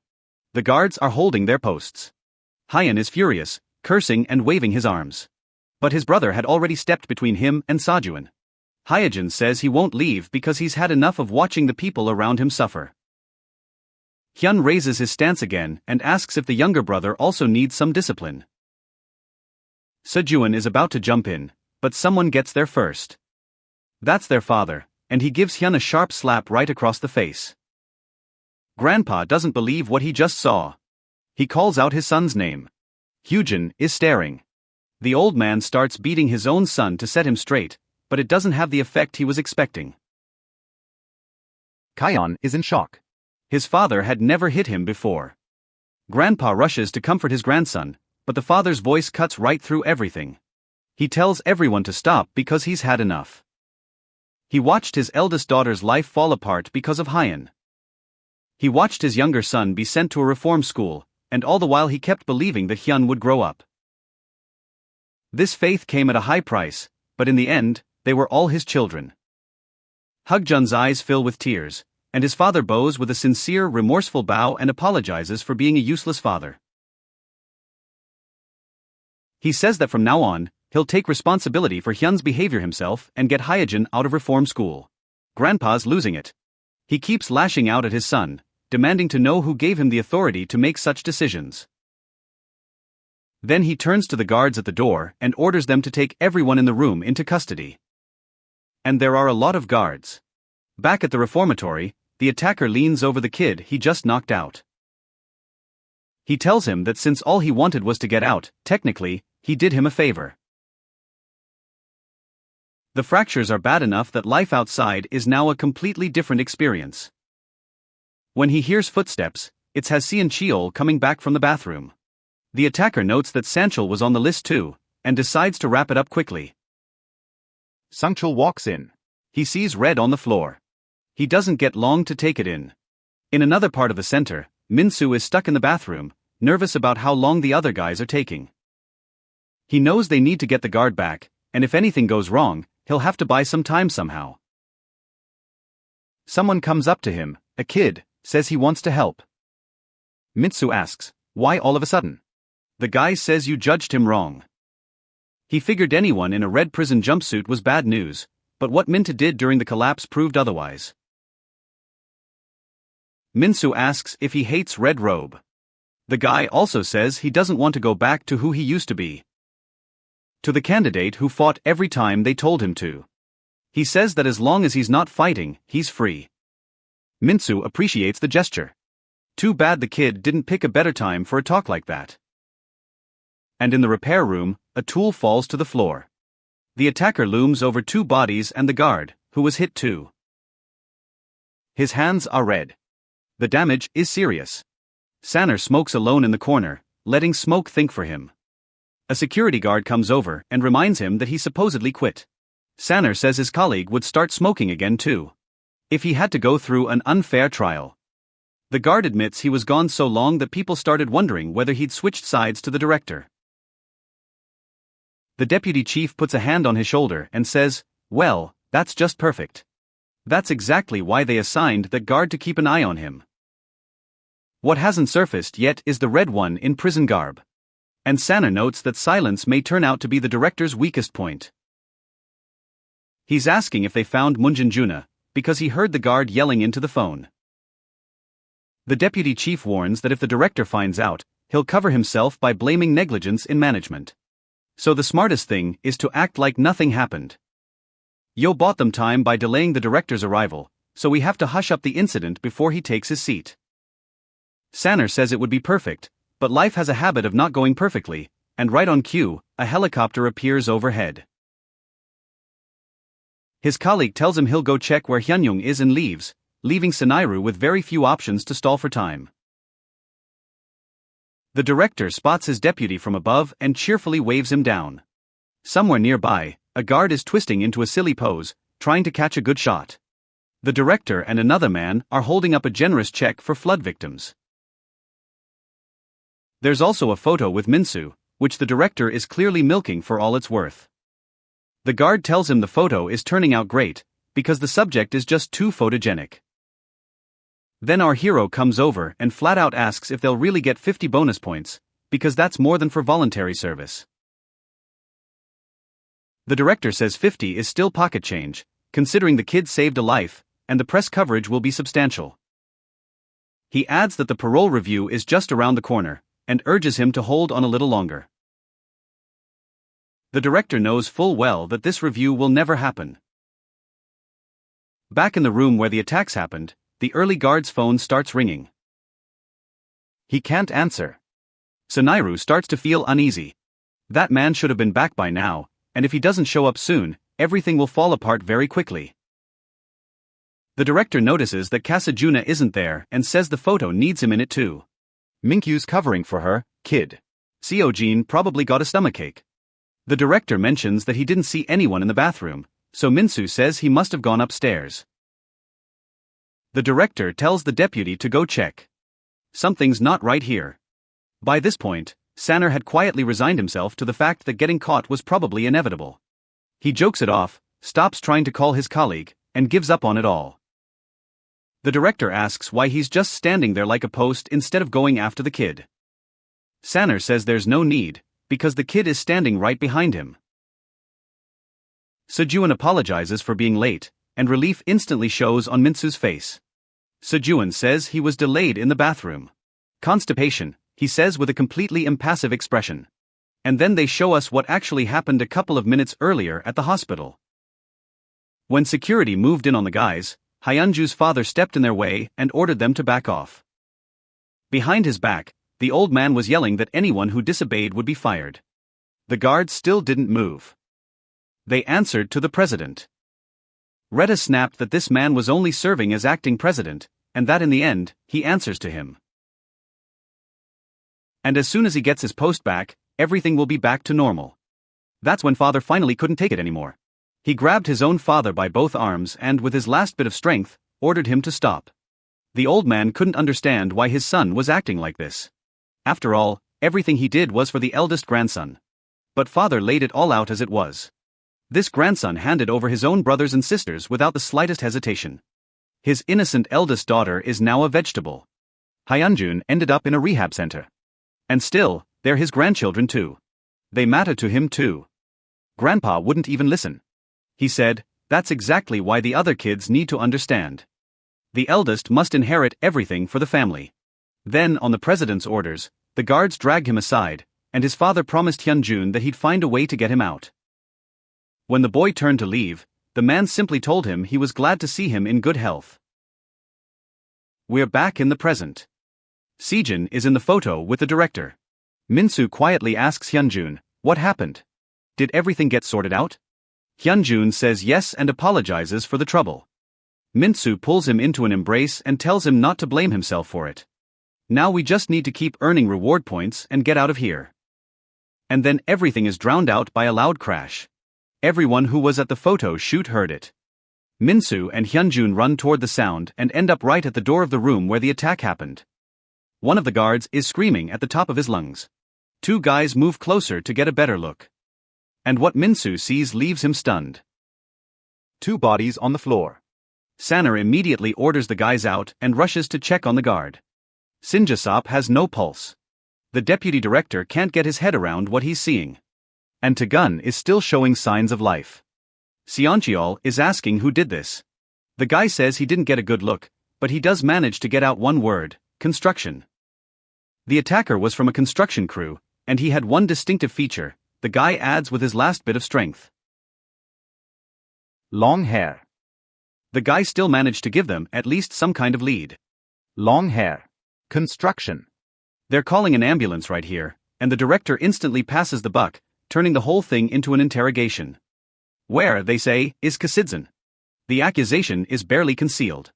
Hyunjun panics and tries to stand up for Sejun, but the long-haired one cuts him off. And in that very moment, Hyunjun's face says it all. He can't believe his friend would let this happen.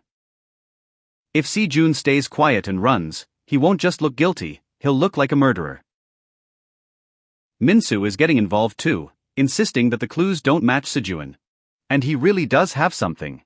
He remembers the long-haired guy who dozed off on his shoulder during the community service ride, sitting right next to him. Minsoo even remembers his name. Hyashin, but Saner checks the records on his phone and ends up with nothing. There are no long-haired inmates on the community service list. There's no Hyashin. The director turns to Mintz with that same look, the kind that says it all.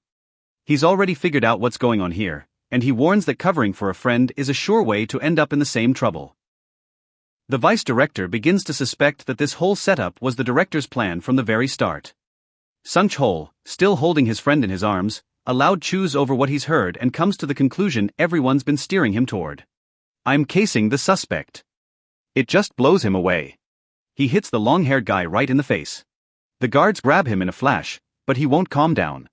He's shouting that Sejong did everything right, that he was about to be released, that he never caused a single incident.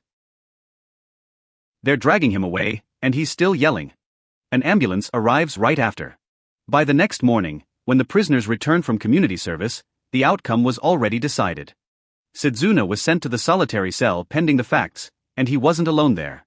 Senchul got the same punishment for the fight, and his rage ate at him so much that one thought kept running through his head: get even with Lee-jun. The repair crew foreman was transferred to the hospital. He'll survive, but due to nerve damage in his hand, fine motor skills were lost. Word was, he was close to getting out, and then the funeral, the military salute, the grave. The child tells his father not to cry and promises to take care of his mother. The woman can't take it. Every Reform Center employee came to pay respect to the fallen guard. The director never once looked up, never meeting anyone's eyes. Yusun was there too, watching, and the vice director couldn't shake the feeling that something was deeply off about all this. He's the first to suggest leaving. June tracks his every move. Back at the Reform Center, the vice director wanders through the hallways and gradually slows down until he comes to a complete stop. He leans against the wall, slides down, and ends up on his knees on the floor, apologizing to Officer Sina. Somewhere in another part of the building, Minsoo is fussing with wood and a saw, turning everything over in his head. Sejun is in solitary. The son is dead. And Minsoo is sure that behind all this is that long-haired guy. He remembers the face clearly. What he can't figure out is how this guy just vanished. The little Fongface comes up and says there's no need to ask what's eating him, it's obvious, and then lays it all out step by step. There's a pattern here. A bunch of inmates who'd earned reward points or were close to getting out keep winding up as colits. There is only one person who can erase a certain Park Hyoshin from all records. The director. Which means this whole story is most likely leading to red robes. We're moving into the restricted area. Guards are posted at the entrance. Inside, the two are talking, glad they're back, and complaining that hiding out somewhere so the vice director wouldn't know was suffocating. Now the deputy director has been suspended, sent to work from home for an indefinite period. After all, someone has to answer for what happened. One caused the trouble, and someone else gets punished. Park Hyoshin calls this 2-in-1. The director got rid of the vice director and found a scapegoat. One of them here, twirling his glass, asks whether it's time for them to choose their next target. The other replies that there's really only one option. Minsoo Hazenkal refused, so he had to be removed from the equation. Park Hyoshin says he already has an idea of how to handle this. Sungchul is furious about what happened to the repair crew foreman. So why not use it? Set him on Minsoo and let the two of them destroy each other. Park Hyoshin is cutting his own hair. He notes that it's unfortunate. Hasenkal grew them for so long. Then he puts the uniform back on, looks like a completely different person, and asks if it's time to start. Several days later, Hasenkal is released from the solitary cell. He took his friend's place, becoming the new foreman of the repair crew. Hyoshin, unrecognizable in his new look, comes up to Seoncheol under the pretense that he needs help with a repair. While Seoncheol is explaining everything to him, Hyoshin plays innocent, asks if he's the foreman here, and then tells him to watch his back. Minsoo, he says, has had his eye on the repair crew for a long time. He already took the kitchen crew, then construction, and now there's a rumor around town that the repairmen are next. The plan is to unite all the brigades under Red Robe, and that puts Suncho right in the line of fire. Hyoshin presents everything as rumors, like it's just people talking. But under these circumstances, it's hard to chalk this up to gossip. The other guys in the zone are wide-eyed, because right on cue, the man behind those rumors walks in himself. Minsoo steps over the threshold, and a crowd immediately gathers around him, demanding to know whether it's true, and some are making it clear they won't stand by while he goes after their foreman. Minsoo is defending himself. He never signed up for their crew. Someone set him up, and the one who attacked the former gang leader wasn't Sajuan at all.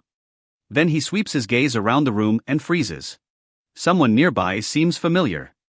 The same one who dozed off on his shoulder during community service. Minsoo grabs him by the collar and exposes the truth. Park Hyoshin, the one who crippled the repair crew foreman. That doesn't convince the crowd. The guy has short hair, and he doesn't work on the construction crew. Someone grabs Minsoo by the arm and tells him to stop. This is Hasenkal, he has a job. And if those two want to fight, let them do it later. Until then, let Minsoo stay out of my way and not stir up trouble out of nowhere. The team is lining up again and getting back to work. It's the height of summer outside the Reform Center walls. A dead cicada on the sidewalk makes that pretty clear. The girl steps on it without slowing down. She's pale, all marked up. One eye is swollen shut. She clearly went through something. She walks over to the nearest pile of trash and leaves the bag there with an expression on her face that no one has when they're just dumping something and walking away as if nothing happened. In a couple of seconds, she bursts out laughing. The bag sits there, then the zipper moves, and a pair of eyes peeks out from inside. The scrapping crane is slowly moving toward her. Park Hyoshin opens his eyes. He's back in the present, looking up at the ceiling of white lights. His thoughts are simple and bleak. In this world, if you're useless, they throw you away. If you're a burden, same thing. If you're weak, it's the same. He's checking his phone. Message the repair crew guards to step aside temporarily.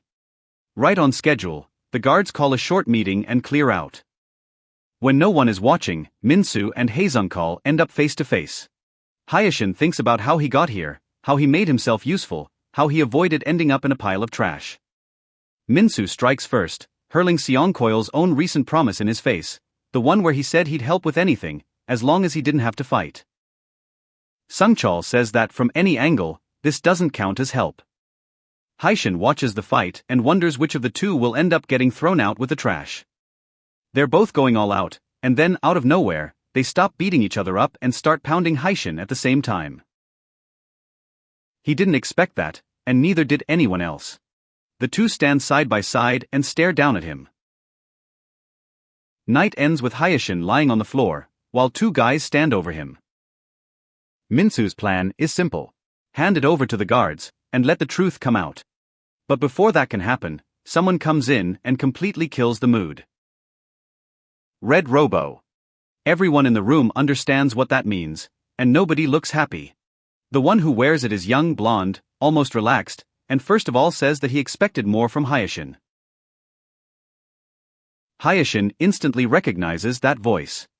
The blonde guy tells him he's come to take him away, then asks with a smile whether his old comrade is glad to see him. Minsoo barges in and says he won't let Haishin go to anyone. He needs it to clear his friend of the charges. The blonde guy's reaction is almost bored. He's not here to save anyone. They and Haishin aren't that close at all. But that kid really stirred up a lot of trouble. That hits a sore spot, because Haishin suddenly remembers something. A talk about how a killing during a public event made the vice director untouchable, but at the same time turned the whole incident into a burden. As a burden that leads back to the director, which means Hyoshin, who knows too much, must disappear. He thinks fast, maybe even too fast, because his next move is a blow to the blonde guy. The blonde one doesn't even blink. He slips off the line of attack without any effort. He says he hoped Hyoshin had a brain, and with one punch he sends him to the floor. Yeah. So Minsoo just stands there, taking in what he saw. He didn't even have time to track the evasive move. The blonde guy grabs Hyoshin by the hair and starts dragging him toward the exit, muttering that he has things to do. Minsoo tells him that he isn't going anywhere. The blonde guy's response, a kick to the head so fast Minsoo can't even see it. But he takes the hit, stays on his feet, and goes back on the attack. The blonde guy keeps parrying the attacks. Now it's genuine curiosity. Asks whether Minsoo trained with someone or figured everything out on his own. He calls it a good sign that he chose him as a candidate. Minsoo makes it very clear what he thinks about being someone's candidate. He says it loudly, and one of his blows actually catches the blonde guy in the face, and then he loudly announces that he'll take down every red robe here. Minsoo intercepts his arm, trips his leg, and drops him with a clean finishing blow. Sinkle watches from the side, stunned. One trade, and Minsoo is on the floor. The blonde guy admits that he's strong. Powerful enough to skip the candidate stage entirely and go straight to the red robe. Minsoo is still trying to get up, telling him exactly where he can shove that offer. He isn't going to become anyone's weapon. The blonde smiles and says, "Fine then." Then the rest of the red robes come into play, and the remaining prisoners don't last long. When the dust settles, Kanmin stands there, adjusting his glasses, and says he learned something valuable today. The whole room is trashed. And there, Minsoo sees his Kasijun. The one standing next to the red robes, and Minsoo can't keep himself in check. He demands an answer to why his friend is wearing this uniform. The blonde explains everything simply. They always had two candidates. When Minsoo refused, the second one said, yes. Minsoo looks straight at Si-jun and asks him point blank. Si-jun isn't answering. He just keeps going while the others carry Haishin out. Minsoo stays on the floor, surrounded by bodies, still asking why. No one's answering. Over on the other side of the city, things are much quieter. Jimin straightens Yujin's tie. Looks like this is a common thing. And she asks, what's the occasion? Father wants to introduce him to someone important. She squeezes his cheeks and tells him not to look so miserable. He apologizes, says he's just worried, since there's been no word from the center about the reforms. She hugs him and says she understands that she's going through it too, but they need to stay strong and keep doing their job outside. He agrees. Then she asks about the investigation, about the real culprit who framed Minsoo. A lead. Limited edition sneakers. 50 pairs that never went on sale domestically, which makes it almost impossible to track where they ended up. The only real option is to find someone who saw those sneakers with their own eyes. Expensive sneakers stand out, So this isn't a dead end. And they put out a reward for information.